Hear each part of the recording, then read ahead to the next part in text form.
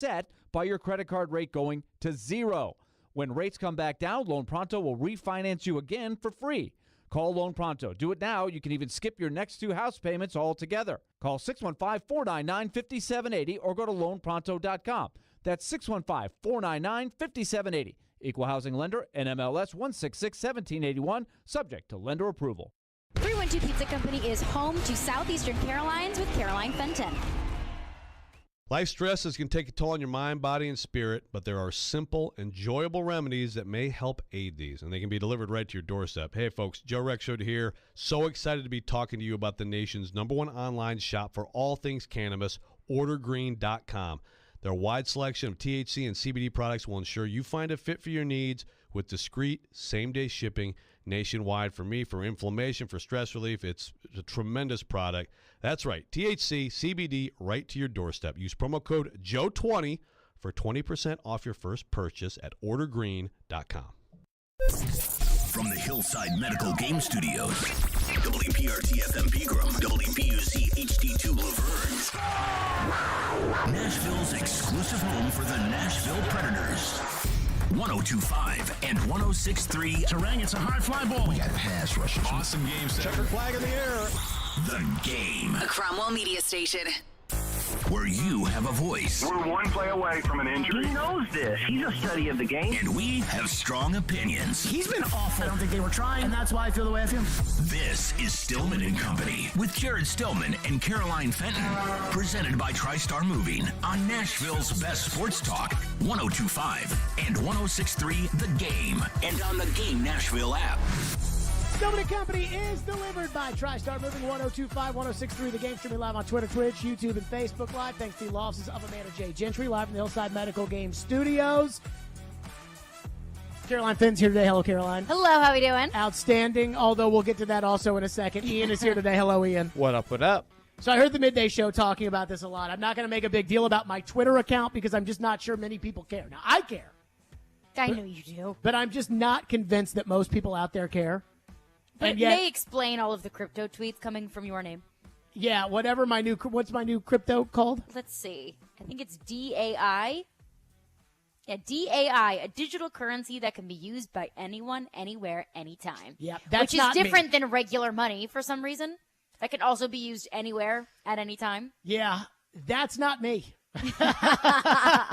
So this morning I got a call on my iPhone from Twitter. Like it literally said in the thing, Twitter. And I don't know why I answered it. I answered it and it was like, if this is your account, press 1. I pressed 1. I got an authentication code, which I only get all the time when the Russians try to hack my Twitter because Caroline last year told me to set up 2-step authentication. And I did. It worked for a while. Oh boy, I was getting pounded with that all the time too about authentication. And it never mattered because I had the 2-step right there. And so I put in the code and bang, just like that, it was all gone. And so sad. Now the Twitter police are on it. So You got. I will be honest. So many times I think about all these scams that are out there and how it affects old people. And I'm like, man, I understand how it gets a 70-year-old who has no idea. Like, I get it. No disrespect to 70-year-olds by any means. But it's hard out in these streets to know what's real and what's fake. And it's obvious to know, like, the Nigerian prince stuck in wherever does not need $10,000 to get out of jail. That's the easy one, but they disguise them pretty well nowadays. I mean, from a phone call from Twitter? Would it show up as Twitter? It showed up as Twitter. I know, but that wasn't Twitter. But like, no, it was Twitter. Was it? I called it back, and it was the number to call for Twitter. Oh. And so... Or was it this fake crypto Twitter? No, like, it was Twitter. So, anywho... So that's getting all sorted out. So that, whatever. Let's get to the Titans because we were off yesterday because of the Preds. And so we didn't have a Titans Monday. Titans won the game. I did not expect the Titans to win the game. I don't think the Titans expected the Titans to win the game. I think the first half of what we saw football-wise was absolutely, positively fantastic from the Titans. I thought the game plan on offense was good. I thought the game plan on defense was excellent. I thought Shane Bowen did a fantastic job. The Raiders were going to try to get him on these screens, and the Titans sniffed it out every time. And then the second half happened. And I think there's a couple of things to keep in mind when it comes to this point in the season. The Titans stink right now. But everybody stinks right now. Literally everybody stinks. Did you watch Green Bay, Tampa Bay? They kind of stink right now. It was a gross game. For Green Bay, Tampa Bay? Remember I told you last week, am I crazy for taking the under? It wasn't that crazy. I mean, Rodgers, for being Rodgers, he stinks. Brady. When did you see Tom Brady get a delay of game on a 2-point conversion with the game on the line? Never. That is literally Tom Brady's MO. Disgraceful. Game on the line, he'll be able to take it over. Disgraceful. So everybody right now kind of stinks. And the Titans are 1 field goal away from being 2-1. But my big takeaway from the Raiders game was, because I can spin this either way. I can spin it as they are a field goal away from being 2-1, or I can spin it as they are a Derek Carr tipped pass or any kind of catch made by Darren Waller at any point in that game on Sunday away from being the worst team in the NFL. And they almost lost to the worst team in the NFL because there is only one team that is 0-3, and it's the Raiders. So I can spin it whichever way you want to spin it, I want to spin it. That's not how I'm not spinning anything. I'm just keeping it real. I think that Mike Vrabel right now is hurting this ball club. And I thought he hurt this ball club on Sunday, and that the only reason that the Raiders got back in the game was because of Vrabel's own doing. Now, I am lumping some of the decisions on offense in here. You know, the idea of, hey, the first half, the Titans were running mixed personnel, which is when they have Traylon Burks, Robert Woods, or Traylon Burks, Nick Westbrook-Akina, or whatever, mixed in there with Swaim, or they were running mixed personnel in the first half, and they were getting yards on the ground, even with Traylon Burks in the game, and then they had to bring back in Cody Hollister in the second half, because God forbid we didn't get enough Cody Hollister in the first half. We didn't get enough Kevin Rader, whoever that is. We didn't get enough Torrey Carter. Got to bring those guys back in there. And so that bothered me. I thought Vrabel's fourth down decision-making in the fourth quarter was, A, inconsistent, and B, in both instances, kind of stupid. Buffoonery. I thought it was ridiculous. Go for it on 4th and 4. Vrabel did not get asked a single question either after the game or Saturday about his fourth down decision making. And I do not get it because I thought it was ridiculous. I thought going for it on 4th and 4, and I'll be like, well, Burks caught the ball. Okay, yes. Any player can bail out any coaching decision at any point in any sport. That's how it works. But, I mean, to go for it on 4th and 4 when you've got a punter who's nailing the daylights out of the football and is putting the ball now on the sidelines and is putting it inside the 10-yard line. But then to not and you're go up at by 4th 2 and scores. 1? Yeah. Then on 4th and 1. And not only that, you don't even go to the line and try to jump the Raiders off sides and then take the 5-yard delay of game penalty and then punt it because Junior back there can kick it 800 feet. I mean, I truly didn't understand that. I mean, Vrabel's making little Vrabel decisions that I'm watching right now, and I'm like, these are horrible decisions. The Titans are moving the ball at the end of the first half. They get kind of close to field goal range for a real kicker. And then they run the ball with Dontrell Hilliard to set up a 48-yard kick from Randy Bullock. Have we not learned that even though Randy Bullock made this kick, have we not learned that that's not his MO, is to set up a 48-yard kick? Throw the ball. Like, that's just common sense. And so I'm going to even get on Vrabel for some of the things that did work. They had too much run personnel in the second half. And the run personnel that they use is utterly predictable. And I have some stats on that I did yesterday when we were not on the air that I was able to crunch that is truly pathetic. And then, oh my God, I mean, just criminal from him and Todd Downing on Sunday, which was the 4-minute offense. Titans get the ball back. I want to say they got the ball back with literally 5 minutes to go. So, I mean, they are full, let's see, the last Titan drive, 3:29. They get the ball back with 3:29. So now, no matter what you do, you have to make sure the Raiders use their timeouts. You have got to, and I know that when they know you're going to run it, you don't ever get any yards. I understand. But whatever you do, you have to make sure the Raiders use all their timeouts. They drew up a second down screen pass, which involved Nick Westbrook-Akine being the man responsible for blocking Max Crosby. And Max Crosby almost blew it up and almost blew the game up. I don't understand what they're thinking sometimes.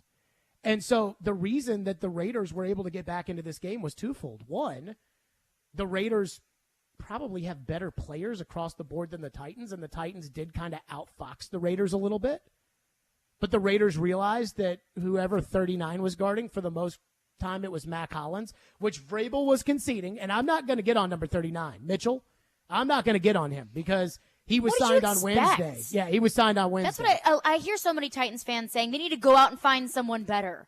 Who's going to be better? Yeah, I don't have a problem with Mitchell. Off the streets. But it did take the Raiders way too long to realize that they could just throw the ball deep to Mac Hollins on every play. But so, that's part of the reason why the Raiders got back in the game, because the Raiders had better players. But, the Titans were really keeping the Raiders off balance in the first half offensively. It was working very, very well. And in the second half, the Titans just decided we're going to put out there the run personnel. And we went over this. I have gone over the game tape, and every time the Titans run a play, they're either in what I call pass personnel, run personnel, or mixed personnel. If two receivers are on the field and one of them is Treylon Burks, it is a mixed personnel package, or it's a pass personnel package if there's three, or if there's two receivers, Hooper, Hilliard. Like if it's a passing package, those are the guys that are out there.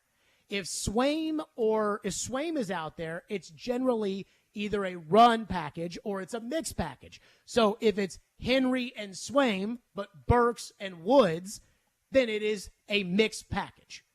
The Titans ran a lot of mixed packages. They ran a lot of pass packages. They ran a lot of – in the second half, they decided they were going to just go ahead and put out the run package the whole time.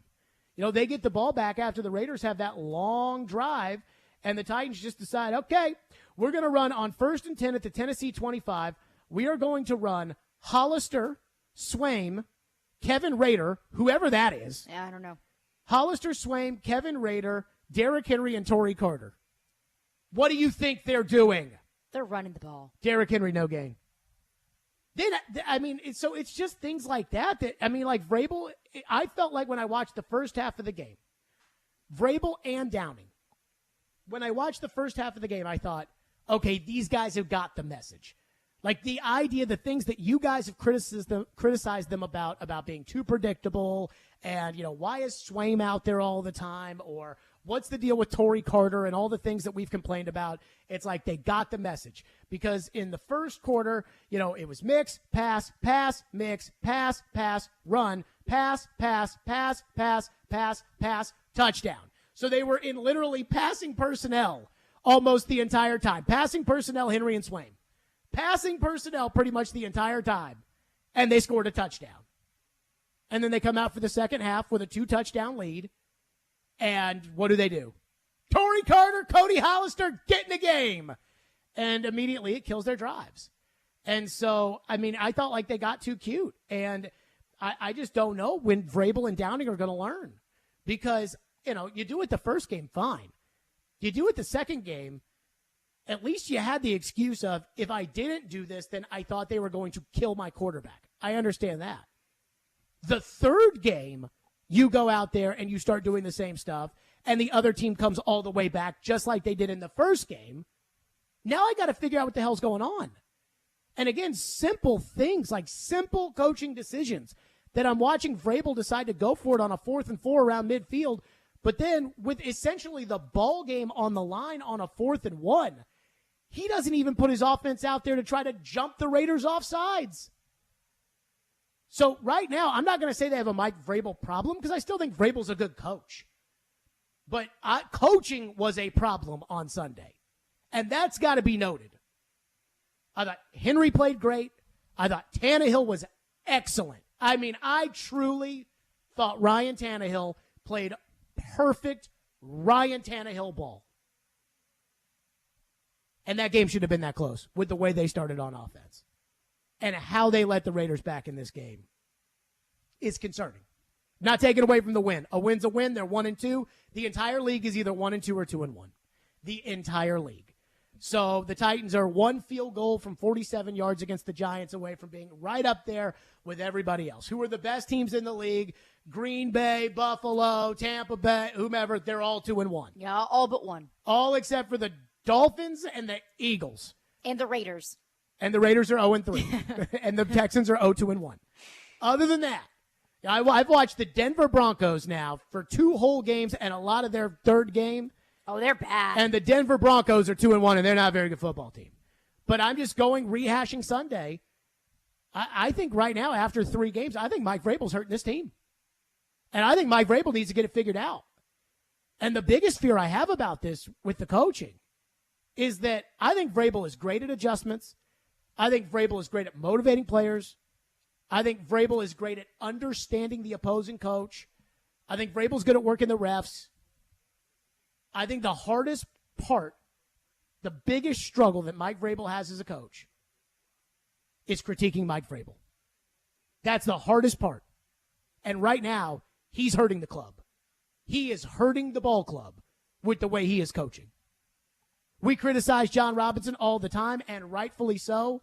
And right now, boy, we thought the Radens pick was bad. The Farley pick might be as bad, if not worse.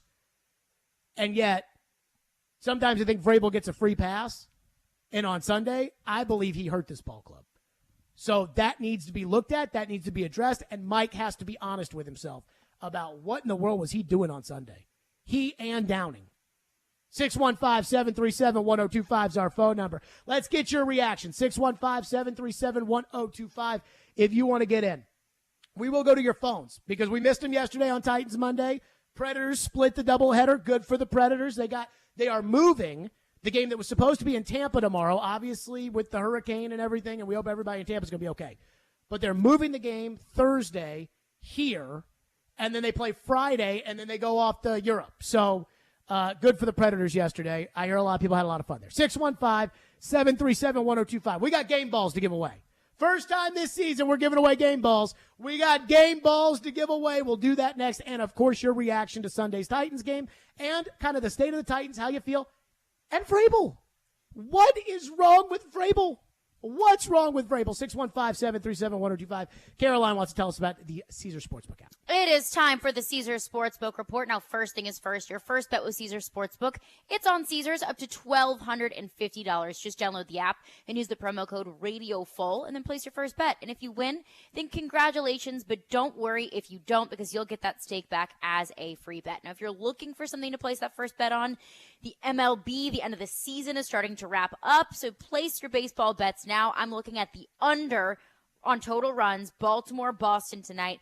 The over-under set at 9. I'm going to take the under because Michael Wacha has been lights out in his starts in Boston. He's got a 2.7 ERA when he starts and a 2.3 ERA against the Orioles, so I think this is going to be a low-scoring game.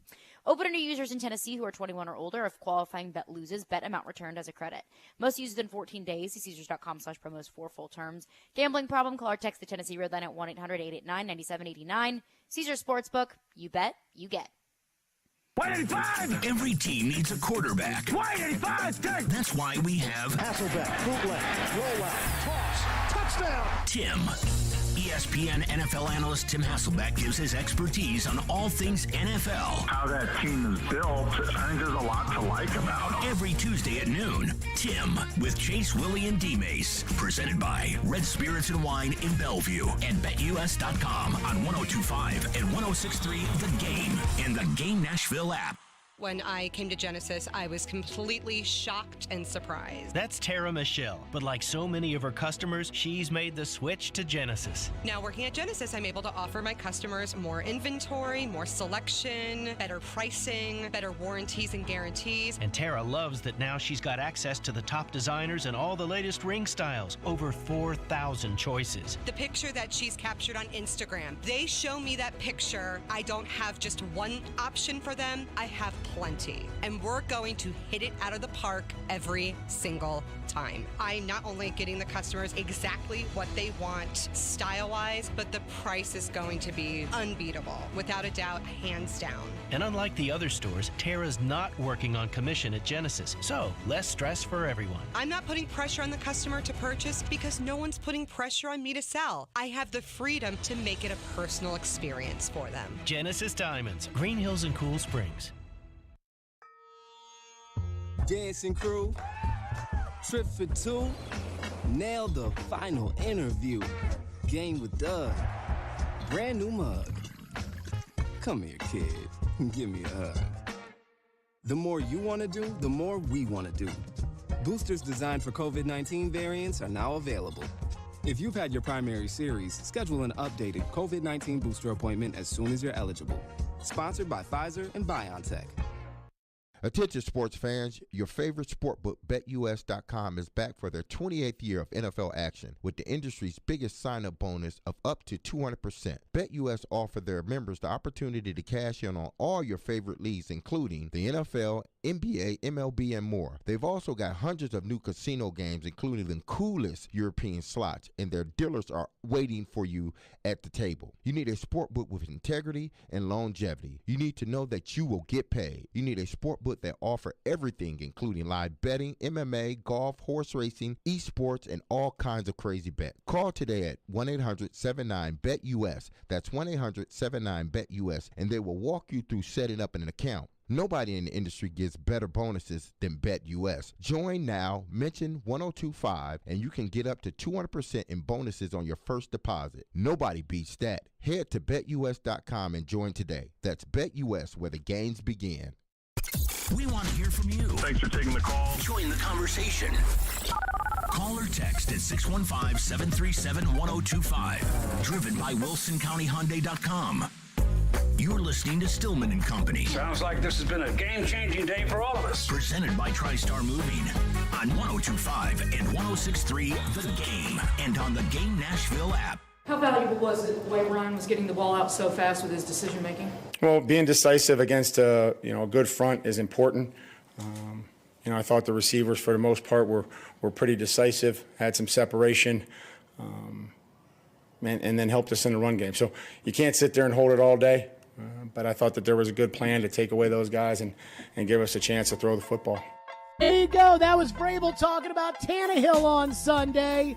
Time for game balls. We know how this works. We just haven't done it in forever. 3 game balls after every Titan victory. 1 on offense, 1 on defense, 1 on special teams. Offensive game ball. Ryan Tannehill gets a game ball.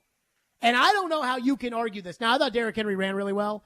And I thought what was funny was, remember early before the season when I kept asking if all these other players are going to be able to offset the loss of A.J. Brown, or is it just going to mean more work for Henry and Tannehill? Uh-huh. And now here we are in week 3, and it's obvious it's just more work for Henry and Tannehill. Right. So now they have to throw the ball to Derrick Henry because those two just have to, you know what, forget about all the other. You're not going to get any help from Torrey Carter. They're not going to play Austin Hooper. Don't worry about that. Brian, you have to do it. Sorry about your luck. You have to do it. Derrick. You got to do it, Derrick. They're not going to block for you, Derrick. You got to do something. Tannehill gets a game ball. I thought he managed the game exceptionally well. I thought he had one horrendous major mistake. It was at the end of the game. It was the screen pass. I watched the game tape. He would have gotten killed by Max Crosby no matter what. That wasn't his fault. But he had a whole second when he whipped his head around before he tried to throw the ball, and he ended up fumbling, and Westbrook-Akine jumped on it. Tannehill's got to take that sack. And that is the kind of play that can cost this team a game. So that did bother me. The interception, I didn't think was Tannehill's fault. I thought it was a bad call, and I thought Robert Woods didn't run where he was supposed to run, and he got no protection. Both PT and Dennis Daly got blown up by Jones and Crosby. And so Tannehill did exactly what he did in the Buffalo game. He felt like he was in a situation where he had to throw it, so he threw it. And unlike the Buffalo game where Westbrook-Akine was there and then I thought got cheap-shotted by Buffalo and they didn't throw the flag, in this case he threw it. Woods wasn't there, and Deron Harmon, who is a great safety, was just standing there waiting to pick it off and run with it. But other than that, I thought that kind of game that Ryan Tannehill has now basically given you all 3 times out, especially the 2 games, the Giants and the Raiders, 20-something completions, 200-something yards, for the most part, safe with the football, ball out quick to negate the struggling tackles. Everything else, I thought Tannehill was excellent. And I went back and looked. Last year, he got 1 game ball. It was against the Jags in the Urban Meyer game. He didn't even throw for 200 yards, and we gave him a game ball for not turning the football over because he had been so bad at that. I thought that Tannehill played a great game on Sunday.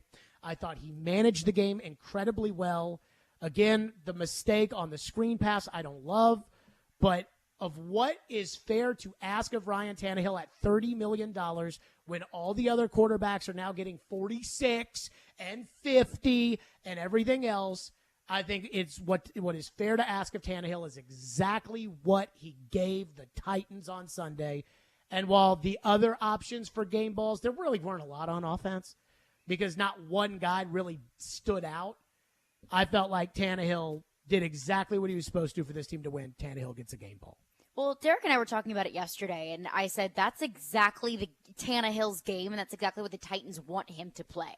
And I think that just showed how Tannehill can get you so far, but all the pieces around him, to Vrabel's point, got to be great around Tannehill. He can get you to that certain point when he has 200-something yards, a couple of touchdowns, a turnover, maybe none. But that's the ball that Tannehill can play. That's the formula. The 350-plus yards, that's not Tannehill's game. Defensive game ball. DeMarcus Walker, number 95. That freaking dude was everywhere on Sunday. And he wore a red arm sleeve. So half the times I assumed it was Simmons that was making a play. And then I noticed it was 95 and not 98. And I'm like, wait a minute, that's not Simmons. That's DeMarcus Walker. DeMarcus Walker was in the backfield. DeMarcus Walker was strong against the run game.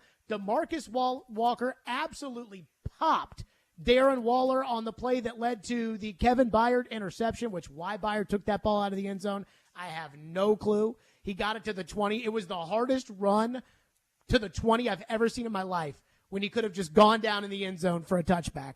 But I digress on that.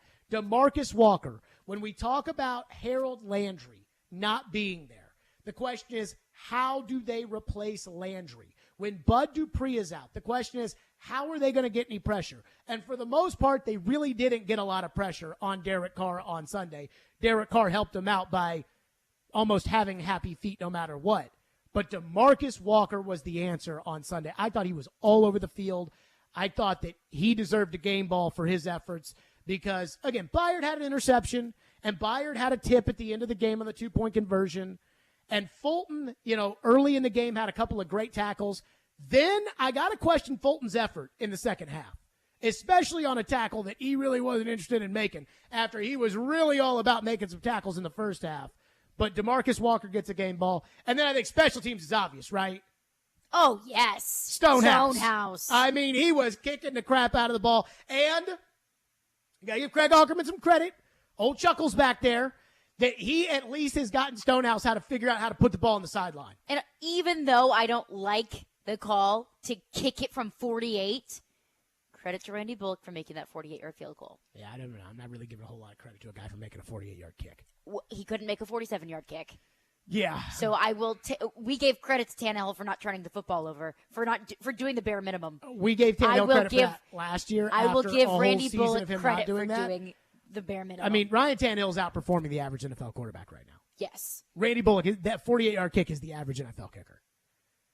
My Randy Bullock expectations are he needs to make these 48-yard kicks. But Stonehouse is banging the crap out of the ball. And he's finally angling it so he's not out-kicking the coverage like he did against the Giants the whole game. So he gets a game ball, too. So Tannehill, DeMarcus Walker, and Stonehouse get your game ball. 615-737-1025. Our phone lines are driven by WilsonCountyHyundai.com.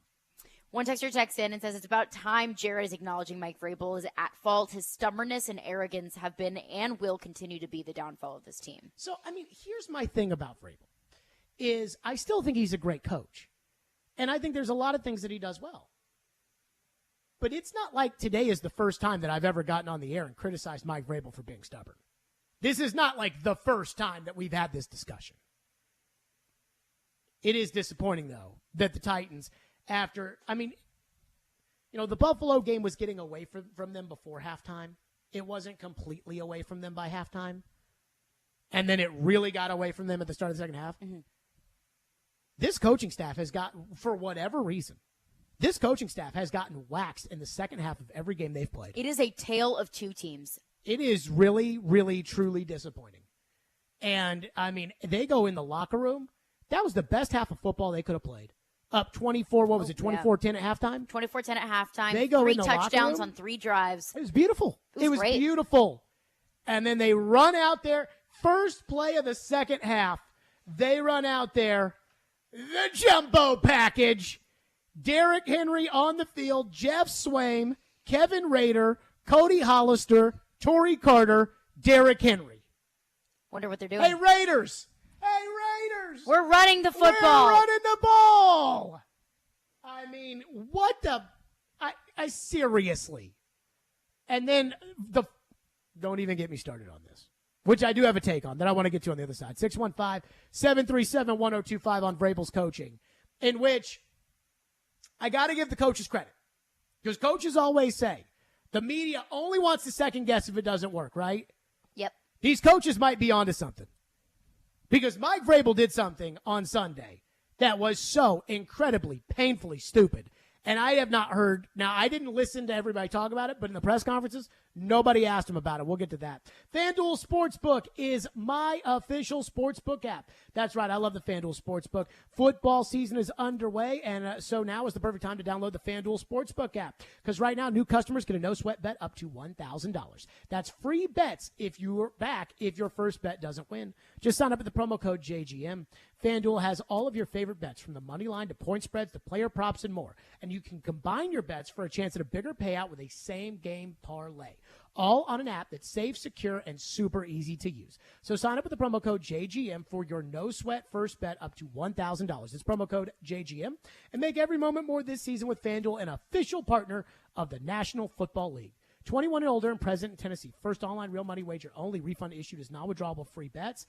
That expires in 14 days. Restrictions apply. See terms at sportsbook.fanduel.com. Gambling problem? Call the Tennessee Red Line at 1-800-889-9789. Hey, I'm Matthias Ekholm, and this is Smashville. Ekholm, his shot, he scores! Matthias Ekholm gets the Predators' third of the night. You're listening to the flagship of the Nashville Predators radio network, ESPN 1025, The Game. Hey, it's Mike from Newton Ford South. The weather's starting to get cooler, and you know what that means. It's time for football.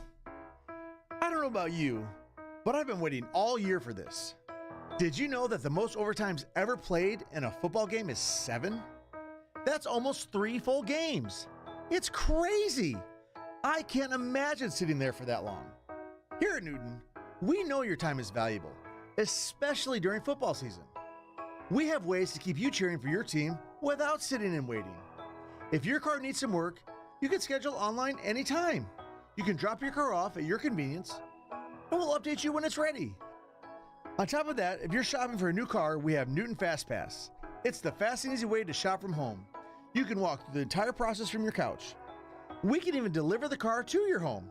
So no more missing games. Watch them all. Visit NewtonFordSouth.com to start shopping or schedule your service today. Men, are you asking yourself questions like, why am I gaining fat? Why is my energy or sex drive down and maybe haven't been getting the exercise you need? If you want to get back to the man you used to be but just don't have that youthful energy, that edge you once had, you very well might have low testosterone. Low T causes all kinds of issues, from a reduced libido, lower drive, and bad sleep patterns to problems with muscle gain, bone density, and more. It may even contribute to erectile dysfunction, and if this sounds like you, it's probably time to get treated for your low T. At the Tennessee Men's Clinic, we've treated thousands of men for low T. We've seen them put on muscle, add to their energy, improve their sex lives, get better sleep, and just feel better. Plus, if you're like most men, you'll see results in only a few weeks. So make an appointment today and experience how testosterone therapy can truly change your life. Your initial appointment is only $99 with results in minutes. Call today, 615-208-9090, or go to TennesseeMen'sClinic.com. Visit our website to learn more, including side effects. Treatments extra. Results vary.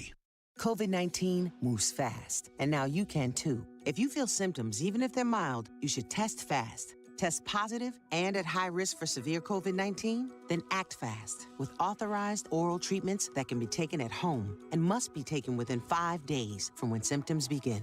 COVID-19 moves fast, and now you can too by asking your healthcare provider if an oral treatment is right for you. Learn about a treatment option at treatcv19.com. This message is sponsored by Pfizer.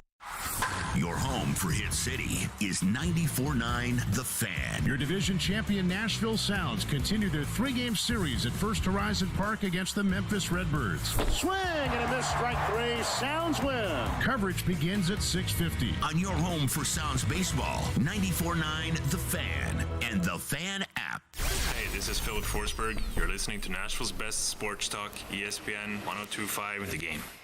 I know it was tough 2 weeks to start the season. How much could a win maybe help to build some momentum? I think it'll help everybody. I think it'll just help everybody. Losing sucks, especially when you're used to winning and you have high expectations. I'm excited for the players.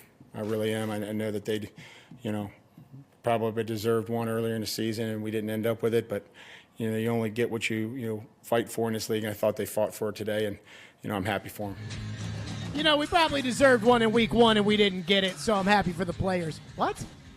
You deserved one in week 1? Well, you should have won one week 1, but you didn't. Yeah, you're the reason why. You guys are the reason why you didn't win. Yeah, it's not like the And NFL said, you're a hey, kicker. we feel like giving that win to the Giants, so we're going to give that to the Yeah, it Giants. wasn't like the refs screwed you in that game, although Boger and his crew certainly were terrible. Come on. But even if the refs had screwed them in that game, it wouldn't have mattered. It would not have mattered. So, Vrabel, every time that a team loses, coaches will say this. And it doesn't matter if the coach is a guy I really, really like or if the coach is a guy that I absolutely can't stand. It's all the same. It's all the you guys only like to second guess when we don't win. And so you look at a play and it doesn't work and you say, that's a bad play call. And every time, it's the default line every time. Going forward on 4th. Oh, yeah. Going if we for get 2. If we get it, we're geniuses. If we don't get it, we're morons. Right. And Vrabel might be onto something because in Sunday's postgame press conference, and I listened to the press conference and wrote everything down, and yesterday's press conference that went on during Rosh Hashanah services, as I watched it back and wrote everything down, I noticed not one time Vrabel was asked about the 2 fourth down decisions. And I, for the life of me, cannot understand what the hell he was thinking. And so I go back to the first one, 4th down, in which I saw them leave the offense out there, and I was like, no. They're up 2 touchdowns, and they're on the Raider side of the field. They got Stonehouse punting like Craig Hentrick in his prime. And I'm thinking to myself, no. You punt the ball down there. You make Derek Carr, who's been settling for field goals up until this point, basically. You make Derek Carr march it all the way down the field and score a touchdown. Especially when you're up 2 scores. You're up 2 scores in the 4th quarter. You don't need that first down. There's 13 minutes to go in the game. At this point, you're up by 2 scores. You just want to keep playing punt ball. You want them to punt, you to punt, them to punt, you to punt. That's all you need. Just run the clock, let it go. Carr's going to throw it over the middle, complete it. And again, they're down by 2 touchdowns. They're down by 15 points at this point in the game. Like, let them do that. Let them throw it over the middle, complete to Adams for a gain of 6, and now 37 more seconds run off and whatever. So they go for it on 4th and 4, which I didn't like, because that's the perfect opportunity. If you're going to do that, that's the perfect opportunity to get everybody out there and try to draw them off sides and then take the 5-yard penalty and have Stonehouse pin them deep. And they go for it.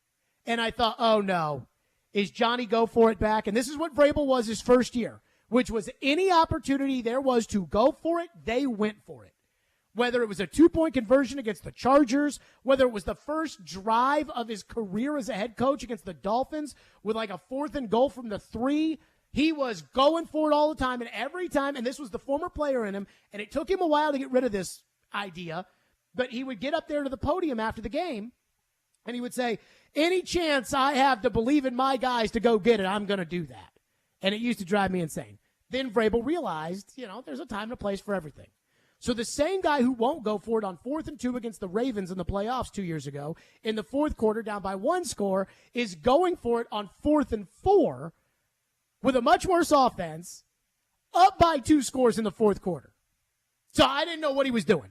Now look, if Treylon Burks doesn't jump for the ball, or if Treylon Burks just catches the ball, then it ends up working and the Titans probably end up moving, scoring points, and the game's over. So at least I understand the idea that Vrabel wanted to win the game right there. Fine. I think it's ridiculous, but that's his decision. But then what truly bothered me was the next time a similar situation came up, they were on the other side of the 50. So they were with 3:29 to go, with 6:16 to go in the ball game. They're at the Tennessee 46. They're at midfield on 4th and 1. And he doesn't even send the offense out there to try and draw them off sides. It's 4th and 1. You went for it on 4th and 4, but you won't go for it on 4th and 1. And you are now at a point where you're still up by your 2 scores. There's 6:16 to go. The Raiders have already burned a timeout in the first half. In the second half, the game is over. If you're up by 15 points with 6 minutes to go and you get a first down, the game is over. Mm-hmm. Because at that point, the Raiders are going to have to burn all of their timeouts to get the ball back. They're going to have to go down the field, score a touchdown, get an onside kick, go down the field, score a touchdown, either get a 2-point conversion or then get another onside kick. That's just not going to happen. So you got 1 yard to go. 1 yard to go. You went for it with 4 yards to go. Down. And with 1 yard to go, you won't go for it. And I don't understand why it doesn't. There's nothing there that makes sense. And so maybe the coaches are right because Vrabel didn't get asked about this, which means people must not be. And I haven't listened to a lot of talk, since the game. I try not to do that before I come on the air and talk about the game.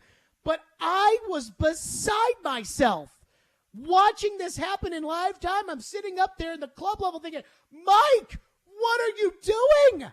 And I know you've already told me that some of the text lines like, we won, Jared, who cares? I know. And I know, I get how some of you people are out there. We won, so who cares? Who cares if the entire process is flawed? It's all great. That's not how society works. And what that means is that a similar situation will come up and Vrabel will do the same thing again. And then you'll be mad about it because they'll play a team that doesn't have Derek Carr at quarterback. And then you will lose. My goodness, what was that? And I heard the announcers after they didn't go for it at 4th and 1. They said, well, Mike Vrabel learned his lesson from earlier. What? This is a completely different situation. I know there were no lessons learned. It just didn't make sense. No, he'd go for the 4th and 4 again on the other side of the field, but he wouldn't go for the 4th and 1. That's easier and makes a whole heck of a lot more sense. And they're both around midfield. And I just don't get it. I just don't get it. Because not only that, and I'm not going to put words into Vrabel's mouth, though this is what it's going to sound like. My assumption is that most coaches that go for a 4th and 4 would ultimately, internally, blame the player. That would blame Treylon Burks for not catching the ball. Because if Treylon Burks catches the ball, it's first down, the game's probably over. Mm-hmm. And so if your problem with why you didn't get the 4th down, and I'm not saying that this was Vrabel's problem, I'm just saying, in general, if the problem is the player didn't catch the ball on 4th and 4, don't blame me for the call, blame the player for dropping the ball, then wouldn't that encourage the coach then to go for it some more on 4th and 1? So, I don't mind the punt on 4th and 1. I just want some consistency. That line of thinking doesn't make any sense. What it is, and I can at least appreciate that Vrabel's not some goofball like the Chargers coach looking at some chart and saying, oh, yeah, we need to do this because the chart says to do it. But it's almost like Vrabel's just sitting there on the sidelines like, go for it. And it's like, well, what's the thought behind it? Somebody explain something to me. When do we have the text line? One texter checks in and says, it was 11 points, not 15. That's a huge difference. 11 points, not 15 when they went for it on both times? It was for certain at least 2 touchdowns. You're right, because Carlson made a field goal. I thought they scored a touchdown. Carlson made a field goal. At that 4th and 1? Yeah, after the 4th and 1, they punted, and Carlson made a field goal to make it 8. So, yeah, there is a big difference. It's 15 or 11, but still, it's still a 2-score game in which they have to get a 2-point conversion. Right. And the 2-point conversion is a big part of it. And so, even when their red zone offense has looked pretty awful all game long. The idea would be, okay, if it's 11 and you give them the ball at your own 46, it makes it easier for them to score a touchdown, and then another touchdown wins the game. My thing is a first down there wins the game too. And so, I don't think it really makes much of a difference if it was 11 or 15. But I digress. Whatever the text line. Nick texts in and says, quick thought on the Titans. Thank you. Have we stopped a team going forward on 4th down all year? I can't think of one instance. You didn't stop the Giants, I don't think, on 4th down. And the Raiders, they had that one 4th and 11, 4th and 15, whatever that was. They had 2 big ones. So they had the Hail Mary throw, which I thought was a great call by McDaniels. People don't want to hear that. But I think what they did was they were like, all right, we're going to spread out everybody. And instead of trying to worry about tricking Tennessee into like dropping a safety or this guy's going to get covered by a linebacker and then we're going to try to have a timing play, instead of that, it was, hey, find the best matchup and throw the ball as far as you can. and they knew that they were going to double up Adams, and they knew that they were going to double up Waller, and so they knew they were going to get single coverage with Mac Hollins with the worst corner on the team, and they threw it. I thought that was a great call. And it was a gutsy call, but it was a great call. It was better than any kind of call that they would have run towards the sticks because the Titans had to prepare for that a little bit. So I thought it was a great call. The other one was the 4th down that they called Lonnie Johnson for holding. It was a good call.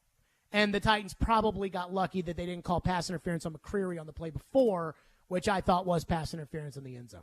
One thing that watching the tape will do is you see a lot of missed penalties that are like, wow, that was egregious. You know, on the Roger McCreary pass interference, which I thought was 50-50, but I understood why they called it because he grabbed the arm. You know, on the Roger McCreary one, Danico Autry was held by his shoulder pads going after Derek Carr, and they didn't call that. So there was a lot of missed calls or whatever, but I'm not really all that concerned about the 4th down defense right now, especially with the Raiders because the Raiders had matchup advantages that they probably didn't take a lot of total advantage of. 615-737-1025. We already gave out our game balls. Tannehill, DeMarcus Walker, and Ryan Stonehouse. Coming up next, one more honorary game ball to give out. We'll get to that. Stillman and Company, 102.5, 106.3 The Game. Every Wednesday at noon. No matter the down and distance and no matter the score, they're going to give him the football. Outkick 360's Jonathan Hutton joins Chase, Willie, and D-Mace to talk all things Titans and NFL. I hope that they're not throwing flags simply because the league wants to see more of them. He's got opinions and insights on the two-tone blue. They are not as good at wide receiver and the playmaking department. Catch Hutton every Wednesday at noon. Presented by Blend Bar with Davidoff Cigars on 102.5 and 106.3 The Game and the Game Nashville app. From the Fox 17 Skywatch Weather Center. I'm Fox 17 Code Red Meteorologist Greg Bobus with your forecast. High temperatures today going to be in the middle 70s, low humidity, plenty of sunshine, a beautiful fall day for us here. No rain chances until we head into Saturday and Sunday, and those are limited at best. Brought to you by Hiller Plumbing, Heating, Cooling, and Electrical. Call the Happy Face Truck today. Calling a criminal defense lawyer or a divorce lawyer, you may think it's the worst day of your life. It doesn't have to be. If you have quality, competent representation who can guide you through a complex system, we can do that for you. Despite if you've been arrested for a DUI or a robbery charge, whether or not you're going through a divorce or a post-divorce, or demanding your fundamental constitutional right to parent your children. 615-604-6263. AmandaJGentry.com. Attention sports fans, your favorite sportsbook BetUS.com is back for our 29th year of football action. With the industry's biggest sign-up bonus of up to 200%, BetUS offers our members the opportunity to cash in on all your favorite leagues, including NFL, NBA, MLB, and more. We've also got hundreds of new casino games, including the coolest slots, and our live dealers are waiting for you at the tables. Sign up at BetUS.com or call 1-800-79-BET-US and get into the action. BetUS, where the game begins.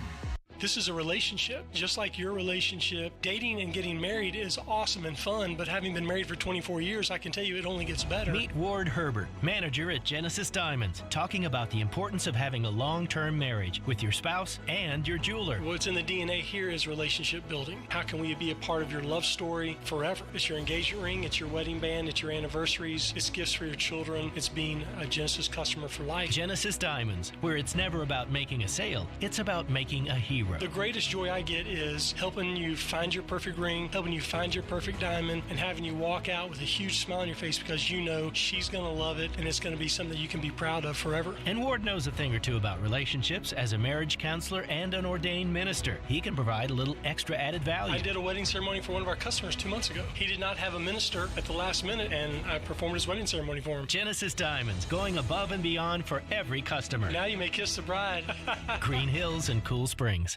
If you came across someone struggling with hunger, how would you recognize them? Would you notice a 16-year-old boy who got his first job? Not for extra spending money, but to help feed his little sisters?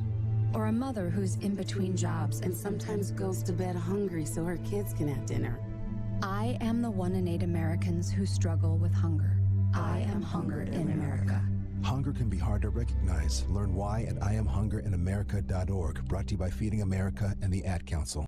Chase McCabe. Competition in all positions. Willie Donick. You know what? I went on the radio and I tried. And Derek Mason. The man that sleeps on the floor never falls out to bed. Chase, Willie, and D-Mace. Weekdays from 10 to 2 on Nashville's best sports talk, 102.5 and 106.3 The Game and the Game Nashville app.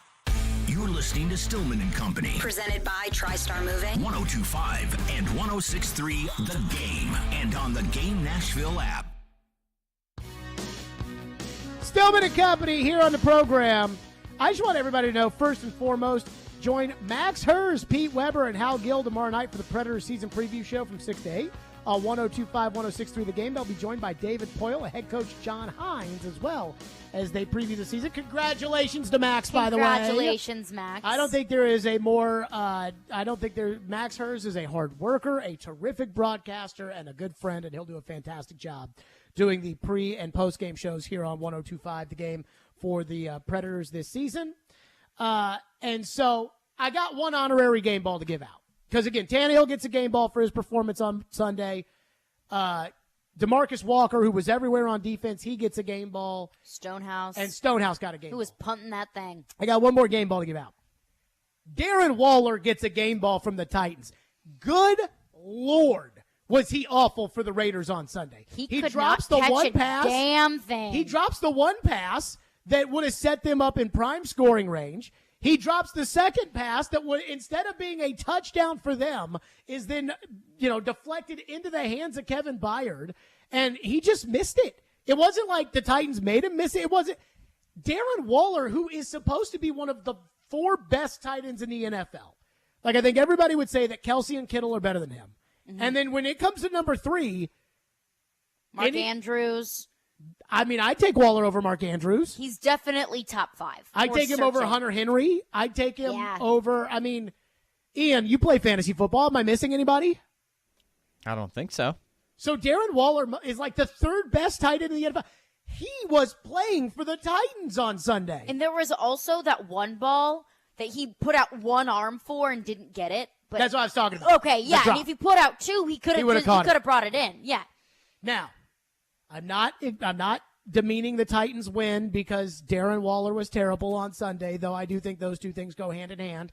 Just like when I heard everybody on TV yesterday talking about the Giants, about what if the Giants start 3-0? And it's like, guys, Randy Bullock missed a field goal. That's why the Titans stopped playing in the second half and Randy Bullock missed a field goal, and that's why the Giants won that first game. Everybody chill out.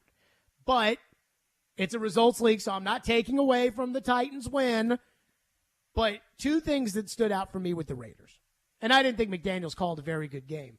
Corey Curtis was just texting my phone about how bad McDaniels was. And I was like, he wasn't the worst coach on Sunday. I thought Vrabel coached worse than McDaniels did. But I certainly think that McDaniels needs to find a way to get Devontae Adams the ball, no matter what kind of defense is being played on Devontae Adams.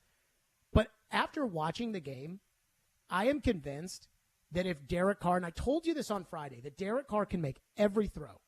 But then he also just misses on some throws. And if I was a Raider fan, I would hate Derek Carr. Like, if Derek Carr was my quarterback, I think I would hate having him as my quarterback. Why? Because he screws up too much. I mean, he's got the talent. He's got more arm talent to put the ball wherever he wants to put it than Tom Brady does. And it's not close. And it's not just throwing it deep. Like, Carr can do it. But Carr can hit the intermediate throws. He can hit the short throws. He can throw it into any window he wants.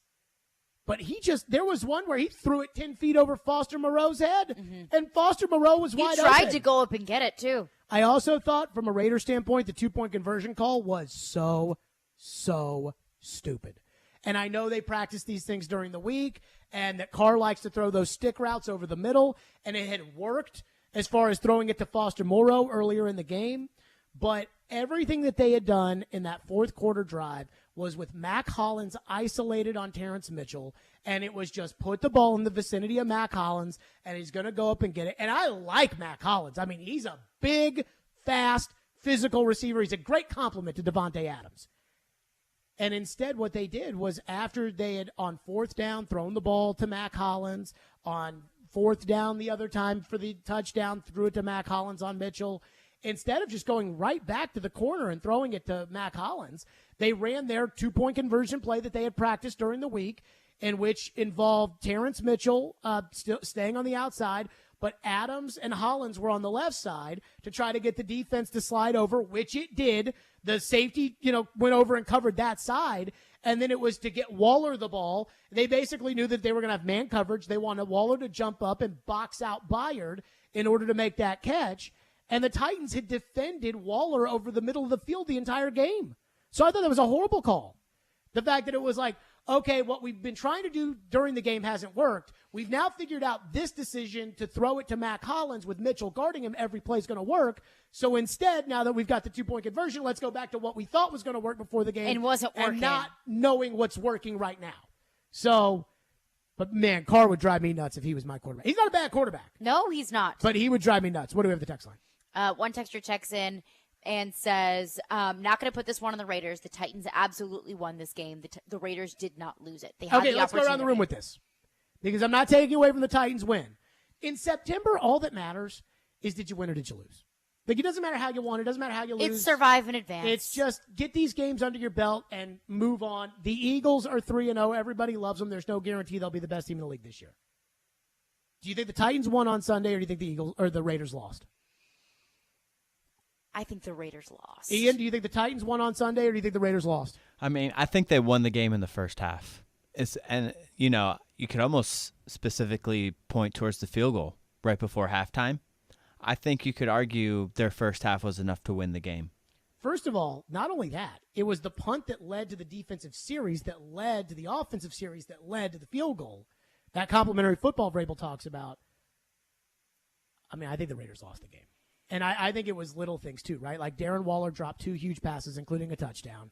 The Raiders at one point, I mean, they picked up a delay of game. They burned a timeout.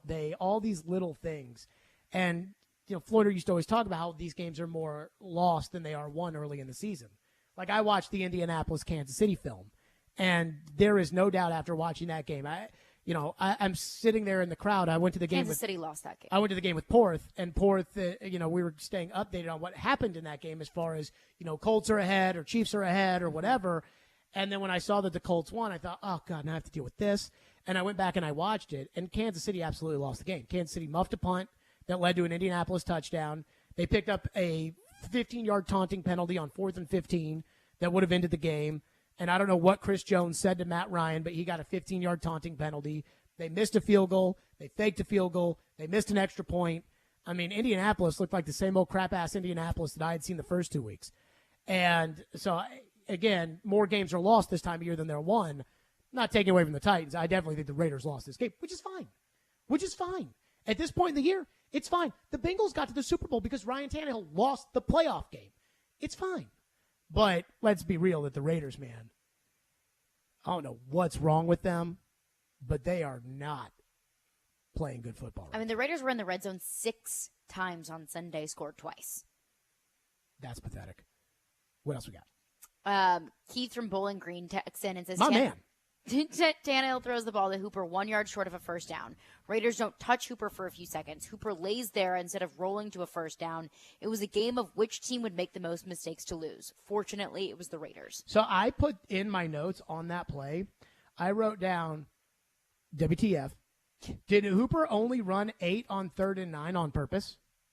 Like, was the play call on 3rd and 9 to, they always talk about when they practice these plays of, this is our depth. We want to run to our depth. Was the depth on that play an 8-yard route? Why on God's green earth would you run 8 yards when it's 3rd and 9? If the play is designed to be run 8 yards, and the way that it's been practiced with Tannehill is for 8 yards. Well, then why would you call that play on 3rd and 9? Well, then so who do you blame? I have to blame Hooper. I don't know. What, is he just going to stop at 8 yards and say, hey, that was the play call. I don't want to get past the sticks. I don't want to pick up a first down because this is what my coach told me to do. Just run 8 yards. That's idiotic. I don't know what to tell you. I mean, I don't know. 615-737-1025. So one of the benefits of being off yesterday was that I literally sat down and I watched the tape. And then I highlighted certain plays to go back and watch every angle from to then decide to make decisions on. And it wasn't just, here's what I think happened. I literally have the stats on how I felt about Todd Downing's performance as a play caller. I'm starting to see what you guys are hitting at. We'll get to that next. Stillman and Company, 102.5, 106.3 The Game. Let me tell everybody out there that the Sounds are on tonight at 7:05 on 94.9 The Fan as they take on the Memphis Redbirds, the AAA affiliate of the St. Louis Cardinals. Sounds Baseball is presented by 312 Pizza and Farm Bureau Health Plans. You watch the game. Shot on the score. Philip Tomasino on the power play. We talk the game. I think the Predators have significantly upgraded with him in the top 6. We are the game. Nashville's best sports talk, 102.5 and 106.3 The Game and the Game Nashville app. ElectronicExpress.com. We make it happen. This is Teron Davenport for Superbook Sports. Root for safeties this season with your friends at Superbook Sports. If you bet with Superbook this football season, they will give you a $50 bonus if a safety is scored on a Sunday. From a punter running out of the end zone to the plain old QB sack worth 2 points, root for chaos and win money with Superbook this fall. Download the Superbook Tennessee app right now and start rooting for 2 with Superbook Sports. Visit superbook.com for terms and conditions. Gambling problem? Call 1-800-889-9789. Parman Tractor and Equipment is your one-stop tractor and equipment solution and Middle Tennessee's Link Belt and Takeuchi dealer. No matter how you're getting there, start with Parman Tractor and Equipment. Rent or purchase a track loader, mini excavator, large excavators for your job site, or something in between. Their service and parts team will get your work site up and running in no time. Parman Tractor and Equipment will come to you for service if needed. Visit ParmanTractor.com for more info. Your Middle Tennessee Link Belt and Takeuchi dealer, providing totally outrageous customer service. If you came across someone struggling with hunger, how would you recognize them? Would you notice a 16-year-old boy who got his first job? Not for extra spending money, but to help feed his little sisters? Or a mother who's in between jobs and sometimes goes to bed hungry so her kids can have dinner? I am the 1 in 8 Americans who struggle with hunger. I am hunger in America. Hunger can be hard to recognize. Learn why at IamHungerInAmerica.org. Brought to you by Feeding America and the Ad Council. National Playmakers Academy with former Vols Buck Fitzgerald and James Stone, along with former Austin Peay Governor Vic Wright, offer one of the best football developmental organizations in the nation. MPA has over 30 NFL alumni, 800-plus college football scholarship signees, and 25 high school football All-Americans. If you have a student athlete in middle school or high school that is looking for the best football training and college football recruiting help around, contact National Playmakers Academy today, 615-456-2680. Or email april.mpafootball@gmail.com. From the Hillside Medical Game Studios, WPRT FM Pegram, WPUC HD2 Laverne, broadcasting on Alexa. I appreciate that. And other smart speakers, 102.5 and 106.3. Terang, it's a high fly ball. We got pass rushers. Awesome game. Second flag in the air. The Game. A Cromwell Media Station. Where you have a voice. We're one play away from an injury. He knows this. He's a study of the game. And we have strong opinions. He's been awful. I don't think they were trying, and that's why I feel the way I feel. This is Stillman and Company with Jared Stillman and Caroline Fenton. Presented by TriStar Moving on Nashville's best sports talk, 102.5 and 106.3 The Game. And on the Game Nashville app. Stillman and Company is delivered by TriStar Moving, 102.5, 106.3 The Game. Streaming live on Twitter, Twitch, YouTube, and Facebook Live. Thanks to the law offices of Amanda Gentry, live from the Hillside Medical Game Studios. So, Todd Downey, let me start off by talking about the difference between objective and subjective. Objective means that there is absolutely, positively no bias. For instance, let's say Randy Bullock has kicked 10 field goals and he's made 6. The fact that he is a 60% kicker is an objective stat. That is a number. It is completely objective. It doesn't care about your feelings. It doesn't have anything to do. It takes in no context. It is completely objective. Most things in life, though, have at least some kind of subjective element to it. For instance, the BCS. For years, it was, we don't trust these writers to be able to tell us who the national championship is. Let's put it all in a computer. And guess what was included in the computer? The writers' opinions. Mm-hmm. So there's always a little bit of subjectivity in these things. So let me put a giant asterisk by what I'm about to say. Yesterday, I watched the TV copy of the Titans versus the Raiders, as I do after every game the morning of, just to refresh, look at every play. And then, because we weren't on the air at 2 o'clock yesterday, when the game tape became available around 4 o'clock, I was able to highlight certain plays to go back and see what happened on the actual coach's tape if I wasn't sure what happened when I saw it on the TV copy. So as I watched the game, I would write down offensively if it was a mixture of personnel between run and pass, passing personnel, or running personnel. For instance, passing personnel always involves Treylon Burks, and it's usually 3 receivers, a tight end, and a back. Now, if Hilliard's in there or Hooper's in there, then it's a tell that it's a passing personnel grouping. Not that they are in there on all passing plays, but that it is a passing personnel grouping. For instance, the Jeff Swaim touchdown, Swaim, Henry, Burks, Woods, Westbrook, Akine. I think that's a passing formation. There's 3 receivers, even though Swaim's in the game. When they decide to put out there Kevin Rader, Cody Hollister, Jeff Swaim, Austin Hooper, and Derrick Henry, that's a running personnel package. And then I decided as I was watching the course of the game, was that a good call or was that a bad call? And then I explained why. So I came up with, of the 54 calls in which Todd Downing made, and I understand that my opinion of what is a bad call is somewhat subjective, and I am trying to take a statistic out of this. But of the 54 plays that Todd Downing called, I had 5 good calls, one of which was a great call, the Tannehill sneak for a touchdown. And I'm giving him a great call for that because some of these coaches, they just do not understand the idea of sneaking the ball. And the Titans sneaked it, and it was the easiest touchdown they've ever scored. So 5 good or great calls for Todd Downing. Out of 54 calls, I originally had 8 bad calls. When I went back and watched the film to figure out whether a play was a bad call or whether it was a bad play, I determined that there were, and I ended up watching 1, 2, 3, 4, 5, 6, 7 plays, and I ended up adding 2 bad calls. So regardless of whether or not you think I'm unbiased to Downing, I think I'm unbiased with this. 10 bad calls. So 5 good calls, 10 bad calls out of 54 plays. That means that 18.52% of the time, 18.5% of the time, 20% of the time almost, Todd Downing made a bad call on Sunday. 9% of the time, or 10% of the time, Todd Downing made a good call. What was the rest? They weren't bad calls. They were just not good, not great, not bad. They're fine. I mean, just certain calls I understood. For instance, they ran a toss sweep to Treylon Burks.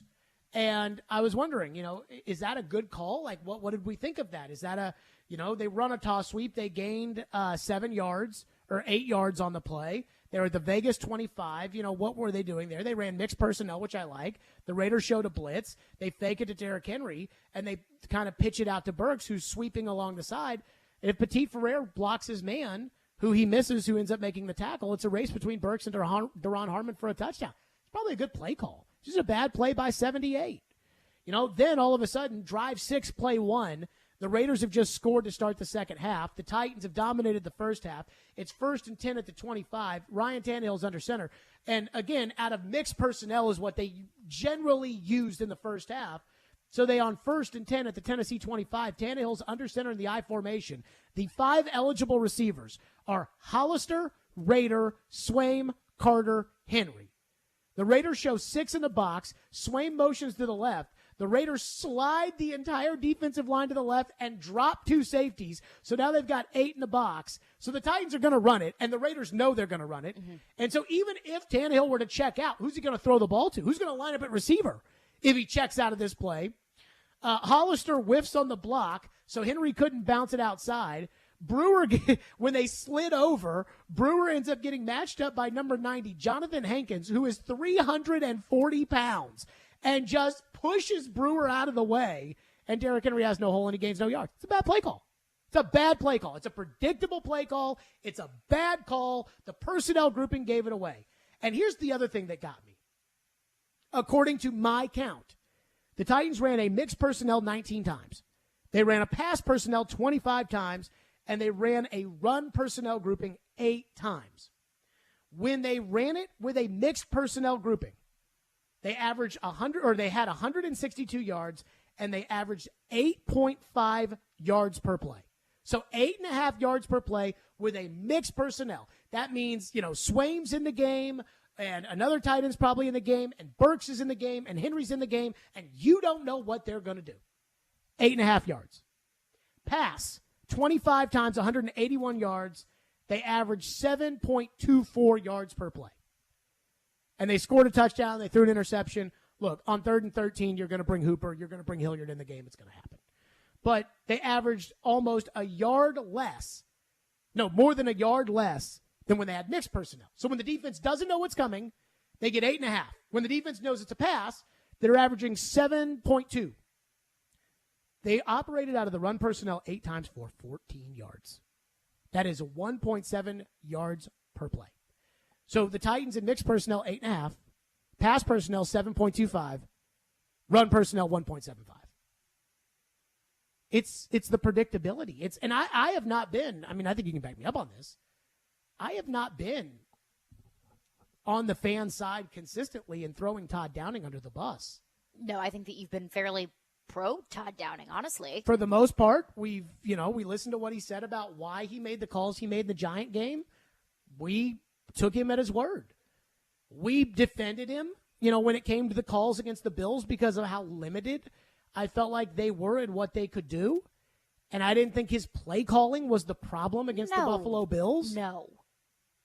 I thought his play calling was downright horrendous on Sunday against the Raiders. When it goes back to predictability, it's some of these personnel groupings that when they run these guys out there on the field, you know exactly what or at least I would say, I know exactly what they're going to do. They're in the 4-minute offense. It's 2nd and 9 from the Tennessee 26. They throw the first screen out to Derrick Henry to start the game. And they get a big gain on the screen. The Titans on the same drive try to run another screen where they try to pass it to Derrick Henry and they lose 3 yards. Guess what? The Raiders are on to the screen game. So, you got your one out. Now you know the Raiders are on to your screen game. Now, let's not forget that they tried another screen and it didn't work. Mm-hmm. Now they're in the fourth quarter. They're in the 4-minute offense. They have got to get the Raiders to burn their timeouts no matter what happens. You have to get the Raiders to burn your timeouts. And you cannot turn the ball over. Those are the two things that can't happen. 2nd and 9 at the Tennessee 26, inside of 3 minutes of the 4-minute offense. They're using their timeouts. It was a mixed personnel grouping of Henry, Woods, Westbrook-Akine, Burks, and Swaim. And I think that's a good, mixed personnel grouping. The Raiders have 7 in the box.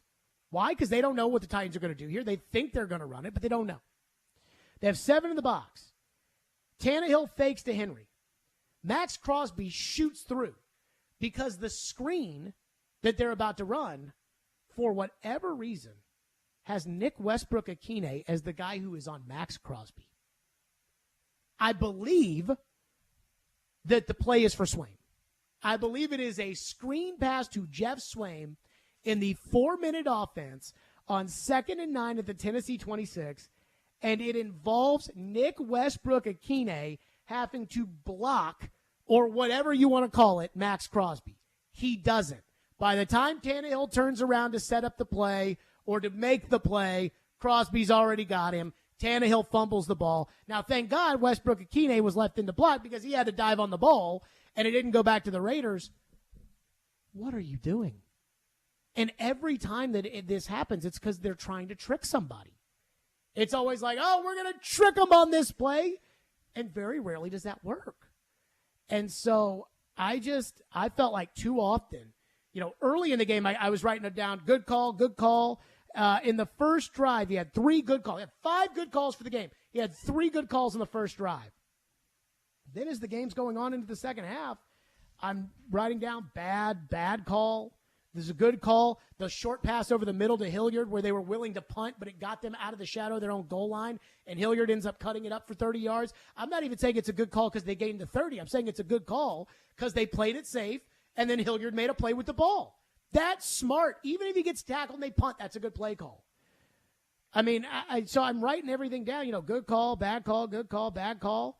And it just, for me, too many times, I felt like in the second half, the personnel groupings were predictable and the Raiders were onto it. And in the first half, they mixed the personnel grouping a lot, and the Raiders didn't know what the Titans were about to do. But where is that happy medium between not trying to trick the defense, not trying to be cute, and also not being predictable. Running the ball with Treylon Burks in the game.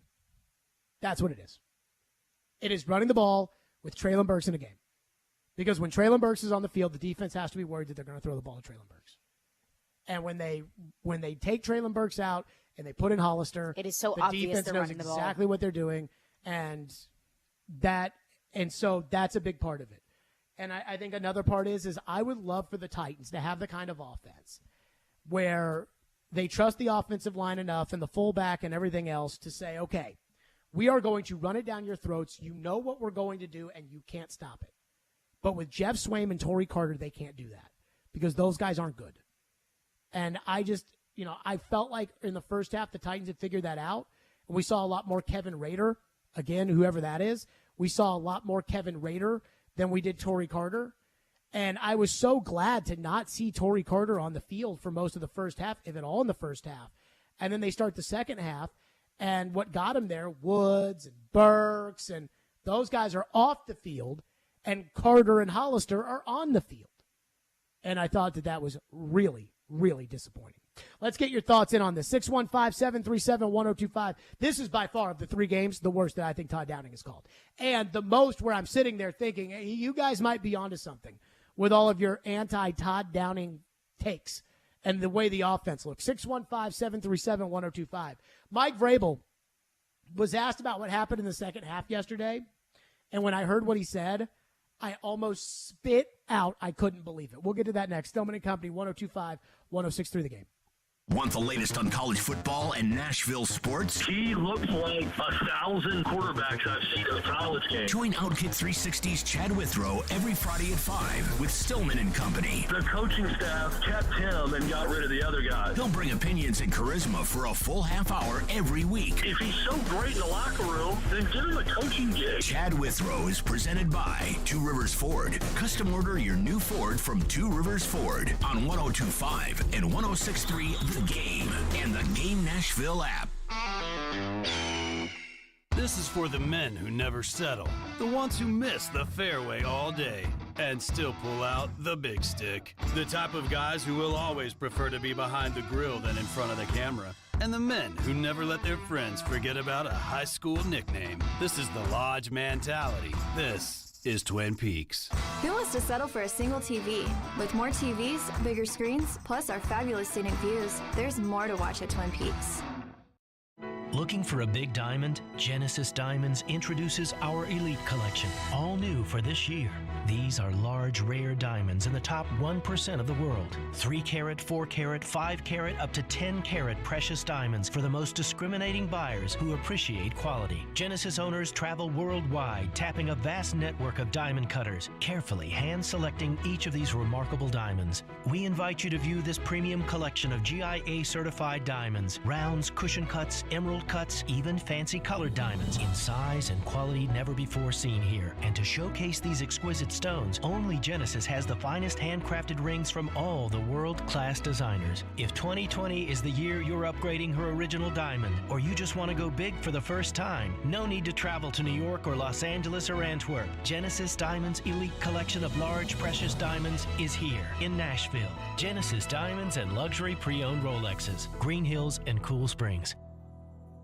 Attention sports fans, your favorite sportbook BetUS.com is back for their 28th year of NFL action with the industry's biggest sign-up bonus of up to 200%. BetUS offer their members the opportunity to cash in on all your favorite leagues, including the NFL, NBA, MLB, and more. They've also got hundreds of new casino games, including the coolest European slots, and their dealers are waiting for you at the table. You need a sportbook with integrity and longevity. You need to know that you will get paid. You need a sportbook that offer everything, including live betting, MMA, golf, horse racing, esports, and all kinds of crazy bets. Call today at 1-800-79-BET-US. That's 1-800-79-BET-US, and they will walk you through setting up an account. Nobody in the industry gives better bonuses than BetUS. Join now, mention 1025, and you can get up to 200% in bonuses on your first deposit. Nobody beats that. Head to BetUS.com and join today. That's BetUS, where the games begin.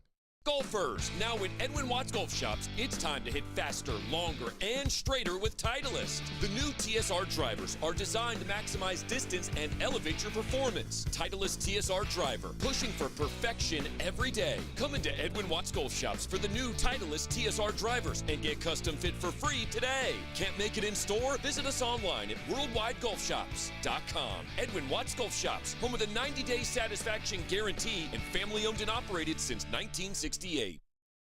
When you're an innovative business, every blinking cursor, every blank page is an opportunity. What will you do with it? Will you make something better or create something new? Our Dell Technologies advisors provide you with tools and expertise to do incredible things. Because we believe there's an innovator in all of us.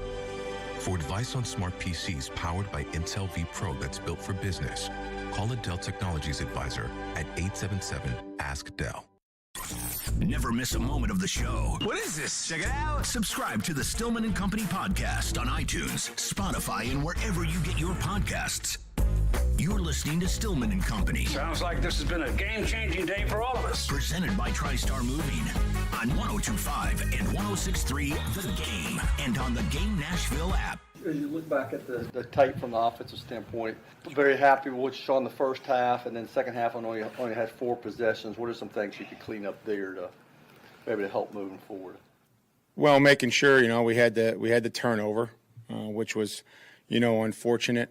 I think some of the gains and the runs that we had, in the first half, probably weren't there. For whether it's one guy here or pressure. But we had some opportunities. Felt like we could have got the screen going again. We had success with that in the first half. Wasn't able to get Nate out, for obvious reasons. If you watch, how they played him, not allowing him to get to the backer.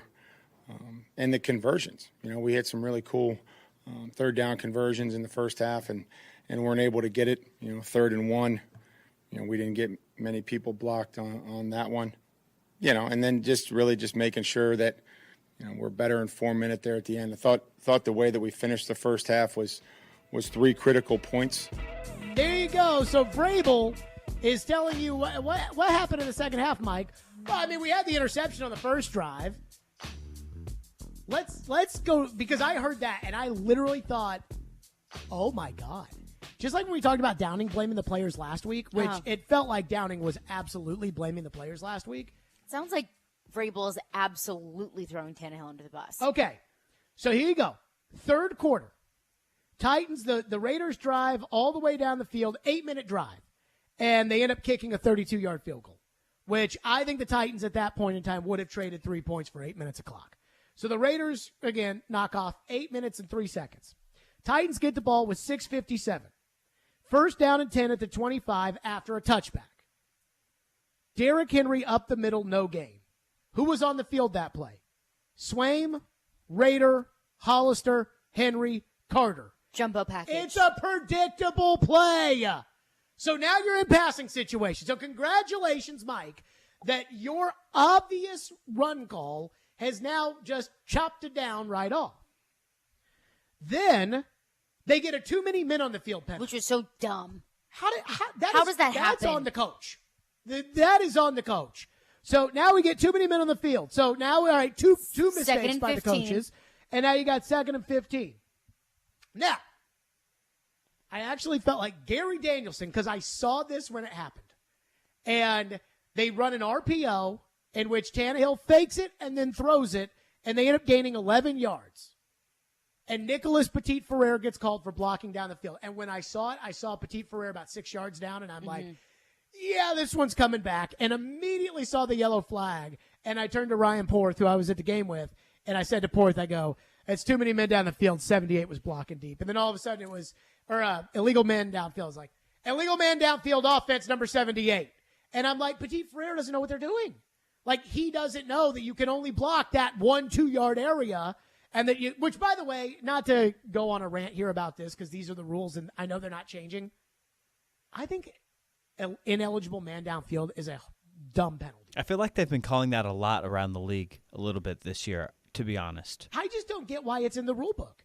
I mean, I hate to break it to you, but if I can throw the ball 30 yards down the field and my tackle can run all the way down there and block somebody, good for the tackle. Like, good for you to be able to run all the way down the field and block a man down the field on a pass play. Not a whole bunch of beefcakes that can do that. Why is it a penalty but it's not if the like, guy blocks 4 yards down the field as opposed to if he blocks 2 yards? Yeah, it's not like PT was 40 yards downfield. No, but it wasn't egregious, but he was too far away from the line of 6-7 scrimmage. yards. It was obvious. Yes. He was blocking it like it was a run play, not like it was a pass play. So now move it back. So now it's 2nd and 20. Something short to Henry. Good. That's what you're going to have to do. Now it's 3rd down 11. Now I highlighted this because I wanted to go back and I wanted to look at the tape and decide if this was a bad play call or if this was a bad decision by Tannehill. Now, in my seat watching the game, as soon as Tannehill threw the interception, as the offense was clearing off, Tannehill had run up to Woods, and I think he was kind of giving him the business that he wasn't very happy about where he ended up being.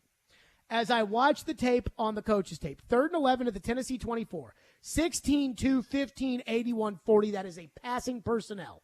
That is Hilliard, Hooper, Westbrook-Akine, Woods, and Burks. Tannehill immediately feels heat because the Raiders collapse the pocket on both ends. They bring 4, Titans bring 5. What I said all day Friday could not happen was you could not block 5 with 4 or 4 with 5. And so immediately the pocket collapses. 98 beats 78. That's Crosby on Petit Ferrer. 55, Chandler Jones beats 71, Dennis Daly. The Titans send 5 guys into the pass pattern, which I don't like, against this team. This week against the Colts, they'll be able to send 5 out. But don't send 5 out against this team. I thought it was a bad call because there was no safe throw on the play. No, every receiver had a man on him. There was nothing safe. No. Like, not even Hilliard. And Hilliard is kind of supposed to, you would assume, would be the guy that would be the safe throw to make. And so there's no safe throw for Tannehill on 3rd and 11. And then I think Tannehill just threw the ball. I think he panicked a little bit with the pocket collapsing. He threw the ball to the spot where he expected Woods to be, and then Woods wasn't there, so Deron Harmon was just there and just intercepted it. So I think everybody kind of screwed up on that play, but I think it was a bad call. On 3rd and 11, you know they're going to bring heat. You can't leave 5 in, and if you send 5 out, then somebody has to run towards the sidelines so Tannehill can just throw it over their heads and not get called for an intentional grounding. And that play wasn't designed that way. So, I mean, Vrabel could sit there and say, well, we had the turnover, and we didn't block it on the 3rd and 1. And let's go back to that 3rd and 1 that Vrabel brought up about how they didn't block it in the 4th quarter on the 3rd and 1, the one that they wouldn't go for on 4th and 1. Henry up the middle to Henry on 3rd and 1 that led to the 4th and 4 he did go for. Henry up the middle to the Las Vegas 44 for -3 yards. Hollister, Henry, Swaim, Okonkwo, and Hooper. No real pass threat there. So they know what you're going to do. Know that you're running the ball. They know what you're going to do. So you have 3 tight ends in the game and Hollister. They know what you're going to do. So, we couldn't block it up on maybe because you're asking Hollister, and I don't know what they love about Hollister because when I look at the tape, there was one play where they were inside their own goal line, which, again, talking about stupid rules. This idea of reestablishing inbounds because the guy's forearm hits, I think is stupid. I think reestablishing inbounds is you run back into the field of play and both feet are inbounds. Not I was in the end zone and I dive back and because my forearm hits before what do I have to jump on it like a frog in order to leapfrog it in order to not establish back in? Well, if your feet touch, then that would be reestablishing. Because I think only your arm or your hand can touch. Apparently your arm is now reestablishing, or your forearm. Your hand can touch. Your forearm cannot. Ridiculous. Anywho. It's nitpicky. So they start the ball at the 1 yard line, and on the play, they bring in the jumbo package, which the Raiders know they're going to run. So I'm not completely dogging them on that. But Hollister gets knocked down, and Derrick Henry has to try to squeeze through a hole and not run over his head. I mean, I don't know what they love about Hollister so much in this situation, but again, they bring in the jumbo package on 3rd and 1, and they don't get it. Shocking! They only don't get it every time they do that. They didn't get it against the Bengals when they did that. They didn't get it against the Giants when they did that. I don't know if they had any opportunities against the Bills, and they don't get it when they... Shocking. And so Vrabel's going to sit there and talk about why they didn't do it. They didn't do it because you guys called stupid plays in the second half. That's what happened, in my opinion. So, hate to say it, but now I'm starting to kind of move over with the fans into the Todd Downing criticism. We will get to your phones next. 615-737-1025 is our phone number. Not only will we get to your phones next, but I also have an unbelievable Cody Hollister stat. And I took out the kneel downs in this stat in order to make it more pro-Hollister. And it's still shameful. We'll get to that next. 615-737-1025. Hiller Plumbing, Heating, Cooling, and Electrical. I had the Hiller guys here all day. I had my annual tune-up because I'm a member of the Happy Hiller Club. That's where they come on out to the home and they take a look at everything. And they were down in the crawl space today, and they were all over one of my HVAC units, and they were telling me, hey, this is the part we need to get. They waited. They got the part. They put it in all in a day's work. They got everything figured out with my upstairs. They were in the attic. We were talking about the lifespan of the units, everything. And it was great because I had an insurance adjuster come over as they were, I guess, kind of doing some sort of an evaluation, and they said that it's a big deal to have that kind of service. Hiller also came out, the electrician came out, and he did the electrical checkup, and something that I could never figure out, he got figured out like that. I absolutely love my friends at Hiller. They give you honest quotes, they give you hard work, and they will make sure that your home is up and running smoothly for the fall. They check the heating, and apparently everything's there is good, which is great. I absolutely love these guys, and this is why I've got to make sure every year to schedule my annual checkups, because just like your body, your HVAC system, your electrical outlets, everything else, you want to make sure it's running right. You want to make sure that it is running perfectly. Hiller is as professional as it gets, whether you're working on a big project with their project managers or whatever it may be. They get the job done. I swear by this because I use Hiller. They were here today. They were pretty much here all day, and they took great care of me as they always do. So be sure to use Hiller. That's Hiller Plumbing, Heating, Cooling, and Electrical. Join the Happy Hiller Club like me. You get the Happy Hiller Club discounts as well. That's Hiller Plumbing, Heating, Cooling, Electrical, proud supporters of the Preds, the Vols, and Vandy. My guys, Hiller, call the Happy Face Truck today. Every Monday at 6, it's the Eddie George Show live from 6th and Peabody. When we hit the turf and clock in, we're locked in, and we're committed to our craft. Each week, the former Titan and current TSU head coach will be joined by Outkick 360's Jonathan Hutton. Props to you and your staff, but also to the kids that have bought into everything you're saying. And special guests to break down the Tigers' latest game and talk all things football. The Eddie George Show, Mondays at 6 on 102.5 and 106.3 The Game and the Game Nashville app. One of the best things to happen here over the last year is the arrival of QC Kinetics. Willie Donick here. QC Kinetics is helping people in our area get real, lasting relief from their joint pain with the latest in regenerative medicine. No drugs, no downtime, no steroids, no surgery. In fact, QC Kinetics has tripled in size. Now with clinics in Nashville, Clarksville, and Murfreesboro, one near you. So if you have pain in your knees, hips, shoulder, back, whatever joint it is, don't think steroids and surgery are your only options. Regenerative medicine treatments at QC Kinetics use natural biologics, healing agents from your own body. It restores and repairs the damaged joint tissue. Pro athletes have been doing this for years, and now it's available to you and me. So many people here have done this and are raving about how they got their life back without that nagging daily pain. Appointments are available as soon as next week, and the consultation is free. So call QC Kinetics and learn how modern precision medicine can help you deal with the pain caused by arthritis or injury without drugs or surgery. QC Kinetics in Nashville, Clarksville, and Murfreesboro. 615-249-4024 for the consultation. That's 615-249-4024 for QC Kinetics. Winning this award is truly like winning the Super Bowl of car dealer awards for Mercedes-Benz. Edwin Vickery, General Manager of Mercedes-Benz of Music City. Culture eats strategy for lunch. You have to hit on all cylinders to win this award. You can strategize all you want. You got to still have the right tools, and our tools are our people. Live the dream with three-time Mercedes-Benz Best of the Best Award winner, Mercedes-Benz of Music City. Go to mbofmc.com.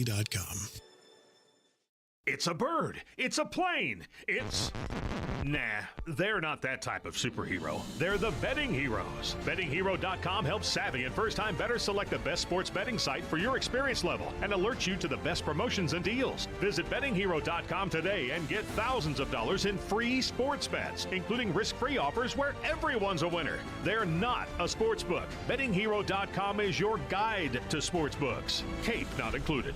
BettingHero.com supports responsible gaming and encourages moderation and self-exclusion where prudent. Are you getting hit hard with higher costs and higher interest rates? Is your credit card rate going up every month? Hey, Willie Donick, how'd you like to wipe out those credit cards before the holidays? Call Loan Pronto. Your home equity can rescue you right now. Your home's value is still way up, and there's a ton of cash that you can get. Loan Pronto specializes in zero-cost cash-out home refis. Get tens of thousands in as little as 2 weeks. Pay off credit cards and consolidate everything into one super low payment. People who do this usually cut around $800 from their monthly budget. And even if your home mortgage rate goes up a little bit, it's offset by your credit card rate going to zero. When rates come back down, Loan Pronto will refinance you again for free. Call Loan Pronto. Do it now. You can even skip your next 2 house payments altogether. Call 615-499-5780 or go to loanpronto.com. That's 615-499-5780. Equal housing lender, NMLS 1661781, subject to lender approval. Coming up on the Wednesday edition of Chase, Willie, and D-Mace, we are live at Centennial Sportsplex for Predators training camp. We'll talk to some people from there. Plus, Jonathan Hutton, Outkick 360 at noon as we get ready for Titans Colts. It starts at 10, 102.5, 106.3, The Game. Hey, Nashville, this is Laura Rutledge from the SEC Network, and you're listening to Nashville's best sports talk, ESPN 102.5, The Game. The toss sweep that you guys ran several times to the left, it got stopped for lost yardage multiple times without Taylor on the field. Why keep going to that when they were sniffing it out? Yeah, the ball exchange was the same in that it was a toss, but there were 2 different schemes, one of them being in sub and then the other one being in a big personnel grouping. Thought we could get the front set in a way that we could gain leverage on those blocks. Obviously, it didn't work out. We didn't execute well enough, but after the second one, stayed away from that a little bit. So in the Buffalo game, we figured out the toss sweeps weren't going to work, so we decided not to call those anymore. I have a Cody Hollister stat. This is by my unofficial count of watching the tape yesterday. Cody Hollister runs for Derrick Henry 8 carries for 15 yards, 1.9 yards per carry when Derrick Henry is in the game. When Derrick Henry runs the ball with Cody Hollister in the game, 8 carries for 15 yards, 1.9. Non-Cody Hollister runs 12 carries for 75 yards, 6.25 average.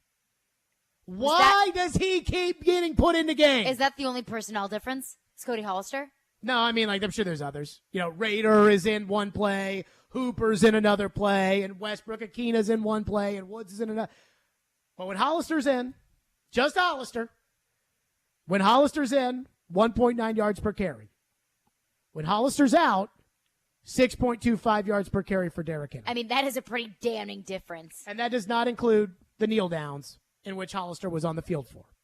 Now, let me say this. I want restitution from a Jared versus Joe in May in which you asked who the third receiver on the team would be. And I said that if it wasn't going to be Westbrook Akina, then it would be Hollister.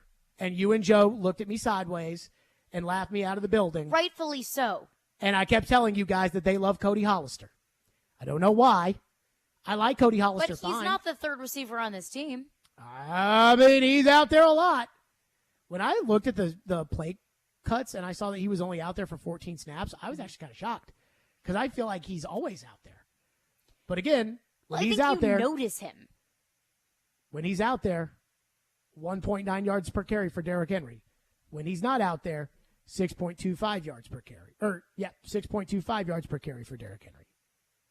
I mean, that's a pretty stark difference. I mean, I like Cody Hollister fine. I think Cody Hollister's a good man, and I think Cody Hollister does provide this team with something on special teams, and I don't mind him as the 5th active receiver when a guy like McMath is hurt and they can stick him on different special teams units. I don't have a problem with that. But I do think that John Robinson almost has to release him now to keep Todd Downing and Mike Vrabel from playing him. He's like Ben Harper on the Predators, who no matter what, John Hines just will not consistently not play him, no matter how bad he is. It's like last year, Luke Cunnin. They just kept playing the guy. He was terrible. And they just kept playing him. And I don't know what their infatuation with Hollister is, but the tape does not lie. He sucks. And the stats do not lie. I think they think he's a great blocker. He's not. Well, they think that about Jeff Swaim as well, and Jeff Swaim is not a good blocker. Neither is Torrey Carter. No, he is not. So, there you go. 615-737-1025. And while we're complaining about things the coaching staff does, I have one other to add before I get right to your phones. Traylon Burks is on the kickoff team. He's on the far, if you are looking from the returner, he's on the far left-hand side on the bottom row of the kickoff team. I don't know what that position's called. There's not one other guy on this team that can do that. Traylon Burks has to be on the front row of the kickoff return team. And he has to be blocking for Hassan Haskins. Well, you know how obsessed Mike Vrabel is about special teams contributions. Okay. I mean, that's what he was talking about with Caleb Farley. That's the one thing that he wanted to point out was, hey, those special teams. Break Burks' ankle on a kickoff return. You tell me how you feel about it afterwards. I know. It's a freaking clown show when they do stuff like that. There's not one other guy who can do that. There's not one less valuable wide receiver that they can stick out there to do that. Chad is up next on Traylon Burks. Thank you for calling. Our phone lines are driven by WilsonCountyHunter.com. Chad, go ahead on Traylon Burks. I was just wondering why, Westbrook-Akina is guarding all these heavy-end people when Traylon Burks weighs probably twice his size. I mean, I just don't understand that and why he's not more in the running plays than he is right now. So I agree with you about why is he not in more of the running plays. Thank you, Chad. I agree with you about why is he not in on more of the running plays. And it has nothing to do with blocking. No, it's confusing to the defensive coordinator. It's not so much that as much as it is the defensive players. I mean, the defensive players know what you're doing. I mean, because think about how this really works, right? Like the Titans break the huddle with 20. The Titans run out their personnel. And then the Raiders can substitute after the Titans put their personnel out there. So they run out the running package. So then the Raiders run out, an extra linebacker and take a nickel off for a defensive lineman and take a DB out or whatever. And so the Raiders have a pretty good idea it's a running play. And so then the players for the Raiders line up. And when they don't see Traylon Burks there, they can scoot closer. Because if Traylon Burks is there was one play where Derrick Henry got 11 yards on a carry, and Traylon Burks didn't even block. He just ran down the field, and the DB ran with him. And that was enough. That's it. It's basic stuff. It is basic stuff for me. I mean, it just drives me crazy. Oh, it drives me crazy. But to a certain extent, you have to have the jumbo package out there to block. I mean, you got a rookie right tackle, and you got a guy that you got off the street as the right tackle. Have we complained at all about Kevin Rader today? No. Kevin Rader, that's exactly what he's there for. I'm not saying that, hey, you know what, you don't have to. But, by the way, when Tannehill snuck it in, guess who wasn't on the field? Swaim. He was. Who? Hollister. Here were the 5 eligible receivers on the Tannehill sneak. 87, 22, 16, 2, and 15. Burks, Woods, Westbrook-Akine, Swaim, Henry. It's so obvious. It's so obvious. And so, I'm in all seriousness, if I was John Robinson, I'd call Vrabel into the office in Downing, and I'd be like, guys, you have 2 choices. Either you could stop running Cody Hollister out there, I'm going to cut him tomorrow. You pick. Because if he goes out there on 1st and 10 and telegraphs to the defense exactly what we're doing, I'm going to fire one of you. Because I'm not doing that. I will cut him the next day. And I will go out there and get another Josh Gordon-like player. So then you have to decide, okay, do I put Burks in the game or do I put this non-worthy receiver on the field? And I don't know why they keep doing it. I do not know why they keep doing it. They keep treating these guys like they're Lorenzo Neal. And it's the same thing as Swaim. And I don't understand Hollister and Swaim out there and then not getting the ball to Austin Hooper. Or not getting the ball to Traylon Burks. They barely even play Austin Hooper. No. I mean, I got to be honest with you. I'm a little surprised about how little they play Austin Hooper, it feels like. 615-737-1025. What do we have in the text line? One texter texts in and says it has always seemed to me that the real good offensive coordinators just have a knack for being able to keep the defense off balance and keep them guessing no matter what the situation is. And for Todd Downing, it's just the opposite, and that will never work regardless of who you have on the field. It is absolutely positively the opposite, or at least it was on Sunday. Mm-hmm. I'm not going to make any big judgments. I'm not going to sit there and say, it's over. Downing's terrible. And then watch him go out there against Indianapolis, hang 47, and have multiple sets and, mixing personnel and keeping the Colts off balance. I'm not going to do that. But what I saw, I'm only going off the Raider game because I didn't do this with the Bills game. I didn't do this with the Giants game about, looking at it like through this lens all the time. About how many yards per Cody Hollister snap. Well, because I didn't think play calling was the problem against the Bills. I didn't think it was the problem. The Bills are just better than you. But I did know that the fans were upset about it, which meant that it was something that we had to discuss and investigate. This time, I truly felt like the play calling was a problem.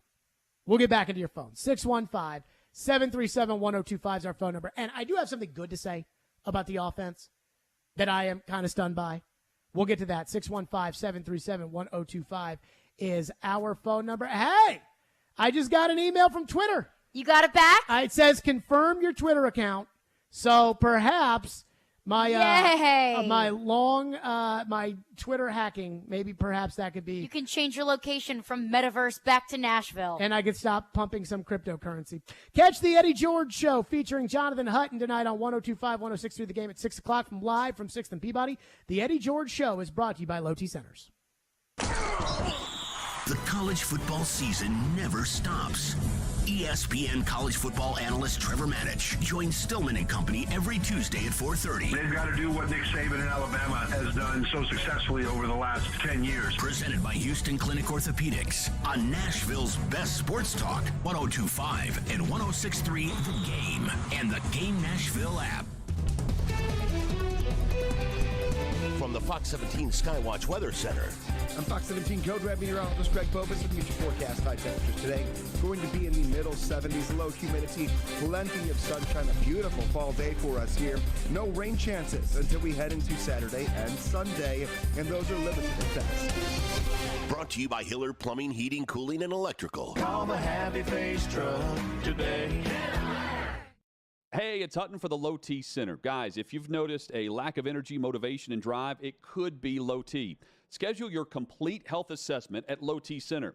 They now offer the convenience of monitored self-injected home testosterone treatments for $155 a month cash pay or covered by most health insurance. If you don't live near a Low T Center or you just need the convenience of at-home treatment, Low T Center makes it easy to get started. Only your first 2 visits are in person. Go to lowtcenter.com now to book online. Low T Center, reinventing men's healthcare. Do I need Medicare when I turn 65, or can I wait? With more than 70 years of experience helping Tennesseans, Farm Bureau Health Plans can answer all your questions about Medicare. Part A, B, C, D, it's all alphabet soup to me. So if you're looking for an affordable way to cover the gaps left by Medicare or protection from the high cost of prescription drugs, you can plan on us to make it easy. Find out more at fbhp.com. Farm Bureau Health Plans. Plan on us. Attention sports fans, your favorite sportsbook BetUS.com is back for our 29th year of football action. With the industry's biggest sign-up bonus of up to 200%, BetUS offers our members the opportunity to cash in on all your favorite leagues, including NFL, NBA, MLB, and more. We've also got hundreds of new casino games, including the coolest slots, and our live dealers are waiting for you at the tables. Sign up at BetUS.com or call 1-800-79-BET-US and get into the action. BetUS, where the game begins. Back in 1949, Dr. Houston began the tradition of treating athletes for common sports injuries. Today, the sports medicine physicians at Houston Clinic Orthopedics continue his legacy. Whether you play at school, in a league, on a professional team, or just enjoy being active, Houston Clinic Orthopedics physicians are there to help you stay in the game. Common sports injuries include tears, strains, sprains, and instabilities of the knee, shoulder, and ankle. Houston Clinic Orthopedics is located where you work and live. Visit tn.houston.com to book your appointment online. When experience matters, trust Houston Clinic Orthopedics. Research shows listeners prefer a personalized experience. So to help you remember, Liberty Mutual customizes your home insurance. We personalized this ad for Amber, who really misses boy bands from the 90s. Hey girl, I'm the cute one, here to tell you how Liberty Mutual customizes your home insurance so you only pay for what you need. I'm the heartthrob. The only thing I love more than you is saving. And I'm the other boy in the band everyone forgot about. Only pay for what you need at libertymutual.com. Liberty, liberty, liberty, liberty. Chase McCabe. You get a little fired up for that. Pads start popping. Willie Donick. And you're just thinking, this guy's unbelievable. And Derek Mason. Now I got to run a little bit faster so I don't get hit. Chase, Willie, and D-Mace. Weekdays from 10 to 2 on Nashville's best sports talk, 102.5 and 106.3 The Game. And the Game Nashville app. You're listening to Stillman and Company. Presented by TriStar Moving. 102.5 and 106.3 The Game. And on the Game Nashville app. Talk about just finding a way. I mean, how tough, looking back, maybe how tough were those first 2 weeks, and how much you hope this is a win that kind of sparks you moving forward? Well, it's huge. Obviously not the way we saw the first 2 weeks going, but proud of the way we responded today. We came out, we played with an attitude, played with an edge, and found a way to win. At the end of the day, that's all we were asking ourselves to do. That's all we were asking each other to do, and proud of our guys that we did that. There you go. That was Ryan Tannehill, and I think Ryan Tannehill on Sunday played great. I think that is Tannehill ball, and he made one deadly mistake in which Westbrook-Akine was able to fall on a ball. They tried to set up a screen, I think, for Swain, in the 4-minute offense, and Max Crosby came flying off, and just like last year when Tannehill got spooked by Chandler Jones and tried to get rid of it and fumbled the ball, he did the exact same thing against Max Crosby. Those poop-your-pants moments cannot happen from him. But other than that, I thought he was fantastic. So I wanted to get that out there. We've been talking about Todd Downing, who, again, by my statistics, and again, it's subjective. Look, it's subjective. By my statistics, Todd Downing made a bad call 18.52% of the time on Sunday. A bad play call. And Vrabel is certainly culpable for some of that, because some of those were Vrabel's. But 20% ain't going to cut it. 20% of the time. Unless 80% of the time, are great it's calls. Great. Yeah. And not 5 and meh the rest of the way. Those are some bad calls. What do we have in the phone lines? But I would be interested to see, per your subjective labeling of good or bad play calls, how someone else would see it. Sure.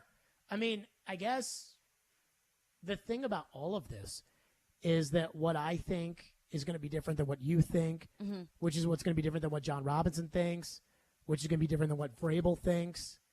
But that doesn't mean that I'm wrong. And it also doesn't mean that they're right. No, it's subjective. Their assessment of themselves, honestly, might right now be one of the biggest problems that this team has offensively, is that I don't know if Vrabel is doing a good job of objectively assessing what the offense is or is not doing. By the way, I'm officially back on Twitter. It's nice to be back. Wow, welcome back. Thank you. We missed you. After having been hacked earlier today via a phone call from Twitter, I have got it taken care of. I know it was a traumatic morning for you. I want to thank my friends at Twitter and Max Sports and Entertainment for being able to help that out. And also to crypto. Thanks for nothing. Yes. Wes in Clarksville texts in and says, I would leave Derrick Henry in on every play. 9 out of 10 times, if Henry's not out there, it's a pass play, and it's so obvious. So I actually don't completely disagree with that, but I also don't agree with it. Because there is a role in this offense for Dontrell Hilliard. And I mean, what's the point of having Derrick Henry out there on 3rd and 18? There is not a point in having him out there. And if we're going to have this conversation all offseason about preserving Derrick Henry and making sure that Derrick Henry doesn't get overworked, can't put him out there on every down. I mean, this is what a 3rd down running back is. Like, that's what 3rd down running backs do. The Eddie George show is coming on at 6 o'clock today. There used to be a guy by the name of Rodney Thomas. And Rodney, God rest his soul, was a 3rd down running back. And there used to be a guy by the name of Robert Holcomb. And Robert Holcomb was a 3rd down running back. Now, Eddie played more on 3rd and 8 and 3rd and 9 than Derrick does. But Derrick is not a 3rd down back. A 3rd down back is, it doesn't mean 3rd and 2 means put in the 3rd down back. It means a passing situation back. Some guys can do it all. Marshall Faulk, First down, second down, third down, put him out there. Alvin Kamara. We same know way. Derrick Henry is not a third down back. Hilliard is the third down back, and I think Hilliard is a fine third down back. I think he's a good third down back, and I don't think that if Deion Lewis, I think, was like $5 or $6 million a year, you don't need to pay that for that. If somebody offered Hilliard $5 or $6 million, goodbye Hilliard. But for what they're paying him, I like Hilliard. What's next? LD texts in and says, you keep saying the same thing about how the Titans look predictable on offense, but then they'll probably go out and drop 40 on their next opponent. I said that one time. I said, I'm not going to sit up here and say that Todd Downing, is a bad play caller right now because I'm analyzing the data from one game. But also, what would give us any reason to believe that the Titans are going to go out there and drop 40 on their next opponent? I got to tell you, You play 60 full minutes, then we can talk about it. I am really not all that worried about Indianapolis' defense. I am really not worried about the Colts on defense. I mean, I'm worried about the Titans not playing well. I'm worried about the Titans doing stupid things. I'm worried about the Titans making stupid play calls and that hurting them on Sunday. But as far as like the Colts, not worried about it. There is Stephon Gilmore is probably the number one thing that people are going to want to talk about when it comes to the Colts defense all this week. But Stephon Gilmore's past his prime. Juju Smith-Schuster, who is about one trip to Shoney's Same away from being a thing. tight end, literally ran past him on Sunday. I mean, just dusted him. And as I said, Juju Smith-Schuster is a He's trip to the past buff. his prime, too. It's not past his prime. He's fat. I mean, he is like literally one trip to the donut shop away from being a tight end at this point in his career. Like, they can't even run him deep because he can't run. And so Juju Smith-Schuster ran an out route and dusted Stephon Gilmore on Sunday. He can't run anymore. And so the Indianapolis defense, I'm not worried about them. Now, am I worried about the Titans doing stupid things on Sunday? You bet your sweet fanny I am. But I'm not worried about, like, Indy's defense. I'm not worried about anything as far as the pass rush is concerned, like I was worried this week. What's next? Milo texts in and says, isn't it a good play call if it gets yards? I feel like we're critical even if the play works. If it gets us down the field, it's a good play in my opinion. Well, I mean, okay. But that's the same crowd who says, well, it doesn't matter. The Titans won. Yeah. So why be so critical? So I think there's two different people in life. There's the people that only care about the result, and it's like these political people. They tell you that they care about something, about that should not be a law because, and then when it's the law that they want to pass, they say, no, this should be a law because. And it's like, that has nothing to do with what you believe about what should be left to the states or not left to the states. And that's the same as like, all I care about is the end result. I don't. What I care about is the process, because if Todd Downing makes a bad play call and he decides, you know what, this is what the best idea is for our team, and he thinks that, then when it doesn't work out, he's going to say that they didn't block it well, but it's not the play call. And the next thing you know, just like in the Buffalo game at midfield, or just like the Raiders game at their own 25, you're going to see the jumbo package run out there on first down, and here comes Carter, and here comes Hollister, and here comes all these guys, and they can't block. Well, if, two guys on defense run to the same gap, and Derrick Henry squeezes through a hole and breaks one for a touchdown, now those people will think that the jumbo package actually works, when in reality it was the defense just screwing it up. I mean, I hate to break it to you, but that play where Darren Waller dropped the ball in the end zone and it popped into the arms of Kevin Byard, that's a good play for the Raiders. He just needs to catch it. That's not, Byard made an interception. What a great play by the Titans. No. Honestly, I love Byard. Well, horrible play by Byard. Even though he intercepted the ball, first of all, tips are always the kind of plays that you get interceptions on. What was he doing taking the ball at the end zone? Well, tips are just put into your hands. And that's what happened on the Waller play. That was pure luck. And look, luck's part of this. And I'll take it. It's a lucky break. I will take it. It's a part of it. It's a part of it. Mitch has been waiting patiently. He wants to talk about the end of the Vols game. Go ahead, Mitch. What's your thought on the end of the Vols game? Jared, I just need your opinion while you're talking about coaches. As good as Tennessee looked like the Titans did in the first half, the second half was a mess, and we about blew it at the end. Do you just top it up on a team trying to figure out how to win, or like me, do you blame it on the coaching and worry about the end of close games the rest of the year? Honestly, appreciate your call, Mitch. I didn't see it. I watched the whole game, and then when Tennessee had blown it open, I flipped it to the Braves because they were in a close game, and I thought I didn't have to turn back to Tennessee, and I flipped it to another football game, and all of a sudden I hear And now we go back to the studio for an update. What do we have? Florida's trying for a Hail Mary for the game. I'm like, what? What? So I'll defer that to you. I think that's not having a ton. One, losing your two top guys on the secondary, just not having the personnel, and also just not having very good personnel in the secondary. I think the defense was absolutely gassed because they didn't have a ton of bodies. And also, can we all just be honest that this Tennessee defense is not very good? Tennessee's the type of team that can put up 45 points, but they'll give up 43. So I think that I chalk that all up to the defense. And sure, I think there's an element there that falls on the coaching staff. But I think the defense was running thin, and they just don't have very good players on defense. They can't make very good defensive plays. 615-737-1025. The Titans are not going to say that they've given up on a player, but they have absolutely positively given up on their 2021 draft class. That's next. Stillman & Company, 102.5, 106.3 The Game.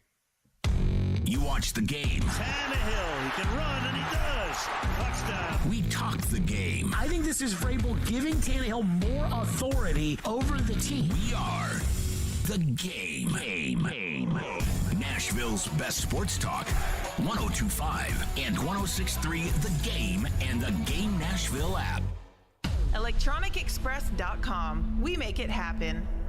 As a roofer, every second counts. Late deliveries and incomplete orders cost me time and money. That's why I partner with Beacon. Beacon's unique network of branches work together to get me what I need when I need it. Every branch working together. With Beacon, I know my supplies will be delivered on time and complete. Homeowners rely on me, so I rely on Beacon because I never stop building, and neither do they. Go to BECN.com to get started building with Beacon. Beacon, always building. There are jewelry stores, and then there's Genesis Diamonds, the cutting-edge industry leader, the pioneer. It's no secret that jewelry stores across America watch what Genesis is doing. Genesis was the first to offer a free lifetime warranty, the first to offer a 110% diamond upgrade guarantee, the first to offer aggressive long-term zero-interest financing. And Genesis is always on the cutting edge in design and fashion. The styles other jewelers say are new and exciting were new and exciting for us 4 years ago. Genesis has the fashion-forward brands other stores aren't even allowed to carry. It's no wonder you see jewelers from other cities coming to Genesis to see what we're all about, and even buy their wives' jewelry from us. For selection, quality, service, warranties, and guarantees, Genesis leads. Others follow. So for diamonds, engagement rings, exclusive designer jewelry for any occasion, don't compromise. Come to the jeweler that sets the industry standards year after year. Genesis Diamonds and pre-owned Rolexes, Green Hills and Cool Springs. In 1972, a Nashville family business story began when Bill and Beverly Finley founded Volunteer Hose and Gasket. 3 generations have grown the business into the local industry leader supplying just about anything to anybody, from the largest of contractors to your neighbor that mows his own yard. Over 1 million items in stock: belts, belting accessories, gaskets, gauges, hose fittings, hydraulics, industrial hoses, lubricants, sealing products, tubing, fire protection, and more. All at volunteerhose.net. If Volunteer Hose and Gasket doesn't have it, then you probably don't need it. Call them at 615-242-0461. Fall is finally here, and you know what that means. The Nashville Oktoberfest in Germantown. With VIP tickets, you have all-day access to a dedicated private bar, unlimited Bavarian fare and drinks, luxury bathrooms, and a beer and whiskey tasting. It's first-class accommodations to enjoy the festival in style. Grab your Oktoberfest VIP tickets at thenashvilleoktoberfest.com. The Nashville Oktoberfest 2022, Thursday, October 6th through Sunday, October 9th at Bicentennial Mall in Germantown. Prost, y'all! Okay, 3 more climbers, 7 loggers. Ted's sustainably sourced logging company is growing a new branch. What about truck driver contracts? Which means a new HR manager will be the first hire to fall. Then we'll need to staff up the warehouse. Indeed can help him hire great people fast. I need Indeed. Indeed you do. You can schedule and conduct virtual interviews all from your employer dashboard. Visit Indeed.com/credit and get $75 towards your first sponsored job. Terms and conditions apply. The Nashville Sounds are playing baseball through September 28th, which means more picture-perfect nights from the patio at 3rd and Home, known as Germantown's Bar with a Ballpark. Open for lunch and dinner Wednesday through Sunday, but the food and the patio experience while you watch a game are where it's at. For more, visit thirdandhome.com. From the Hillside Medical Game Studios, WPRT-FM Pegram, WPUC HD2 Laverne. Robbie and Rex Road, Chase, Willie, and D-Mace. Stillman Company. Nashville's best sports talk. 102.5 and 106.3. Terang, it's a high fly ball. We got pass rushes. Awesome game 7. Checkered flag in the air. The Game. A Cromwell Media Station.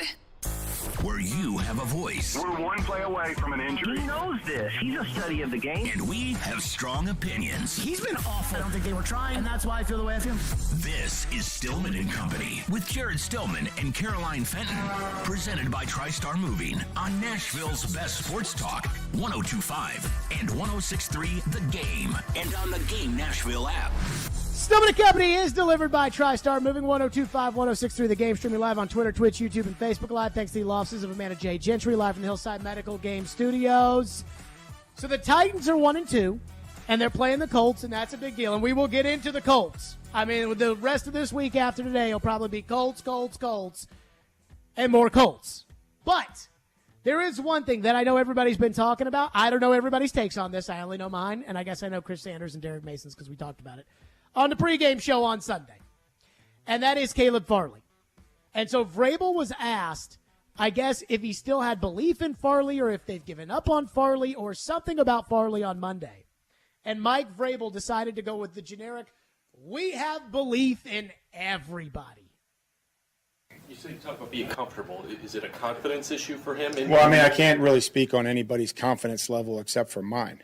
That's not something that I think that's for the player to understand. And we have full confidence in everybody that's here. That throughout the course of the season or even this week, that the guys that are here, whether it's on the practice squad or on the active roster, are going to learn a game plan, prepare as a starter, have to go in there. Whether that's Dylan Cole, like he did defensively, or Josh Kalu, who had to go in there, it's some snaps, interior defensive linemen, and so that's what we ask everybody to do. So, boy, I tell you, that's a ringing endorsement for Caleb Farley right there. We have confidence in everybody, including practice squad guys and Dylan Cole. So I'm just going to keep it real. They've given up. And also, to be fair, of course Mike Vrabel knows the confidence level of Caleb Farley. Well, yeah, but that is the whole, you got to talk to him about his confidence level kind of thing. I know that, but he knows good and well the confidence level of Caleb Farley. Here's the deal. They've given up. They've given up. Vrabel knows he's not good. They've given up. So what happened was they drafted Caleb Farley in the first round, and I don't know why they drafted Caleb Farley in the first round. It can only be a combination of two things. One, they fell in love with his 2019 tape, and he's tall. That's it. That's the only – he didn't run fast at the combine because he didn't run. They didn't have any 2020 tape because he didn't play in 2020. He didn't bench press. He didn't jump. He didn't do any of those things. Didn't have a pro day. He didn't do any of it. I have to think John Robinson was thinking maybe this is another Jeffrey Simmons kind of situation.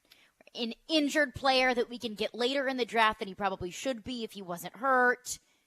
But the difference is Jeffrey Simmons was the most dominant defensive lineman in the Southeastern Conference and tore an ACL, and you had the tape from the previous season to watch. And the difference is this is not an ACL. That's just an easy thing that you can repair. I don't even think Farley is bad because of the injuries. I just think Farley's not very good. But he doesn't have any skills. He was not a proven commodity at that position like Jeffrey Simmons. So here's what happened. They either fell in love with the 2019 tape or they liked him because he was tall. That's all he's got. The only positives. And I haven't seen the 2019 tape. I'm not Mel Kiper Jr. I haven't watched that. But that was 3 years ago. The 2019 tape. I don't know how you can go back to 2019 and 2 years later and say, okay, I know the guy's had massive back surgeries, and he hasn't but played he's football. for sure going to be this. And so they drafted Caleb Farley, and now last year they tried to get him up to speed, and he was getting goosed in preseason practice. I watched Mike Evans do it to him out there in Tampa, and then he got into a game or two, played a little special teams against the Bills, tore his ACL, so now he's out for the season. So him stinking at corner was not on full display because he had half of a training camp-ish and then played a couple of plays, early in the season, and that was it. Had a full training camp this year. And in training camp, he was not good. Not when we watched him. And I remember asking Mike Vrabel about, Farley keeps getting beat deep. What's the problem there? Oh, well, it'll be fine. And he got beat deep against the Buccaneers in both the practice and in the preseason game. And he played off his guy when he started at corner against the Ravens. And then he got just demoralized by the Buffalo Bills. And it wasn't anything special. It was Jake Kummerow, their fifth wide receiver, just running right around him, and Josh Allen just popping the ball up. And as I said on the show, and Ian cut a great promo because I heard it on the pregame show on Sunday, it was like, here's what you missed on Stillman and Company. And I just go, Farley stinks. It was very timely. It was very timely. They think that too. Vrabel knows he stinks. Vrabel is not putting out Terrence Mitchell. This is a team that cannot stop putting Cody Hollister in the game on offense. Vrabel is not putting Terrence Mitchell out there at corner against Mac Hollins after Mac Hollins has already burned him 3 times and keeping him out there if he wasn't just doing everything in his power to not play Caleb Farley. And it's one thing to start the corner that you got off the street over your first-round draft pick. It's really not. It's another thing. That is bad enough. And it's another thing to keep him out there when he's continually getting burned. And it's because he knows Farley stinks. They know it. There were 2 players on the Titans who did not play. 2 active players that did not participate on Sunday, which means they didn't go in on any kind of play, whether it was a field goal, a kneel down, extra point, onside kick, 2 players. Your second-round pick from last year? Malik Willis, the backup quarterback who is not supposed to play, and Radens. They're done with him. They just claimed a tackle off of the Philadelphia Eagles practice squad, LaRaven Clark, who's got some backup experience as a swing tackle for the Colts. Mm-hmm. They just claimed LaRaven Clark off of the practice squad of the Eagles. And I guarantee you that guy is going to be in line to play swing tackle behind Dennis Daly and Nicholas Petit-Ferrer and Jordan Roos or Christian DeLauro or whomever, that guy is going to be in line to play swing tackle because they're not going to put Dylan Radins out there. I mean, the reality is the Titans know they blew the 2021 draft. Like, they know it. They won't ever admit it because, well, we have confidence in everybody. But they know that their best shot at feeling like they accomplished anything out of the 2021 draft is if Rashad Weaver becomes a situational pass rusher. That's it. Other than that, they got nothing. And they know it. They know Farley stinks. They're not. This is not a, well, we need to get Caleb Farley some more practice time, and then he doesn't have talent. Like, he just doesn't have it. It's crazy. This is why. And I remember when we started doing the Floyd Reese Draft Academy years ago, and it was a hit on Fridays at 5 during the draft season. We'd come up with some topic like pro days. And Floyd would go on for 25 minutes about what happens at pro days and why they're so important and everything else. And one thing that he said was, if you did not run the 40 at the combine or at your pro day in which either he clocked you or one of his guys clocked you, he's not going to draft you. Floyd is not going to draft you if you do not run. And I'm like, well, there's a lot of guys that are injured, and so they don't run at the combine. And he's like, nope, I'm not taking a guy who doesn't run. And so I knew, because I knew that John Robinson learned a lot about player evaluation from Floyd. I knew going into the 2017 draft, the Titans were not going to draft Corey Davis in the first round because Corey Davis didn't run. He had an ankle injury. He didn't participate in the combine, didn't participate in pro day.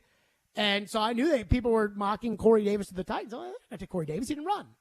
And I know that if Floyd says it's an absolute no-no that you don't run and that John Robinson learned a lot from Floyd in New England, then I would assume that John Robinson would do the same thing. And then they took Corey Davis. And I thought, what? And then I asked John on the air. I started about Corey. Mm-hmm. I'm like, he didn't run. How do you know? He's like, well, we saw the tape. And on the tape, we can see him run by guys. So we know that he's kind of fast, even though they don't know specifically how fast he is. Like, okay, like maybe that'll work out a little bit or whatever. Or, I guess it kind of makes sense, right? No. You run the 40, because then you can decide how fast somebody is or is not. And so the reality is, I watch Farley. He's slow. He's slow. He's got bad hips. He's got bad technique. I heard Derek railing about it earlier today. He does not have a discernible skill. He is not a ball hawk. He does not have good. He has nothing other than he's tall. He just always other looks than when lost. He gets off the bench, like off the bus, you're like, wow, that's a tall, long corner. That's all he's got. They know he stinks. And for Vrabel to literally go out of his way to not play him and to play Terrence Mitchell over him, they know. They know. The fact that Dylan Radins can't play right tackle, and so Nicholas Petit-Ferrer beat him out. So PT's the right tackle. And then they lose their left tackle, and Radins can't play that spot. And they have a 270 or 280-pound guard, and Radins can't play that spot. And that he's not even getting into the game on the field goal team. Jordan Roos is getting put into the game over him on the field goal team. He does not even get onto the field in a game, and he's a tackle. Isaiah Wilson got into the games when he dressed out. They're telling you. They stink. They both stink. Farley stinks. Radin stinks. They know it. And the only reason that I feel like they're not releasing these two guys is, A, they don't need the roster space, and B, if they did, my God, would they get the business just like they're getting it now. But nobody thinks that Caleb Farley can play. And Mike Vrabel is one of them. 615-737-1025 is our phone number, 615-737-1025. And Joe asked Vrabel a question about Farley yesterday that I couldn't believe. And we'll get to your phones on it. Stillman & Company, 615-737-1025 is our phone number. It does feel good to have my Twitter back. 615-737-1025 here on the program. Let me tell everybody out there. Trevor, by the way, will join us later this hour. Play silly underdog picks. Pick 3 football underdog teams you think will win this week for a chance to win great prizes. Play now at thegamenashville.com or the 102.5 The Game app. Silly underdog picks is presented by Volunteer Hose and Gasket. And Superbook Sports voted the #1 sportsbook in Vegas. Download their app today. Silly Underdog Picks is back. Get your friends and sign up today at thegamenashville.com. Pick the 3 football underdog teams each week you think will win for a chance to win weekly prizes. Like a pair of tickets to a sporting event or to a concert in Nashville. Go to thegamenashville.com or the Game Nashville app and sign up and play now. Then tune in every Thursday at noon for our expert picks. Silly Underdogs is presented by Volunteer Hose and Gasket. This segment of ESPN 102.5 The Game is brought to you by Train Heating and Cooling Systems. Tested, retested, engineered, and re-engineered to keep up with you.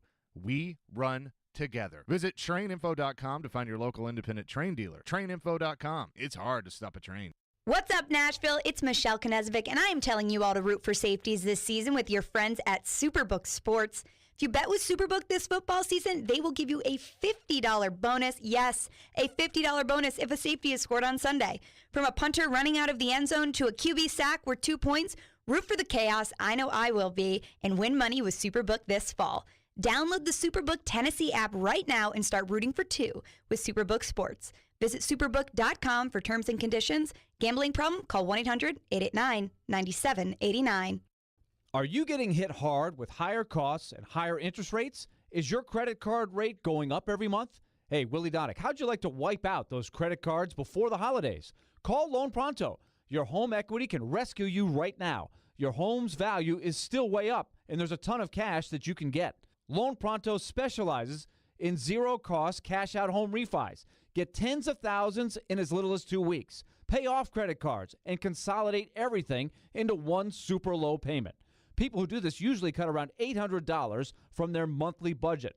And even if your home mortgage rate goes up a little bit, it's offset by your credit card rate going to 0. When rates come back down, Loan Pronto will refinance you again for free.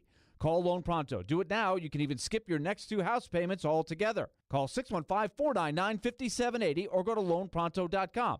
That's 615-499-5780. Equal housing lender, NMLS 166-1781, subject to lender approval. Men, are you asking yourself questions like, why am I gaining fat? Why is my energy or sex drive down and maybe haven't been getting the exercise you need? If you want to get back to the man you used to be but just don't have that youthful energy, that edge you once had, you very well might have low testosterone. Low T causes all kinds of issues, from a reduced libido, lower drive, and bad sleep patterns to problems with muscle gain, bone density, and more. It may even contribute to erectile dysfunction, and if this sounds like you, it's probably time to get treated for your low T. At the Tennessee Men's Clinic, we've treated thousands of men for low T. We've seen them put on muscle, add to their energy, improve their sex lives, get better sleep, and just feel better. Plus, if you're like most men, you'll see results in only a few weeks. So make an appointment today and experience how testosterone therapy can truly change your life. Your initial appointment is only $99 with results in minutes. Call today, 615-208-9090, or go to TennesseeMen'sClinic.com. Visit our website to learn more, including side effects, treatments extra, results vary. How do you make the most of your land? If you ask the Wrens, who run with us on a John Deere mower, they tell you, I mow first, then I do all the trimming. But the Hubbards, who work behind the wheel of a John Deere compact tractor, would say, if it's something you want, just go after it and try it. Then there's the Mosers, who may mention from the seat of their John Deere Gator UTV, You can't be all work and not play. there are millions of ways to make the most of your land. Learn how to make the most of yours at Deere.com. Nothing runs like a Deere. It's on. It's happening. Remember, you can watch us on YouTube, Facebook, Twitch, and Twitter. Get out of the way. I'm watching the game. Presented by the law offices of Amanda Gentry. You're listening to Stillman and Company. Sounds like this has been a game-changing day for all of us. Presented by TriStar Moving on 102.5 and 106.3 The Game, and on the Game Nashville app. With the 22nd Still pick booing. in the 2021 NFL Draft, the Tennessee Titans select Caleb Farley, defensive back, Virginia Tech. Todd McShay's first. Caleb Farley. Let me tell you something. But here's the deal: is you're going into the season with question marks. I mean, when you have, if you could have drafted those other guys, Newsome or Ojulari, you don't have any question marks. With Caleb Farley, you don't know if he's explosive. You don't know if he can, run or anything like that, because everybody was talking about that he's fluid and fast.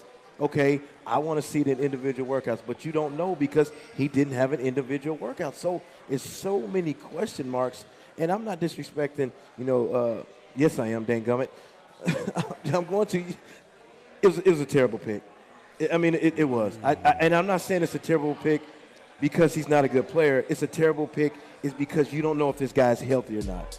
There you go, Chris Sanders, the most positive person in the history of the world. It is true. When the Titans picked Caleb Farley at 21, it's a terrible pick. And he was right.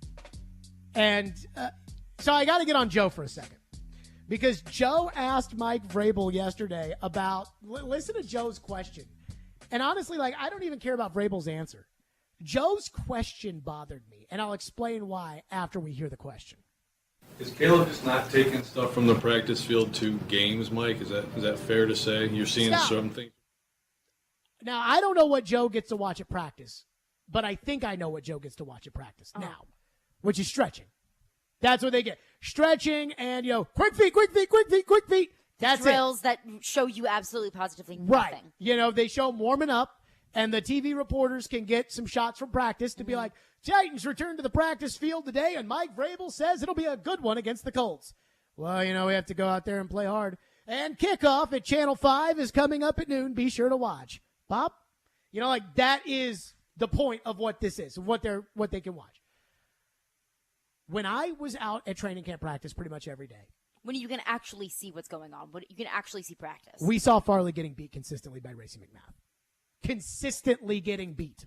Saw him consistently getting beat against the Tampa Bay 2s and 3s. Now, I only watched the one day against the Tampa Bay Buccaneers on defense because the second day I watched the offense. Mm-hmm. But I asked Mike that day at practice, I asked Vrabel, what did you think of Caleb's day? And didn't slant it, didn't give my opinion in the question, and Vrabel went into some long explanation about how Farley was so excited for the practice that he kept himself up all night, and that's why he didn't play well. Now, that's excuse-making 101. What? Now, again, that's what he said. He's not a middle schooler at a sleepover. I'm just saying. Then he went out in the preseason game. Same thing happened. Asked Mike about it again. Oh, well, his hips, technique, whatever. Then it happened against the Bills. And now Vrabel's not making excuses. He's playing Terrence Mitchell over Farley. So I don't know what Joe's talking about when he says Farley not taking things from the practice field. I think what Farley is doing in practice, what he did in practice, is what he's doing in the games, and that's why he's not very good. And I was talking to one of my friends who's a basketball coach about this, and I was like, what's crazy about my job is I'll go to practice, and I'll say what happens in practice, and then everybody will tell me not to be worried about it because it's practice. Or we'll see what happens in a preseason game, and people will say, don't worry about it, it's a preseason game. And then the same thing happens in a regular game, and then it's like, why? And it's like, but the guy was doing it in practice. You didn't think that that's what was going to – that's it. Farley stunk in practice. He stunk in the preseason. He stinks in the games. They're done with him. Radin stunk in practice. He stunk in the preseason, and he never gets to play in the games because they're done with him. They're done. I don't know where this – is he just not taking the things from the practice field? No, Joe. He's bad on the practice field. At least when we got to watch, he was bad on the practice field. Yeah, it wasn't great on the practice field. And to be fair, I don't think that there is a direct correlation. Bad in practice, bad in a game. Sometimes you just have a bad practice. Sometimes you just have a bad day. Sometimes you just have a bad rep. I don't think that it is so black and white, this to that. But with Caleb Farley, I didn't see enough. And to be fair, I didn't watch the defense every single day in the joint practices. I didn't have my eyes glued to Caleb Farley on every single play. I saw him get beat enough in practice for it to be a recurring thing. I saw it enough to make me think. There's a difference between, Julius Chestnut fumbles one ball and Julius Chestnut's a bad player, which, again, I don't know why the hell he's on the roster. He's never been active. But, I've seen enough to know, and they've seen enough to know now, too. Let's go to your phones before we get to Trevor. 615-737-1025. What do we have on our phone lines? One texter texts in and says, how much does lack of draft success fall on Robinson versus our college scouting team? Clearly something is wrong. Are there any other teams who have fumbled drafts as badly? I'm sure there are, but I think they're the bad teams. I mean, teams draft poorly, but they're the bad teams. The Titans, for some reason, in spite of their horrendous drafting outside of the 2019 draft, the Titans have found their way through it. Here's what's crazy, too. This draft class, and I don't want to count my chickens before they've hatched because I did this in 2004 when Andre Wolfolk played a lot early and Chris Brown, played a lot early, and Tyrone Calico was really good early, and then that draft class was terrible. Like, I don't want to get excited about it too soon, but Burks looks like he's got some real juice. McCreary is a ball player. I mean, Roger McCreary is a good player. PT misses on some of these blocks, but I think that he's getting better. I think he's got to figure out who to block more consistently, but I think Nicholas Petit-Frere is doing an okay job. But he's also a third-round tackle. This draft class might actually be pretty good. But, my God, the 21 class. You thought the 20 class was bad. The 21 class is a joke. It is a joke. It is embarrassing that they drafted those guys. I mean, we have TD on, and when Floyd abruptly retired, I decided that we were going to have TD kind of play the expert role of the guy who watches the tape and knows the prospects and everything else. And it felt like I watch these random Sunday night games, and I see guys who make tackles or catch passes, or I watch Red Zone and teams that I don't necessarily watch all the time. And I see a play made by a guy on the Seattle Seahawks or the Denver Broncos or something, and I'm like, I know that name because TD talked about that all throughout the draft period. I know who Darnay Holmes is, or Eno Benjamin, or Majay Sanders. I know who these guys are because TD talks about them. I mean, it is not a stretch to say that TD could have done the 2021 draft better than the Titans did. It is not disrespectful to say that because, like, the things he was saying, just pull up the tape. Mm-hmm. Just pull up the tape on draft night of when the Titans are sitting there and who TD thinks they should pick. And in the 2021 draft, whoever it was that he said they should have picked was better than what they did pick. And that's, I mean, I love TD with all of my heart. I think ESPN should make TD like an expert on the draft because I think he studies it that hard. But your GM should. He shouldn't be better at that than John Robinson. He shouldn't be better at that than the guy doing it. And that is, I mean, there's no, in my opinion, there's no way around this 2021 draft class.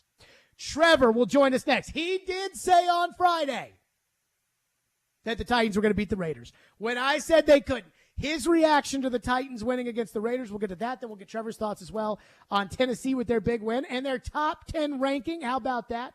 Very excited to talk to Trevor. Also very excited to tell you about my friends at Edley's. That's right.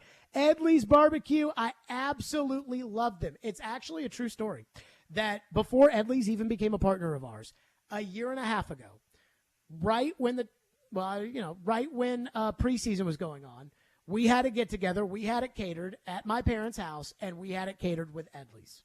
And it was fantastic. Now, I love Edley's just in general. Like, I love going to Edley's. I love ordering in from Edley's. But we catered an event from Edley's, and it was one of the best decisions that we made. It was fantastic. Let them do the same for you. Let Edley's cater your next event. They're voted Nashville's best barbecue 4 years in a row. Edley's Barbecue is a winning pick. Pickup, delivery, or full-service catering, as I just said, includes full bar packages and bartending services. It's perfect for a small gathering, a corporate meeting, box lunches, team celebrations, special occasions, weddings, rehearsal dinners, or, sorry, Dad, 70th birthday events. It is perfect, and it was perfect for that as well. Call your neighborhood Edley's or order online at edleysbbq.com. And again, when they asked me, they were like, hey, we're thinking about partnering with Edley's. How would you feel about that? I was like, yes, because I love Edley's. They're great for catering. It's a great spot. That's Edley's Barbecue. My guys, check them out. Stillman and Company, 102.5, 106.3 The Game. Hey, Preds fans. Running across to make the save is Sarah. You can now hear Nashville's best sports talk. The backhander, he scores! And every Predators game on 106.3 FM. Oh, that was a thing of beauty. From downtown Nashville to Rutherford and Williamson counties. Duchesne with the overtime winner. Catch all the action on 102.5 and 106.3 The Game. We're Saia LTL Freight. For nearly a century, our team has been committed to driving business forward. From Lady Liberty to the Golden Gate, Superstore to Corner Store. We go that extra mile, expanding our team to better serve you. So trust that when you partner with Saia, we take every delivery personally. Visit Saia.com for all your shipping needs. That's SAIA.com.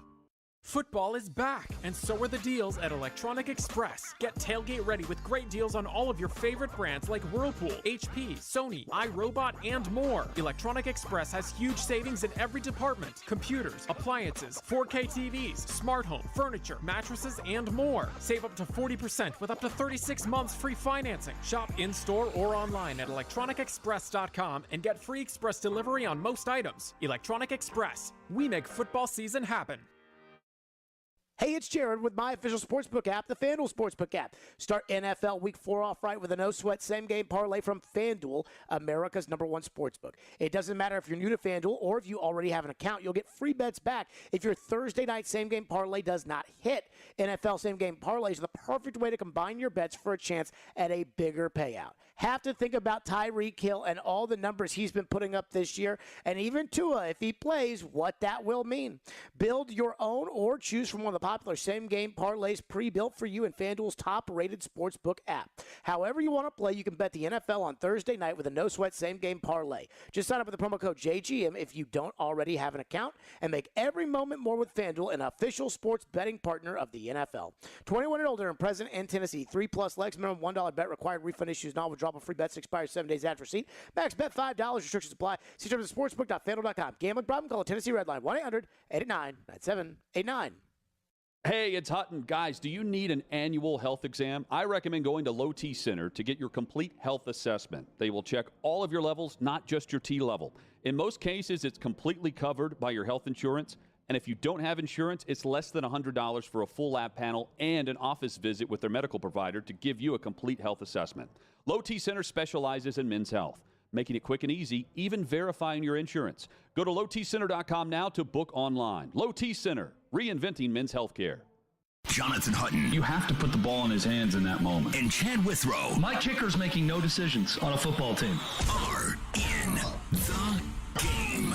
Join them for NFL postgame after every Titans home game, live from Landshark Bar and Grill in Margaritaville on Broadway. They'll break down that day's game and look ahead to the next one. NFL postgame is presented by Two Rivers Ford, Renter's Warehouse, and Superbook Sports on 102.5 and 106.3 The Game and the Game Nashville app. Hey, Nashville, Trey Wingo here. You're listening to Nashville's best sports talk, ESPN 102.5 The Game. That's right. It is the post-game show coming up on Sunday. It's the post-game show with Jonathan Hutton and Chad Withrow live from the Superbook Lounge in Landshark Bar and Grill in Margaritaville on Broadway. And the post-game show is brought to you by Renter's Warehouse, Two Rivers Ford, Superbook Sports as well. So, on Friday, Trevor Maddich joined us on the program, and I said no way the Titans could win this game against the Raiders with their pass rushers and the Titans line and everything else. And Trevor said he thought the Titans were going to win. And honestly, I thought he was trolling me. And Trevor Maddich joins us now on the program, presented by Twin Peaks, home of the 29-degree beer and wall-to-wall sports and Houston Clinic Orthopedics when experience matters. Trev, what was your biggest takeaway from the Titans pulling the 2-point upset at the end on the 2-point conversion against the Raiders? It was not that play. I mean, that play iced it for them, right? But it was the first 3 drives, touchdowns on all 3 of them. They ran 26 total plays in those 3 drives combined. Only 3 third downs combined, and only 2 of those were more than 3rd and 3. And so on 1st and 2nd down, they had a lot of success running the ball, and then they threw a curveball in and threw the ball to Derrick Henry an awful lot as well. And to me, that start defined the whole game, and who knows, it may end up defining the entire season. But the way they came out after what's happened to them against the Giants and against the Bills was in the beginning of that game is what stood out the most. Trevor, I am bothered by the offensive play calling. I defended the play caller last week after the Buffalo game, but I really felt myself a lot of times watching the tape thinking that the Titans were running out personnel groups or doing things that really just were holding them back. And I think they scored 7 points against the Giants in the second half. They scored no points against the Bills in the second half and no points against the Raiders in the second half. How much of that is a systemic problem on offense from the Titans if 3 games in a row they're really not doing anything effective in the second half?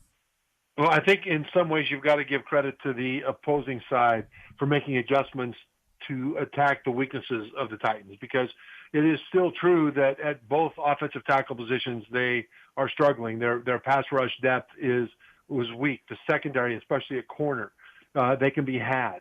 And so there are things you can do once you figure out what's working to stop them. And what was working for the Titans in the first half that really made it go was the intermediate passing game. And in the second half, they started to take away, the defense now started to take away the Titans' intermediate passing game. And then what do? How can you compensate? Well, they didn't have the protection to be able to throw the ball deep and didn't have really the receivers connecting either.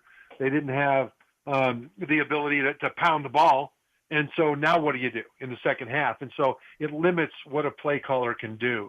I will suggest that you can make a good case that as it happens over the course of multiple games, that you've got to do something. And that something wasn't happening enough. I mean, Treylon Burks only had, 1 catch in that game? And I think that Austin Hooper only had one catch in the game as well.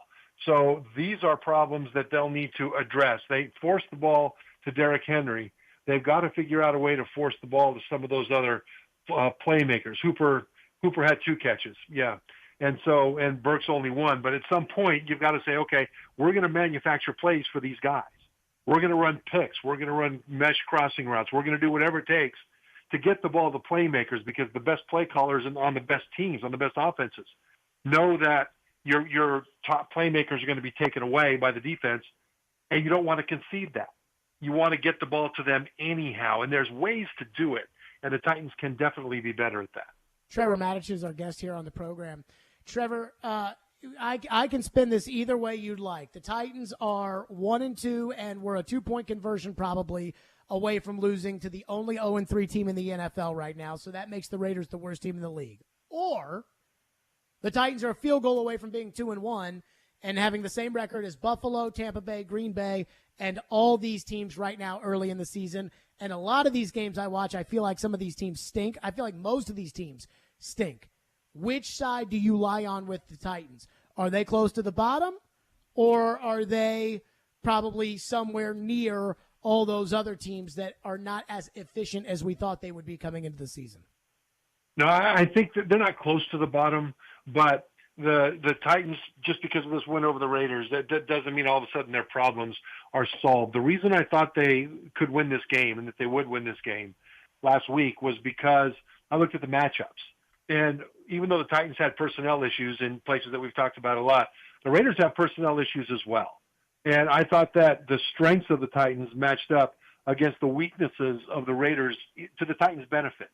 Every week it won't be like that, and they'll have to overcome weaknesses with their weaknesses, and if that makes any sense. And so I think right now the thing they've got to hope for is that those weaknesses get stronger enough that both tackles develop to where they can become more and more reliable and more steady instead of a liability, that the secondary and especially outside the corners tighten up. And these things can happen. You can develop players. They can improve. Every team is trying to do that. But that's what the Titans need to hope for, because right now the group that's on the field, the starting 22, compared to the starting 22 of most of the league, is not going to get it done because of the injuries that they've suffered. Trevor, Caleb Farley gets burned by Buffalo. As I noted in the last segment, Caleb Farley was not good in practice. He was not good in joint practices. He was not good in preseason games, and he was not good in the real games. They signed Terrence Mitchell last Wednesday. He lined up for the Titans this week against Mac Hollins, who had 150 yards. And the Titans did everything in their power to not play Caleb Farley until the very, very end once somebody got hurt, and Farley had to go in the game. Vrabel says they have confidence in everybody, and when asked about confidence, and including practice squad players. Dylan Radins was the only player who wasn't named Malik Willis to not get into the game for the Titans on Sunday that was active. Are the Titans just admitting to us that they blew the 2021 draft? Well, I mean, they've admitted to themselves, I'm sure, a long time ago. You go into that with high hopes, but when you look at the production of the players, it's not working out. And really, to me, the most telling thing that happened in the entire Bills game against the Titans wasn't the score, and it wasn't the crowd and everything else. It was late in the game, the production crew on TV put up a graphic that said that the Titans draft choices have started like 600 and some games. It was just like this amazing number of games that home drafted, homegrown, home developed Bills draftees had played. And lo and behold, they're one of, if not the best teams in the league. And the Titans have had the problems you're talking about in the first and second round forever, especially the first. And it's been, at this point, something that is a boat anchor around the success of this team. The best teams draft well, not just in the first round, but after that. And then they get good role players later in the draft too, special teamers and stuff like that in the fifth, sixth, and seventh rounds. The Titans haven't even done that in the first round for recent memory. And so that's something that they have to overcome through free agency. But free agency is a fair fight. Everybody's got the same salary cap. Everybody's got the same thing to offer pretty much. So you don't have an advantage in getting those players anymore. So the draft is where you need to build an advantage. And right now, because of a series of awful circumstances, the Titans are way behind the teams they're trying to compete with in terms of drafting and developing their own players. Trevor, if the Titans beat the Colts on Sunday to go to 2-2, should we feel comfortable that they're on track? I think you could say that they're on track in their development. And who are the Colts? I mean, coming into last week, the Colts were one of the most, train wreck teams in the league. I mean, they were just in total disarray. They couldn't get anything done right. And even their defense, which does have talent, was really struggling. And all of a sudden they turn around last week and they beat the Chiefs. And so I'm not sure who the Colts are at this point anymore. Are they still in disarray? If the Titans beat them, did they beat a good team? Or did they beat a team that really rose up and had one good game last week? I don't know the answer to that. What I do know is this. Survive and advance needs to be the centerpiece of what the Titans are doing right now. Win a game. Don't blow it. Don't get so far behind the curve that once you get into the second half of the season, you can't make a playoff run.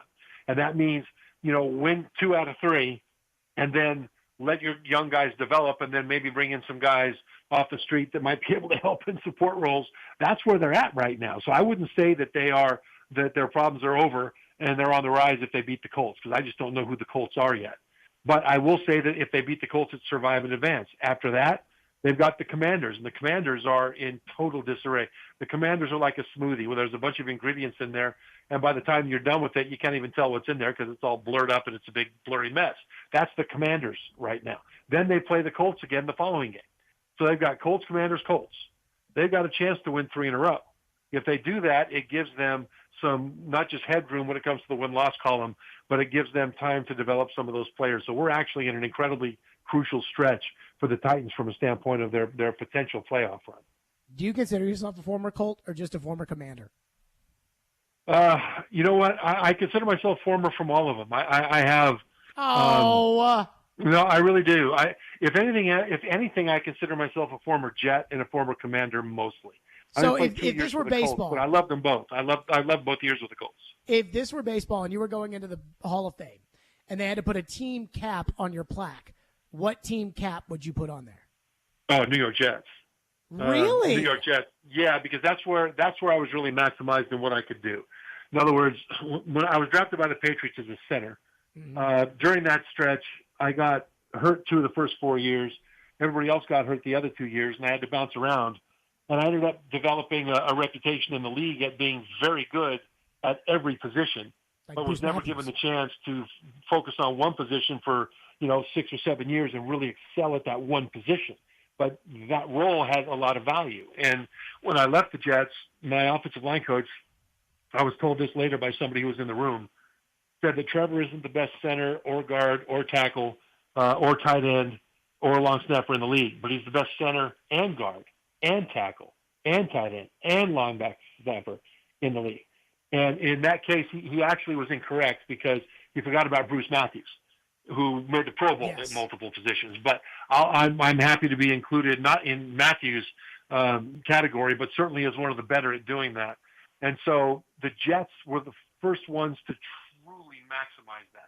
Patriots did it because they had to. I mean, I started my first game at left tackle in my life at any level at Buffalo against Bruce Smith, right?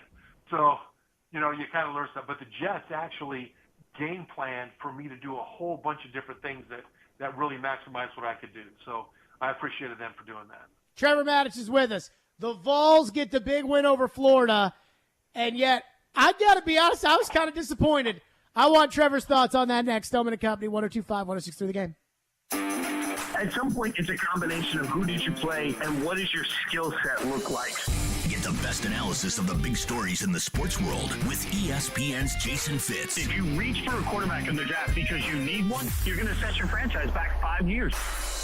Join Fitzy every Wednesday at 4:30. Presented by Blood Assurance. Jason Fitz. I am 5'9.5" on ESPN 102.5 and 106.3 The Game and the Game Nashville app. From the Fox 17 News Code Red Weather Center. Our Chamber of Commerce weather continues for the next few days. Plenty of sunshine in the afternoon. Highs will reach the low 70s on Wednesday. Look for overnight lows in the upper 40s. For Fox 17, I'm Chief Meteorologist Katie Morgan. This weather report brought to you by Hiller Plumbing, Heating, Cooling, and Electrical. Call the Happy Face Truck today. Have you seen the selection of luxury pre-owned Rolex watches they now have at Genesis Diamonds? If not, prepare to be amazed. If people really know the watch world, they come in and they're in shock. They're like, I cannot believe you have this selection here. They're able to see them, touch them, feel them. Meet Genesis watch expert Charlie Rivers, who says over the past few years, Genesis buyers have scoured the world to build a collection of luxury pre-owned Rolexes, including all the hard-to-find models. Daytonas, Pandas, Sky Dwellers, a huge selection of Submariners, Hulks, Kermits, anything that you could ever possibly want. We have every luxury pre-owned Rolex that we have here. We ensure that it's in pristine condition. So come in today and find the timepiece of your dreams at Genesis. Or if you already own a Rolex and are looking to trade for a different model or even sell it, Genesis can help you get top dollar. If you have a Rolex, definitely bring it in. I would love to see it and do a complimentary evaluation on it and see what we can do for you. Genesis Diamonds, now with one of the largest selections of luxury pre-owned Rolexes in America. Green Hills and Cool Springs. Hey, all you veterans with a VA loan, if you're feeling the sting of high interest rates and high costs, your home equity can rescue you. Hey, Willie Donick here. Don't be fooled by those so-called VA lenders with high fees and high rates. Call my friends at Loan Pronto, the area's VA loan experts. They can refinance you and get you instant cash from your equity. With a VA loan, you can access up to 100% of your home's value. You can refi with Loan Pronto and pay off the high-rate credit cards and other loans. Consolidate everything into one low payment. Loan Pronto's average VA borrower saves $975 a month. If your home mortgage rate comes up a bit, it's offset by your credit card rate going to zero. When rates drop back, they'll refinance you for free. Call Loan Pronto and unlock that equity and wipe out debt. Be credit card debt-free for the holidays. Call 615-499-5780 or go to loanpronto.com. That's 615-499-5780. Equal housing lender, NMLS 166-1781, subject to lender approval. Now's the time to make a message known. All working-class Tennesseans vote no on Amendment 1 this voting season. Right to work does not belong in the state constitution. Hardworking families deserve to have their needs addressed in today's economy. Visit TennesseeWorkerAlliance.org, paid for by the Nashville Building Trades. C10 Nationals, the world's largest Chevy and GMC truck event, is coming to the Nashville Super Speedway September 30th and October 1st. Packed with vendors and activities, autocross, swap meet, dyno, drag race, and more. Daily tickets are $20 at the gate and parking is free. More info at c10nationals.com. And now 102.5, 106.3 The Game wants to send you to C10 Nationals. Text Nationals to our contest line, 615-737-1025, for your chance to join in the festivities. Informative. They played a lot of power play time together back in the day. Insightful. It's a great addition to this team. And just three guys being dudes. On the sideline in shorts and a t-shirt. Hanging out, watching the game. Chase, Willie, and D-Mace. Weekdays from 10 to 2. No such thing as bad press. On Nashville's best sports talk, 102.5 and 106.3 The Game. And the Game Nashville app. You're listening to Stillman and Company. Presented by TriStar Moving. 102.5 and 106.3 The Game. And on the Game Nashville app. Hey, join Michelle Knezovic this Saturday at Lucky Duck Lounge in East Nashville at 5212 Gallatin Avenue for the SEC Game of the Week. Presented by BettingHero.com. They're going to help you enjoy your betting experience on mobile and maybe even buy you a beer. I mean, are they going to buy you a beer? Are they not going to buy you a beer? They might. That's the mystery of it all.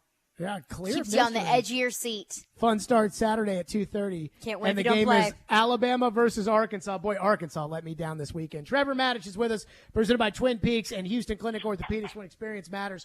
Trevor, I thought the Vols were going to blow out Florida. Then I thought the Vols were on their way to doing it in the middle of the game. Florida got way too much on offense. I am not convinced Florida's a good football team. And then when Tennessee was starting to blow the game open, I turned it off and was watching another game. And then as I'm watching that game, they send it back to the studio update and they show me Florida had to throw a Hail Mary. And I thought, what? So I see Tennessee as the 8th ranked team in the country. I think the game against Kentucky is the only toss-up left. They'll lose to Georgia. They'll lose to Alabama. They'll win all the other ones.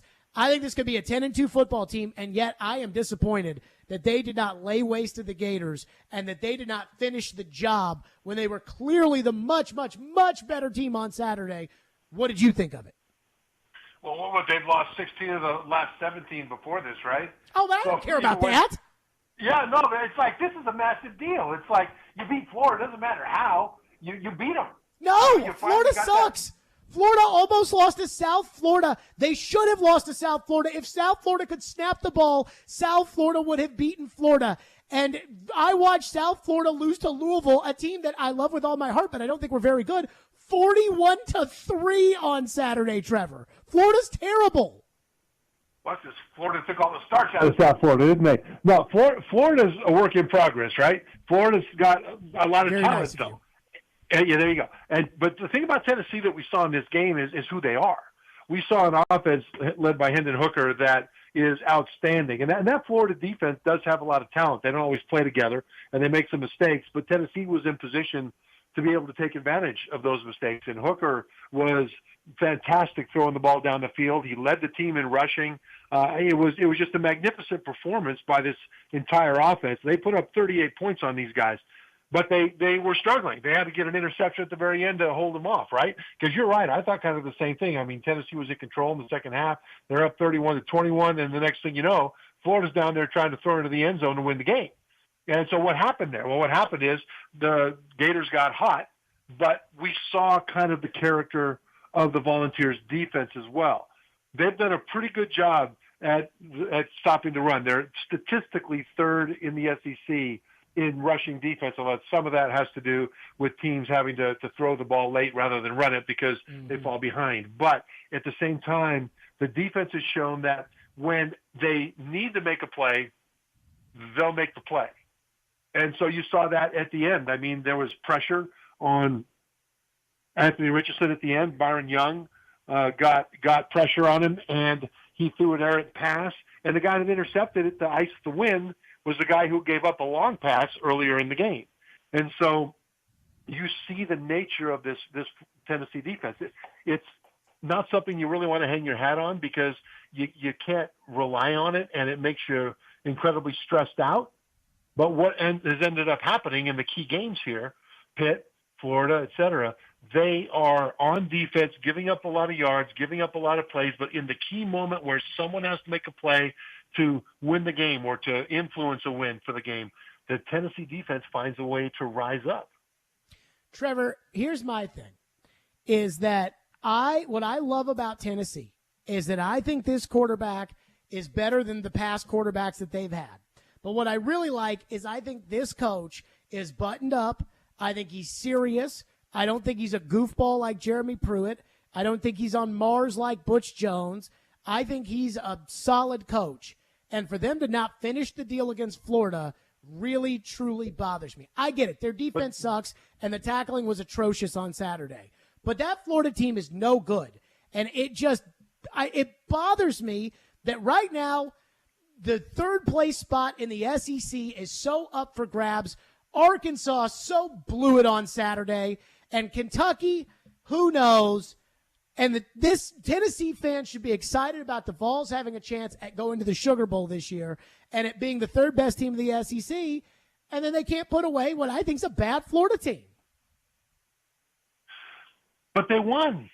They got the victory. And if this were Alabama or Georgia, then, yeah, I'd be saying, yeah, you're right about that. They should have been much more dominant for all four quarters, and they weren't. They shouldn't have been in position where the other team could have made one play at the end and beat them, right? But this is not Alabama or Georgia yet. This is Tennessee.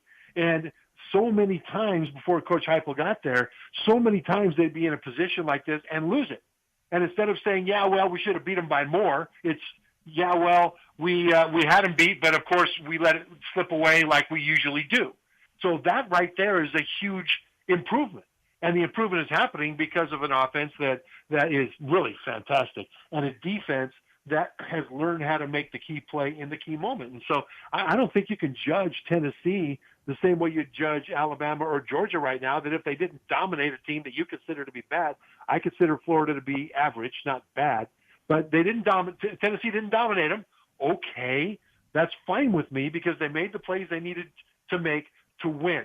And now they're 4-0. Now they move on from here. And the thing is, you know, if they could beat either Alabama or Georgia somehow, they won't. If they can do that, but if they can, and more likely it'll be Alabama, but we'll see, then Hendon Hooker, I think, is in a great position to be invited to New York as a Heisman finalist. And so to say that about any Tennessee quarterback going back the last decade, you'd have been nuts. But here they are, and it takes an entire team to do it. Trevor Matich is our guest. Do you really think they're the 8th best team in college football? Well, everything is relative, right?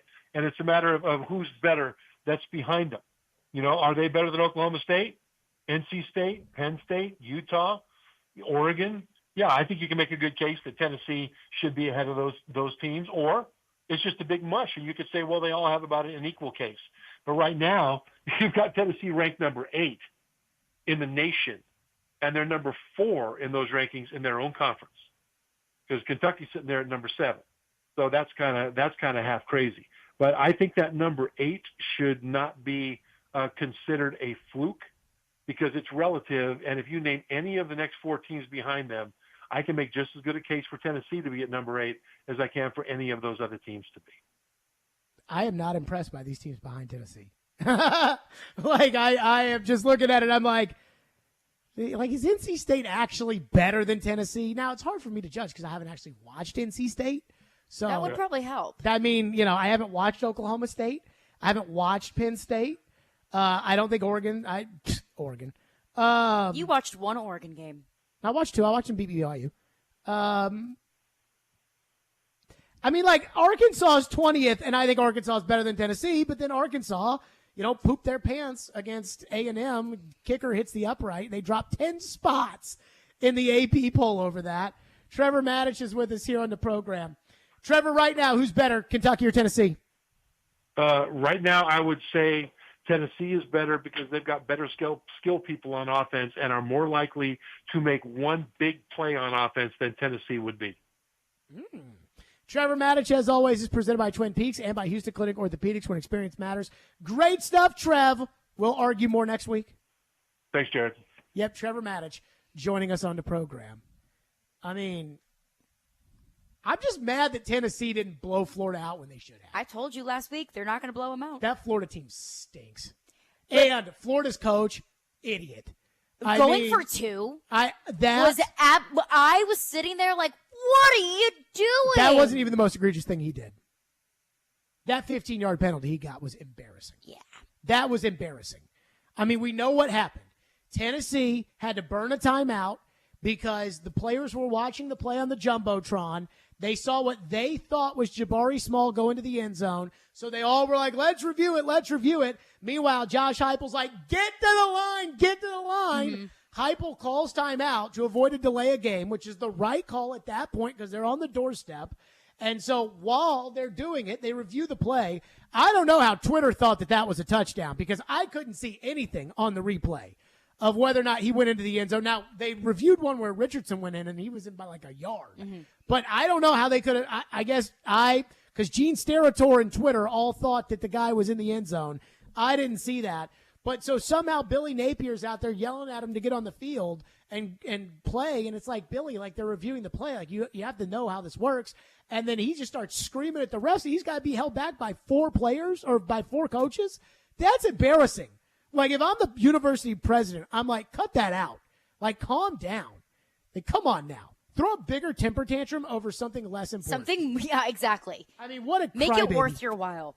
I mean, that team sucks. That team should have lost to South Florida, and I watched South Florida for 1 half. Tennessee let them throw the ball all over the place. Terrible. I mean, Anthony Richardson, a quarterback who had not thrown a passing touchdown yet that season, then goes to throw for 450 yards against Tennessee. Now, I got something else that's disgraceful that I want to get to. The Chiefs on Sunday against the Colts. Yeah, that was brutal. Because I watched that game, and so as we kind of turn our attention a little bit to the Colts, I will give you what I think happened and why the Colts winning does not bother me. We'll get to that next. Stillman & Company, 102.5-106.3 The Game. You watch the game. 39, pocket trembling, down he goes. Hit on the play by Landry. We talk the game. Harold Landry? Boy, you sure should pay him, right? We are the game. Nashville's best sports talk. 102.5 and 106.3 The Game and the Game Nashville app. ElectronicExpress.com. We make it happen. This is for the men who never settle, the ones who miss the fairway all day and still pull out the big stick, the type of guys who will always prefer to be behind the grill than in front of the camera, and the men who never let their friends forget about a high school nickname. This is the Lodge mentality. This is Twin Peaks. Who wants to settle for a single TV? With more TVs, bigger screens, plus our fabulous scenic views, there's more to watch at Twin Peaks. Hi, I'm Emmitt Smith, Hall of Famer and all-time leading rusher with exciting news. If you suffer from chronic joint pain, Emmitt Smith wants to introduce you to QC Kinetics. QC Kinetics is the nation's leader in biologic treatment for pain. I'm talking regenerative solutions that encourage your body to heal and repair itself. No medications, no surgeries, no downtime. If you have pain in your knees, hips, lower back, and shoulders, don't assume the old treatments are the only treatments. Learn more about how you can get lasting relief with biologic treatments that can repair and restore damaged tissue. Call to learn more about this exciting natural way to deal with chronic joint pain. Play golf without pain. Walk upstairs without pain. Play with your kids and grandkids without pain. Get back on your job without pain. Live your life pain-free. Call QC Kinetics. Call QC Kinetics, 615-249-4024. That's 615-249-4024. 615-249-4024.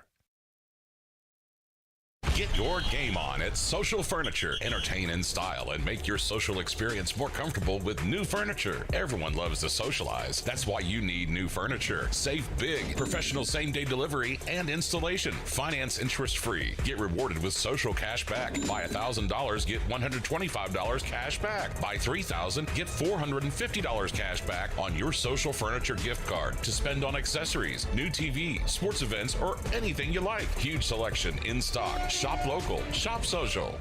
College football season is here. Finally, it's me, Caroline Fenton, and you already know that I am pumped up for college football season. And Southeastern Carolines, you know that 312 Pizza Company is my favorite place in town. 312 Pizza Company is a family-owned restaurant located in the heart of Germantown, serving up authentic Chicago-style eats right here in Music City. You can catch every down of the college football season at 312 Pizza Company. From week 1 of the national championship, 312 Pizza Company is your home for college football season. You've never knowingly feed your dog sawdust, but it's one of the most common fillers found in dog food today. Even the ones labeled healthy can contain powdered cellulose, otherwise known as wood pulp. I'm veterinarian Dr. Marty Goldstein. Your dog needs a biologically appropriate diet. That's why I developed Nature's Blend, a freeze-dried raw food, premium cuts of meat, omega-3 rich seeds, and superfood veggies and fruit. This is my dog Cleo. She's a 10-year-old Chihuahua. Before we started Dr. Marty's food, she was really not spunky, a lot of digestion problems, joint pain. Nature's Blend is made in North America and is pantry safe. Now she acts like a little puppy. She's running around. For a limited time, save 54% off Nature's Blend and receive a free pack of premium dog treats. Go to drmartypets.com/good or text GOOD to 511-511. I guarantee it with a 100% 90-day return of your purchase price. Message and data rates may apply. You may receive up to one additional text. Text stop to opt out. From the Hillside Medical Game Studios, WPRT-FM Pegram, WPUC HD2 Laverne, Robbie and Rex Road, Chase, Willie, and D-Mace. Stillman Company, Nashville's best sports talk, 102.5 and 106.3. Terang, it's a high fly ball. We got pass rushes. Awesome Game 7. Checkered flag in the air. The Game. A Cromwell Media Station.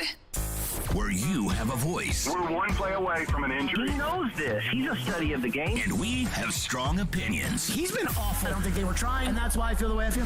This is Stillman and Company with Jared Stillman and Caroline Fenton. Presented by TriStar Moving on Nashville's best sports talk, 102.5 and 106.3 The Game. And on the Game Nashville app. Stillman & Company is delivered by TriStar Moving, 102.5, 106.3 The Game. Streaming live on Twitter, Twitch, YouTube, and Facebook Live. Thanks to the offices of Amanda J. Gentry, live from the Hillside Medical Game Studios. The Colts. It's a week of the Colts. The Titans play the Colts on Sunday. And I got to say, I remember last week, everybody calling in, everybody texting in, saying all we've got to do is find a way to beat the Raiders, because the Jags have to play the Chargers. They'll lose that game. And the Colts have to play the Chiefs, and they'll lose that game. And I was thought like, that was... whoa now, people. You did not think. Oh, I said whoa now on the Jacksonville? I said whoa now. Did you? Oh, yeah. People were talking about that all on Friday, about how will Jacksonville lose to the Chargers. And I was like, don't count that yet. We don't know if Jacksonville's any good or not. Did you think the Colts were going to beat the Chiefs? I don't think so. I was sitting there at the Titans game, and I didn't worry about that. Like, I kept saying to all of you, 0-3 was the death sentence. I kept saying it over and over and over again. Well, yeah, as long as the Titans take care of their business. Everybody kept telling me, well, but the division is so bad that, and I'm like, I don't care about that. Like, the idea of this division being so bad, you don't know that. That was my message over the weekend. And then if you're 0-3, you're not very good. And if you're not very good, then it doesn't matter that the other teams in your division aren't very good, because when two not very good teams play each other, you have a 50-50 chance, and if you only win half of those and then you lose to Dallas and Russell Wilson and all those other teams, then, you know, it doesn't matter. Then you're a 7-win football team. But the Titans did win. But as I'm at the game, sitting there and kind of trying to keep an eye on the Colts game, And it was way, way, way too close for comfort. I mean, the Chiefs should have blown the Colts out. And that's before I even watched it.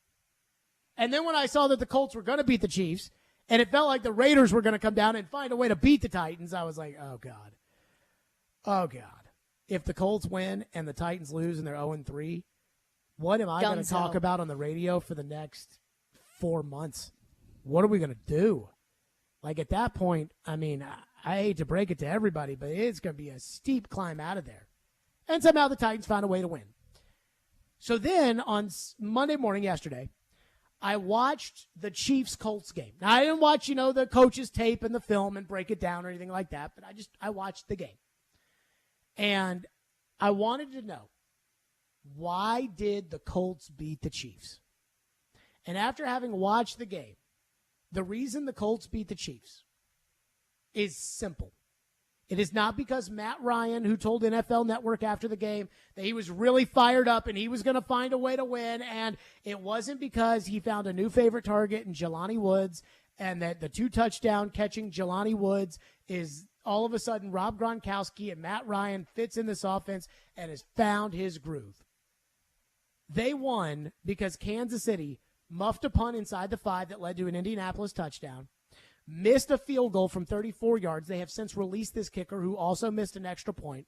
They faked a field goal on a 4th and 4 and they didn't get it. Not something that they would probably have done if Harrison Butker was their kicker, but Andy Reid faked it. And because Chris Jones got a 15-yard unsportsmanlike conduct penalty for taunting on Matt Ryan on a 4th and 15 at the end of the game. The Chiefs literally handed the game to the Colts. And everybody's going to make this out to be Indianapolis is off the mat. Indianapolis has proven it. I watched the game. I'm here to tell you Indianapolis stunk. That I watched the first game against the Texans.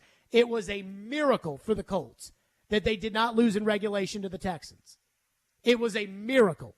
Now, Hot Rod missed an easy kick in overtime that should have won them the game. But the Texans are horrible. And it was a miracle that the Indianapolis Colts didn't lose that game in regulation. They got smoked by Jacksonville. Now, we'll get to Jacksonville in a little bit. But they got absolutely hammered by the Jags, and they didn't have a way out. And they did not play very well against the Chiefs. And they are not running the ball well with Jonathan Taylor. And they are not, their passing game, it just looks so, Matt Ryan hit one big one to Alec Pierce, and he's starting to throw the ball to Woods, the tight end they took in the 3rd round. But it just looks so disjointed, so disfigured. I mean, they're not a good football team. But they did beat the Chiefs. And so people are going to pump Indy's tires because they want to pump Indy's tires.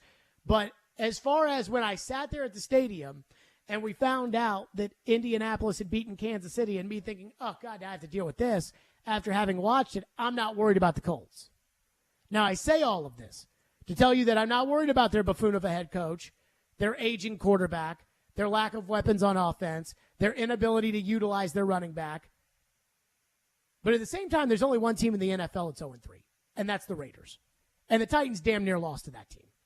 So I can sit here and tell you all that, hey, Indy only won their one game that they won against the Chiefs because the Chiefs didn't play very well and handed Indy the game, which is true. But I also have to think about the Raider game. Darren Waller dropped a pass inside the 20. Darren Waller dropped the ball in the end zone. The Raiders just let the Titans early in the game move the ball down the field and score touchdowns. The Titans scored no points in the second half. They've scored 7 points in 3 games in the second half with Todd Downing as the offensive coordinator. You can argue that the Titans are not utilizing their running back as well as they should be. The Titans have serious injury problems. And Mike Vrabel's coaching like crazy. So, as much as it'd be easy to dump on the Colts, who I don't think are very good, at the same time, I'm not convinced that the Titans are all that good either. So, that's kind of my takeaway from it as they go into this week of, man, guys, Indy's not a good football team. This almost feels like a measuring stick game where not only is the division important because it's a division win, and 2-2, they started the year 2-2, and they ended up the number 1 seed in the AFC, and they're right on track. And everybody else right now, struggles. For instance, Tampa Bay doesn't look like Tampa Bay. Buffalo lost to the Dolphins. Everybody except for the Eagles, apparently, looks like kind of an average team at times. But as much as I want to badmouth the Colts, and trust me, I would love to do it, everything that they did, the Titans did on Sunday too. I mean, the Raiders, I don't want to say the Raiders let the Titans win that game, but the Raiders certainly helped. And the Chiefs absolutely gave that game away to the Colts. So it's a long-winded way of saying that I watched the Colts. I know they beat the Chiefs. I don't want to hear this week. I don't want to hear one of two things. I don't want to hear any fake fear about Indianapolis. That shouldn't exist because Indy's not a good team. But I also don't want to hear anybody who's not realistic that right now the Titans are not a good team either. And that's how I feel. 615-737-1025 is our phone number. We'll get your reaction to that. 615-737-1025. And, boy, I am kind of worried that the Titans are not a very good team right now. And I don't think that they're coaching very well. And I certainly am concerned about these second halves. And we have to admit how the Raiders puked the game away. And how much can you attribute that to September football? And that applies to Titans. That applies to the Colts. I don't know. I can't do it for the Colts. I think the Colts are freaking rotten. I think the Colts are horrible. Now, I'm not saying you can't lose to the Colts. I don't want anybody. No. Well, I don't the Titans want already lost this. to a bad team. They can do it again. I don't want any of this. I think the Colts suck. I think the Colts personnel's bad. I think the Colts quarterback is overrated. I think their coach stinks. I think the Colts are awful. I watched that Chiefs game, and you all know how I felt about the Colts. Then I watched that game, and I felt worse about the Colts.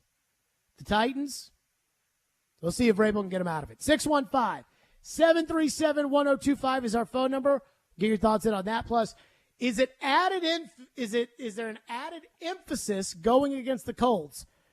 Vrabel discussed it. We'll get to that next. Stillman and Company, 102.5, 106.3 The Game. College football. Touchdown, Georgia. Nice catch and move by Holden. Touchdown. Lives here. Don't miss every exciting play each Saturday. Into the end zone. Touchdown to the freshman, Dane Key. It's all presented by Twin Peaks, your home of 20-degree drafts and wall-to-wall sports, and by Superbook Sports on 102.5 and 106.3 The Game and the Game Nashville app. At the law office of Amanda J. Gentry, we are committed to defending your rights. We have a team committed to helping you navigate the court system, whether you've been accused of a crime or you're going through a messy divorce and custody. Call our team to help you navigate this system. We are here to protect your rights, to demand your rights, to enforce your rights. 615-604-6263. 615-604-6263. AmandaJGentry.com. Hey, it's Hutton for the Low T Center. Guys, if you've noticed a lack of energy, motivation, and drive, it could be low T. Schedule your complete health assessment at Low T Center. They now offer the convenience of monitored self-injected home testosterone treatments for $155 a month cash pay or covered by most health insurance. If you don't live near a Low T Center or you just need the convenience of at-home treatment, Low T Center makes it easy to get started. Only your first 2 visits are in person. Go to lowtcenter.com now to book online. Low T Center, reinventing men's healthcare. Lift it, load it, grade it, grind it, move it, haul it, rig it, dig it, Craneworks, Rentalworks, yeah! The big dog's got it. Craneworks is ready to help lift Nashville. As the Southeast's most trusted name in crane and equipment rental for over 30 years, Craneworks offers certified operators to make sure the job is done right. Rentalworks has a diverse fleet of equipment to assist in any project, big or small. From forklifts to carry deck cranes, they have it all. When it's time for your next lift, machinery moving, or rigging project, call Craneworks. Visit Craneworks.com. It's time to swing for the stars with the Nashville Stars. Join the group that's bringing Major League Baseball to the Music City for their inaugural golf tournament. The event is Friday, October 7th at Ted Rhodes Golf Course. Proceeds from the tournament will benefit the Nashville Stars Youth Foundation and the Tennessee State University Athletics Fund. For information about playing or sponsorship opportunities, please visit MLBMusicCity.com and click on events. Genesis is actually a new beginning. Genesis Diamonds owner Boaz Ramon talking about why it's called Genesis. I love the symbolism of the name. It's a new beginning. Boaz wanted the name of his company to mean something, to reflect his core values and the importance of starting relationships for people in love, as well as the relationship he wants with each and every customer. It's a new beginning in their life for the relationship between us, the jeweler, the Genesis Diamond, and the customer, and it should last forever. Everything we do is for the customer. Walk into Genesis and you can feel it. Genuine people who are solely focused on celebrating the best moments of your life. Is not only my passion, is my culture. Genesis is the book where God created the world, the day and night, the man and the woman. Every diamond engagement ring that we specially created for the customer is a new beginning for amazing lasting relationship. Come start your amazing lasting relationship today at Genesis Diamonds, Green Hills and Cool Springs. Root for safeties this season with your friends at Superbook Sports. Hey, it's Chase McCabe. If you bet with Superbook this football season, they will give you a $50 bonus if a safety is scored on a Sunday. From a punter running out of the end zone to the plain old quarterback sack worth 2 points, root for chaos and win money with Superbook this fall. Download the Superbook Tennessee app right now and start rooting for two with Superbook Sports. Visit superbook.com for terms and conditions. Gambling problem? Call 800-889-9789. We want to hear from you. Thanks for taking the call. Join the conversation. Call or text at 615-737-1025. Driven by WilsonCountyHyundai.com. You're listening to Stillman and Company. Sounds like this has been a game-changing day for all of us. Presented by TriStar Moving on 102.5 and 106.3 The Game and on the Game Nashville app. How much do you put emphasis? It's the first one of the year. It's only week 4. There's a lot of football left. But do you really put an extra emphasis on the fact that it is a division opponent?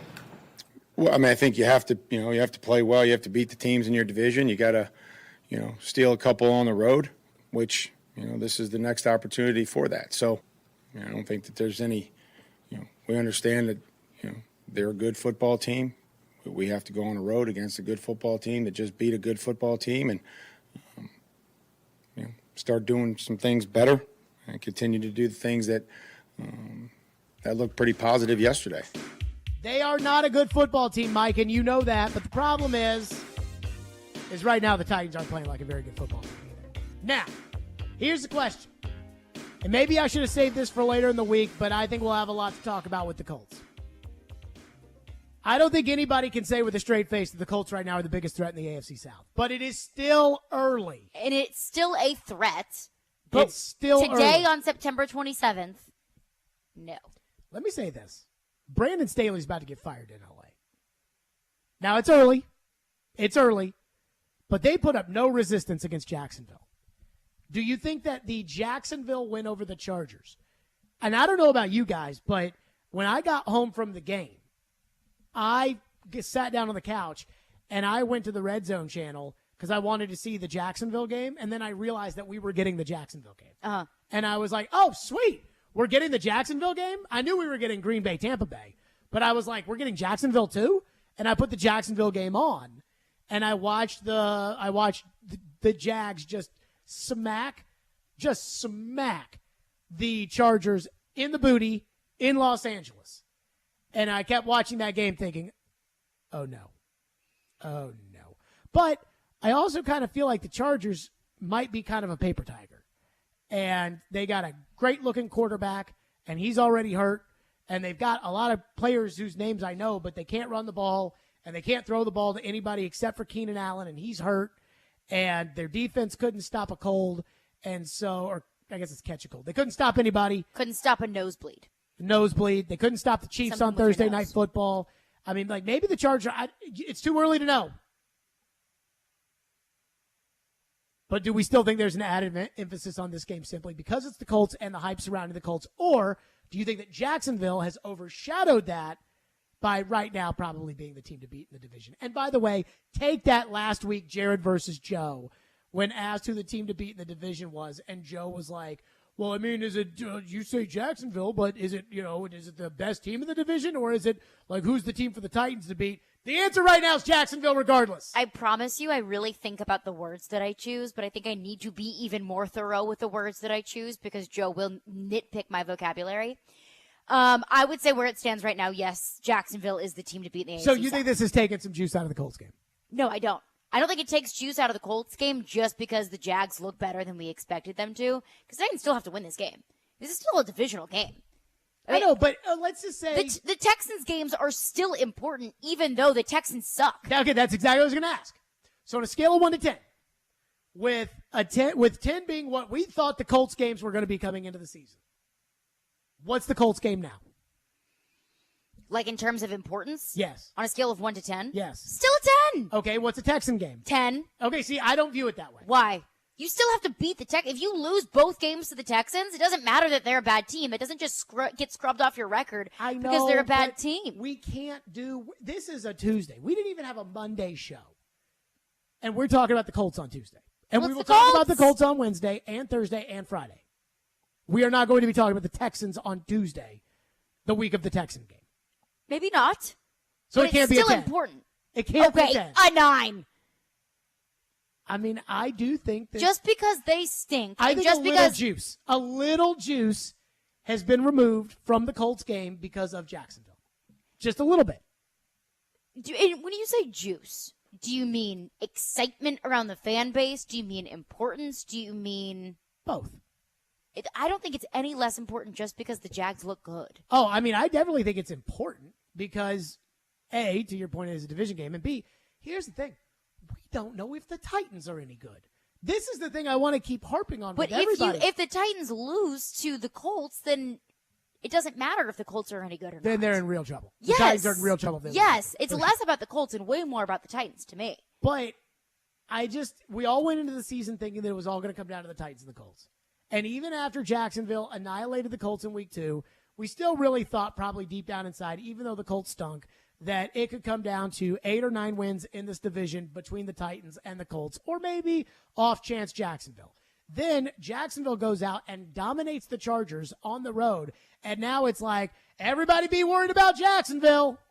And I get it, because what have you done for me lately, League? And the Jags beating the Chargers, there are the some media things darling about going Jacksonville into this that are legit. I mean, Trevor Lawrence looks like a legitimate quarterback. And that was they got him some weapons on offense. They run the football effectively. I don't know why Urban Meyer took that running back out of Clemson in the first round. Might have been a worse draft choice than Caleb Farley, considering they already had a running back. But I don't know if it was worse than Caleb Farley, because at least Etienne's on the field. Yeah, Farley sucks. But I think that let's wait on Jacksonville for a second. I think the Colts are awful. I do not think the Colts will be there at the end of the season in this division. And yet, I don't know if the Titans are awful either. So, I mean, it's important that the Titans win, but it's not like I don't think we'll look back at the division and say, oh, thank God they beat the Colts, or oh, they got that tiebreaker, or oh, whatever. Because I truly think this Colts team's so bad. And Jacksonville has probably passed them. I would agree, but I still don't think it's lost any juice. It's lost some juice. It's still Indianapolis. Ian, the juice count. Has the Titans-Colts game lost some juice? Is the juice loose?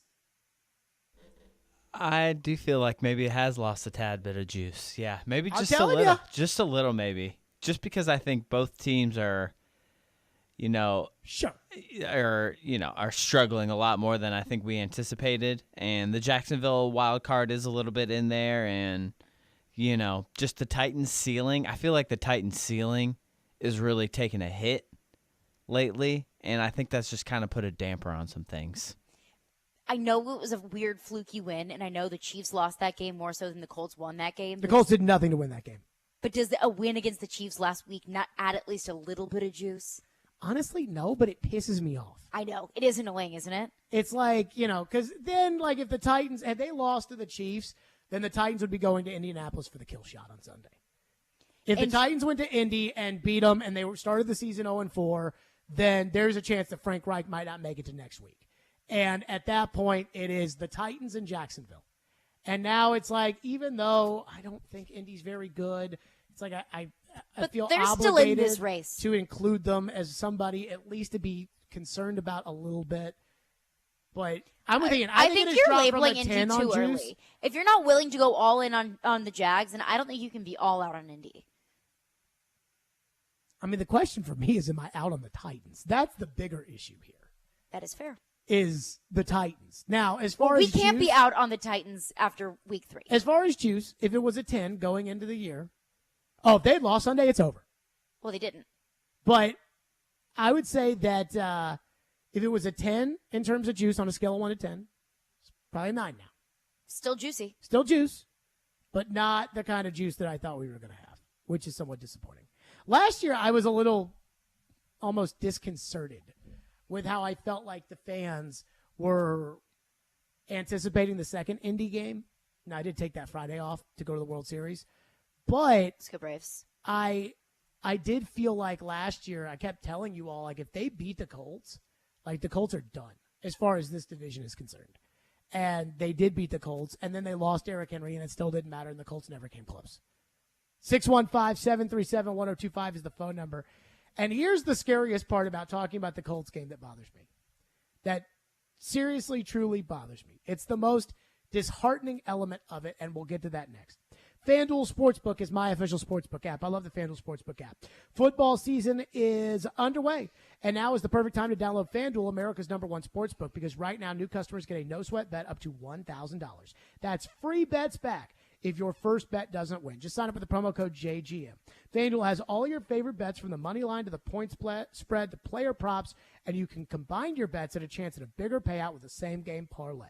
Get paid your winnings fast, all on an app that's safe and secure and super easy to use. So sign up with the promo code JGM for your no-sweat bet. That's promo code JGM and make every moment more this season with FanDuel, an official sportsbook partner of the NFL. 21 and older and present in Tennessee. First online real money wager only. Refund issued as non-withdrawable free bets that expire in 14 days. Restrictions apply. See terms at sportsbook.fanduel.com. Gambling problem? Call the Tennessee Red Line at 1-800-889-9789. Hey, this is Roman Yossi, and this is Nashville. Going to the front of the net, he scores. What a gorgeous move. Roman Yossi. You're listening to the flagship of the Nashville Predators radio network, ESPN 1025 The Game. Bring Me the Horizon, live in concert this Wednesday night, Nashville Municipal Auditorium.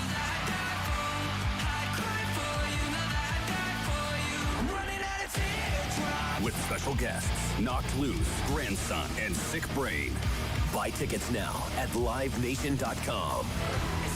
Bring Me the Horizon live. Welcomed by 1029 The Buzz. The latest EP, post-human survival horror, out now. Get in zone, AutoZone. Welcome to AutoZone. What are you working on today? Thinking about gas mileage. You know, an oil change with full synthetic oil like Valvoline Advance can help your engine get more miles. Right now, you can get 5 quarts with an STP Extended Life oil filter for only $36.99. Find your solution for better fuel efficiency today at any of our 6,200 stores or on AutoZone.com. Get in zone, AutoZone. Restrictions apply.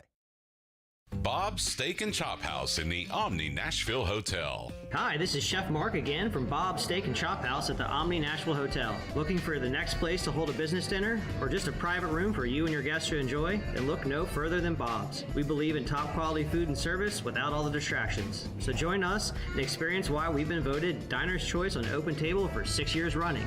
Attending an event downtown? Dine at Bob's Steak and Chop House in the Omni Nashville Hotel. When you download the Home Depot app, taking on big or small projects starts with a tap. It's your pocket-sized toolbox for getting more done. Image search helps you find what you need with a snap. Store mode pinpoints exactly where to go to get what you want while you're at our store. Or just tap to arrange for easy curbside pickup, all from the palm of your hand. It's the app that's made for doing. The Home Depot app. How doers get more done. Your home for Hit City is 94.9 The Fan. Your division champion Nashville Sounds continue their 3-game series at First Horizon Park against the Memphis Redbirds. Swing and a miss, strike 3. Sounds win. Coverage begins at 6:50. On your home for Sounds baseball, 94.9 The Fan and The Fan app. Hey Nashville, this is Eli Gold, voice of the Alabama Crimson Tide, and you're listening to Nashville's best sports talk, ESPN 1025 The Game. Who's the most to blame for the Raiders' 0-3 start? Yeah, this is directed at Keyshawn Johnson. It's your boy Derek Carr. This is on him. This is absolutely, this is right on him. I'm coming right at you. I couldn't wait to bring this up. Listen. Obviously, how's it on Derek Carr? What are you talking about? I'm about to tell you, my brother. I'm about to tell you. I understand there's various components that come with it. You blow it. Listen, you were up 20-0 on Arizona. You couldn't stop the bleeding. Ain't you the franchise quarterback? Ain't you that dude? Stephen A. Stop. You completed. Hold on. You completed 60% of your passes. Don't you got Devontae Adams up in there that came over from Green Bay? What's that about? Don't you have a running back that's averaging nearly 5 yards a carry? And Josh Jacobs? Yes, you do. Do you not have an offensive play caller? And Josh McDaniels is supposed to know what the hell he's doing? Yes, I'm not completely absolving the coach. I understand that. And it's early. Please don't get me wrong. But this segment is for Keyshawn Johnson, Irvin, because my point that I'm making is this brother been raving about Derek Carr. Do you know he had him as an MVP candidate early last year? That's Keyshawn Johnson. That's what kind of nonsense he was talking. That was last year, man. Listen, Relax. No. 2 years ago. Relax. Listen, you can sit there and frown all you want to. You ain't scaring me, Chucky. The fact of the matter is, you walk around here, you got a soft spot for Derek Carr. Stephen A. going off this morning Chucky. about Derek Carr. I have my friends at Hiller here doing my annual tune-up, and I was sitting there watching First Take, and I see Stephen A., and it's like they're going to talk about the Raiders, and I'm like, okay. The Raiders, maybe they'll say something about the Titans or whatever. I saw that game, and I see Stephen A. almost stroke out talking about, the Raiders and Derek Carr and everything else. And I have a couple thoughts. First off, I do think the Raiders, there's something about the Raiders I can't put my finger on, but something's not right with that team. And I don't know if it's McDaniels, and I don't know if it's, them not throwing the ball to Adams much. It has to be McDaniels, right? If it's, I don't know. I don't know if it's Carr. I don't know what it is. I don't know if Adams was more of a product of Rodgers. The Titans signed a receiver one time by the name of David Givens, and that was a day one free agent. Givens had won these championships in New England, and Givens was supposed to be a big deal here, and he never did squat. And why? Because Tom Brady was the quarterback, and all those guys are good because of Tom Brady. Well, where did Devontae come from? What did Jordy Nelson do after Aaron? What did Donald Driver do after Aaron? What did Greg Jennings do after Aaron? What did all these guys do after Aaron? Nothing. So it's like maybe that's part of it. Part of it might be that, I don't know what was the matter. The question that Molly asked Stephen A. was who's most responsible for the Raiders being 0-3 right now. And I can give you the answer. I can tell you right now off the top of my head who I think is the most responsible person for that. Darren Waller. Darren Waller dropped the game multiple times against the Titans on Sunday. If he catches that ball in the end zone, then the Raiders are going to beat the Titans. Well, if he catches the ball in the first half that he dropped, that Carr laid out a beautiful pass for him, they are scoring points on that drive. Darren Waller lost them the game. I think you can say that he is culpable, or at least partially culpable, for the Titans' loss, but I don't think you can say Darren Waller is the reason why that team is 0-3. I put Waller as the number one reason that the Raiders lost that game and the number one reason that the Titans won that game, and I believe that if they don't, then they're not 0-3. If Randy Bullock makes a kick. But what happened in those first two games? Oh, I have no idea. But if Randy Bullock makes a kick, we're talking about the Titans as, did they just have a bad day at Buffalo? And other than that, they're 2-1, and Green Bay's 2-1, and Tampa Bay's 2-1, and Buffalo's 2-1, and the Ravens are 2-1, and everybody except for the Dolphins and the Eagles are 2-1. And so is it just that they had a bad day at Buffalo? That's the discussion. Well, is Randy Bullock the reason why they're 1-2? Oh, Randy Bullock's definitely the reason why they're not 2-1. If Randy Bullock makes that kick, they're 2-1. Then maybe Darren Waller's more so the reason why they're not 1-2 rather than 0-3. I'm just telling you why they are 0-3 is because they didn't beat the Titans, and they didn't beat the Titans because Darren Waller, I thought, cost them the game. Now, the more important element of this, I can argue either way, that the Titans are one field goal away from being 2-1, or I can argue that the Titans had a second half that was so bad against objectively the worst team in the NFL. And I don't know which one is probably more right. Honestly, it's probably somewhere in the middle. Yeah. But when I talk about the Colts this week, I'm more worried about the Titans. I don't know if the Titans are bad or not. I really don't know if the Titans are a bad football team or a good football team or a middling football team that just needs Mike Vrabel to coach them up over the course of the season, and come late October, November, they'll be cranking out W's because that's what I don't know. I think the Titans have the capacity to be a good team. I think they showed us in the first half against the Giants and the first half against the Raiders that they can be a good football team. They can score points. They can play clean football. It's the second halves that are the problem. The second halves are awful. I mean, they're awful. And I know you don't go to the playoffs because of what you did in the first half, but I think that they've shown us that they can be good. They just have to play 60 minutes and not 30. I don't know. I mean, I just don't know. Like, I'm not saying that they're bad. My point, I have no idea if this team is bad or not. Like, I cannot tell you if this is a good football team. I can tell you it's not a good football team right now. I cannot tell you if this is a bad football team or not. Because there are some things they do that are atrocious. And then there are some things that they do where they look like they've got it rolling. And Derrick Henry was, even though he didn't run for 100 yards on Sunday, he ran the ball like Derrick Henry.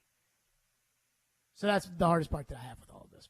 Phones are driven by WilsonCountyHyundai.com. What do we have? Mark in Ashland City texts in about the Colts-Titans game. Says it hasn't lost any juice at all. They absolutely have to win this game, and it would be such a Titans thing to lose to the Colts in this situation. Boy, I tell you, if they lose to the Colts, it will be pandemonium on Monday. See, that's why it still has juice. But it's more so like if they lose to the Colts, everybody knows they suck. Yes. Like right now, I'm telling you, so there's I a do lot not riding know. on that. The difference between 1-3 and 2-2, that's a huge difference. I mean, Moses couldn't part that gap, and he parted the Red Sea. But at the same time, it's like when I think of juice for a game, I think of like these showdown games. Uh-huh. Not, oh man, if we lose this game, we suck. You know what I mean? Yes, but I just disagree. Like, I want a showdown game. The are you as bad as Cleveland games are not good for me. Those are not that doesn't do it for me. Who's calling the game on TV this week? Do we know? I do not. I have not seen that. It's got to be a horrendous crew. I mean, if it's Greg Gumbel, I feel like it's another Fox game I'll this be week. Stunned. It's Fox? I have to double check, but I feel like it is. Who is the bad crew on Fox? Kevin Kugler, Mark Sanchez? Who called the game Sunday? It was who did call the Jonathan Vilma? Yeah, Vilma and Kenny Albert. That wasn't, I mean, I it think wasn't bad. I think that's their number 3 crew. Why is it so difficult to find where this game is going to be? Oh, it's fine. I'll just look at the game release in a little bit. I don't know who the broadcasters are, but it's got to be a horrendous crew. Probably. What's next? By the way, Jim Nantz, Tony Romo doing the Colts Chiefs last week, seriously, instead of Bills Dolphins, ridiculous. What's next? Jacob in Murfreesboro checks in and says the Colts are literally minus 105 to win the division. How on earth can you just dismiss them as a threat to win the division? Oh, I think that's a ridiculous number. I think that's insane. I don't think you can always go off of Vegas. Yeah, I think the idea what that the is Colts fair and not. So what is Jacksonville to win the division? Probably +2 something. And then what would the Titans be to win the division? Probably somewhere in the middle. I mean, I think it's nuts. If Indy is the betting favorite to win this division, I think it's crazy. I mean, I think it's ridiculous. The idea that that is such a poor run team. That is a poor run organization and a poor run team, and they don't have as much talent as people give them credit for. So the Caesars Sportsbook app, my official sportsbook app, Indy's +115 to win the division, Jacksonville +200, Titans +300. I can see it. Titans have a tough Texans schedule. +4,000. Again, we don't It's know. a tight divisional race. We do not know. It's not so much the idea of, Jacksonville is good or the Titans are good or Indy's good or they're all bad or we just don't know. I mean, this is what I would tell you. I do not know if the Titans are a bad team. Right now, I know they're not a good team. Well, there are a lot of teams that we don't know if they are bad yet. Right. There are some teams we do know that they are bad. I know the Titans aren't a good team. I don't know if they're a bad team. I don't know if Jacksonville's a good team. I know that they're not a cellar dweller right now. But I don't know if they're a good team or not. Titans, I know right now they're not a good. Mm-hmm. Indianapolis, I know. They're not a good team. That's not a good football team. And they are a bad team. And so if the Titans lose to the Colts, then it would kind of cement that the Titans not only are not a good team, but they're also a bad team. I think the Jacksonville Jaguars play Philadelphia this week, right? Correct.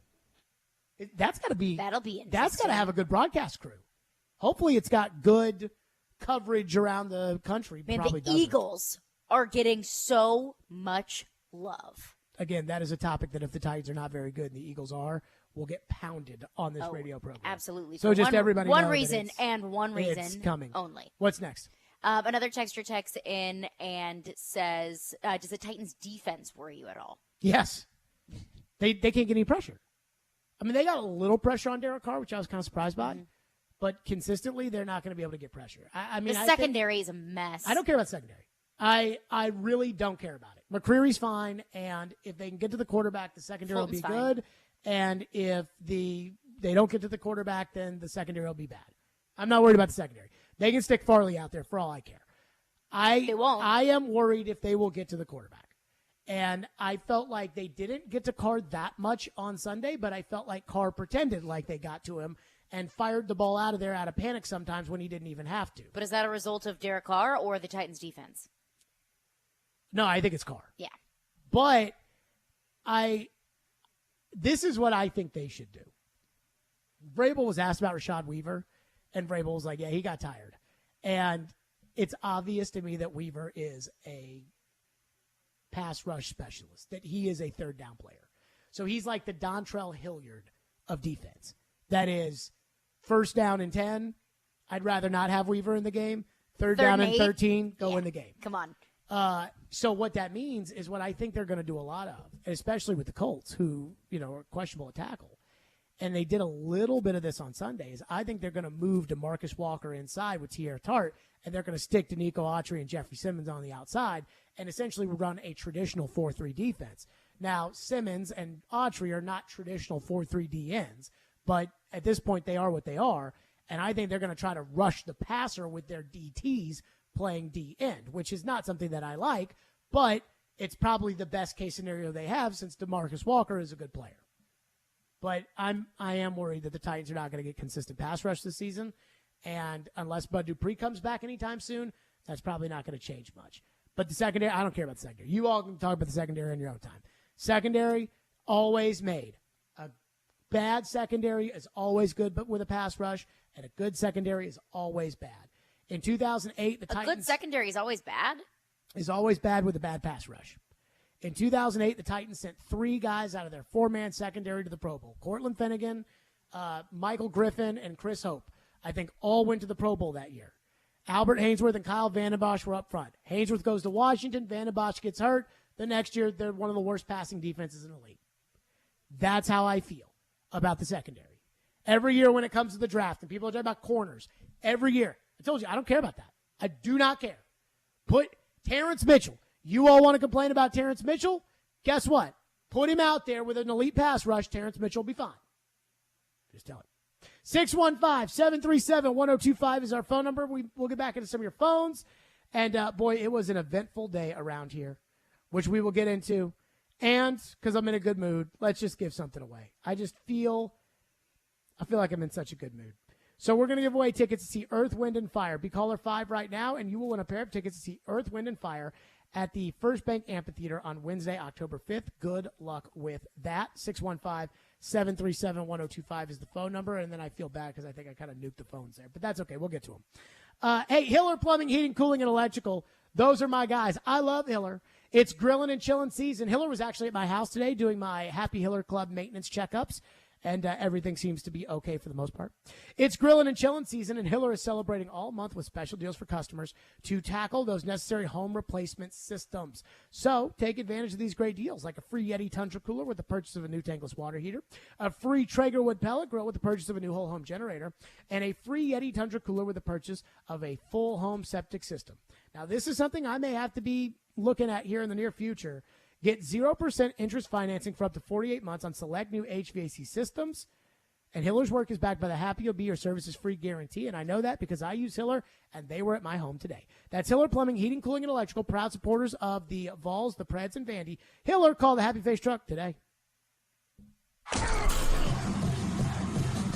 Your home for the MTSU Blue Raiders is 102.5 and 106.3 The Game.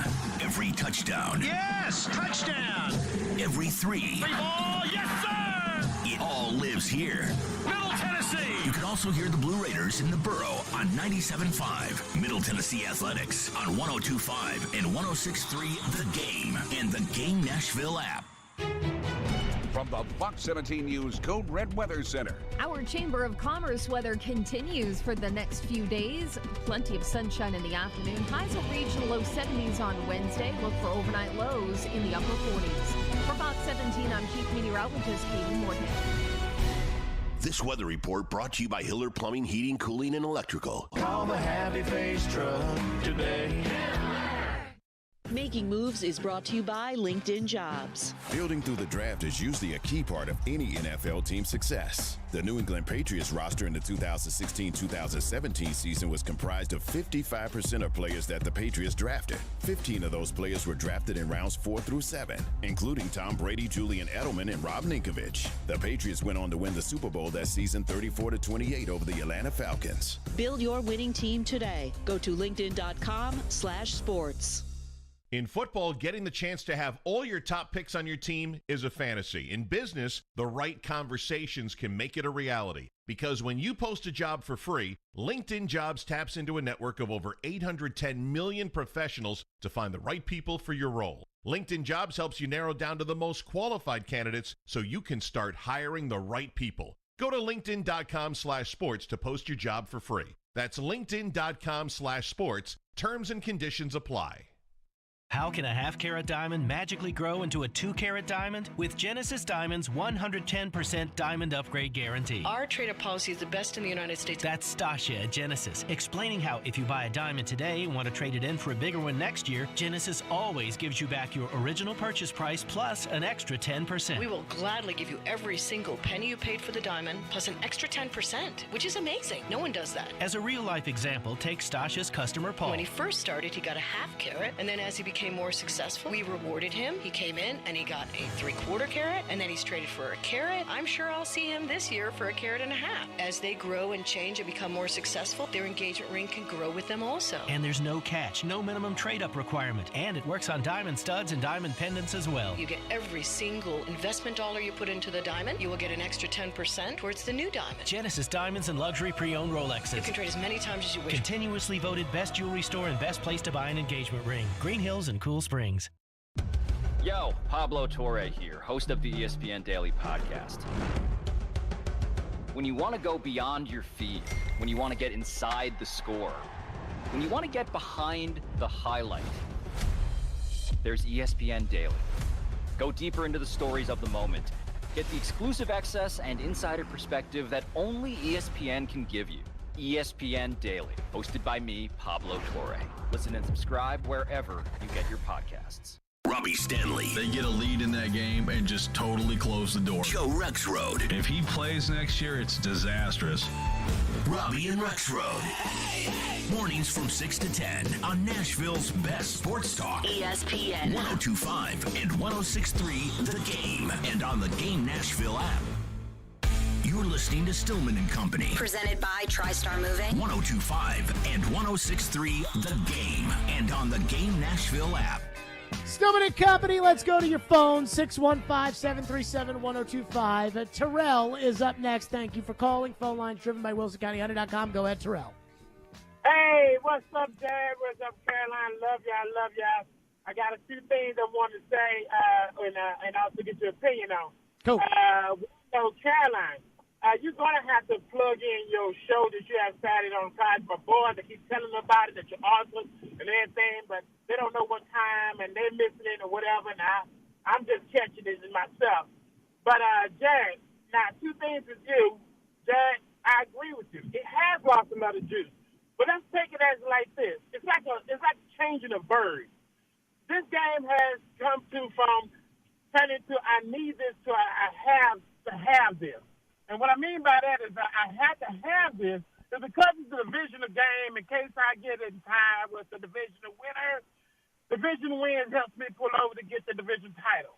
True. And since Field has become this, come out of woodwork, they become, I need this because if I lose this, I possibly lose the whole division. It changes up that verb. Right there is where the juice is turning around and lost. It's not juice from the fans to say, hey, we still want to beat them. That's too much history. But it changes from I have to have this to from I need this to I have to have this. No, you always needed it.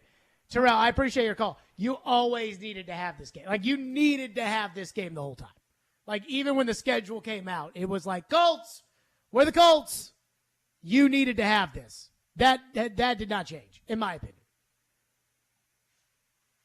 Do the Titans play Jacksonville last game of the year? Yes. Ha! Yes, and Derek and I were talking about this yesterday, that very well could be the deciding factor for the division. Is Week 17. We'll see. We'll see. I don't know what Jacksonville. I'm not saying that it will be. Just saying that it very well could be. So let me say this. I've had a long day.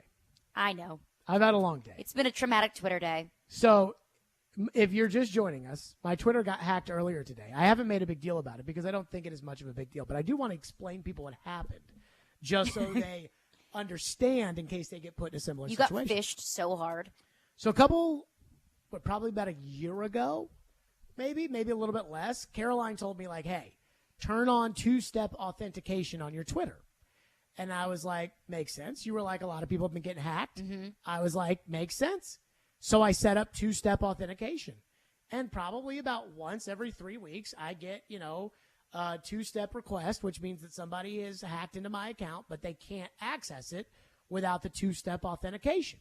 So I never provide the two-step authentication. It's never been a thing. It's never been something that I have ever even thought about. I'm like, yep, people are hacking my password, and now they're trying, whatever. It happens a lot, unfortunately. So yesterday, I missed 2 calls from Twitter. And it said in the little Apple iPhone caller ID, Twitter Inc. And so today I got a call from Twitter Inc., and I answered the call. Now, I don't know why they were calling me, but it said it was from Twitter, so I answered the call. And they were like, somebody is trying to change the email on your Twitter. Press 1 if this is your Twitter. If it's not your Twitter, hang up. I pressed 1. It's my Twitter. I pressed 1.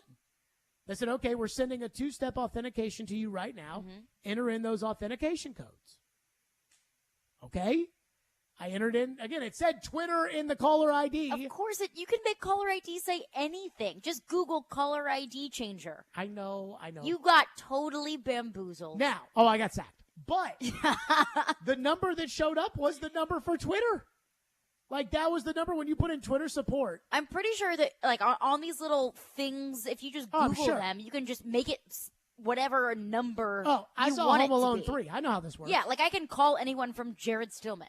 And so, anywho, I all of a sudden, for the middle of the day, my Twitter was posting about cryptocurrency and some crypto that I reportedly had started. And I had lost my Twitter. And honestly, I had felt like a part of me. I was like, man, I felt violated. It's a weird feeling. Have you had this feeling? Well, I've gotten my debit card stolen several times. So that is also a very strange feeling. I got my phone stolen, and I had one of those phone cases that have a wallet in it. So my ID was in there, my card was in there. I was in college at the time, so my student ID was in there, and that's your lifeline to everything on campus. So I was just completely helpless for a few weeks until I had my ID, a new card, a new phone. It's a very scary feeling, but I do think the funniest part of it was, in the bio in your crypto account, it said, do not send money to unsolicited accounts. You're an unsolicited account. Clearly. What do you mean? Now, that being said, Crypto Jared, when I didn't have access to Twitter and I couldn't pull up Twitter and see what was going on. Was it blissful? Kind of liked it. Thinking For about all 2 hours that you didn't have your Twitter. Oh, it was 4 hours, but I kind of liked it. I kind of like not knowing what bad is going on in the world. We'll see if that can survive. Probably won't.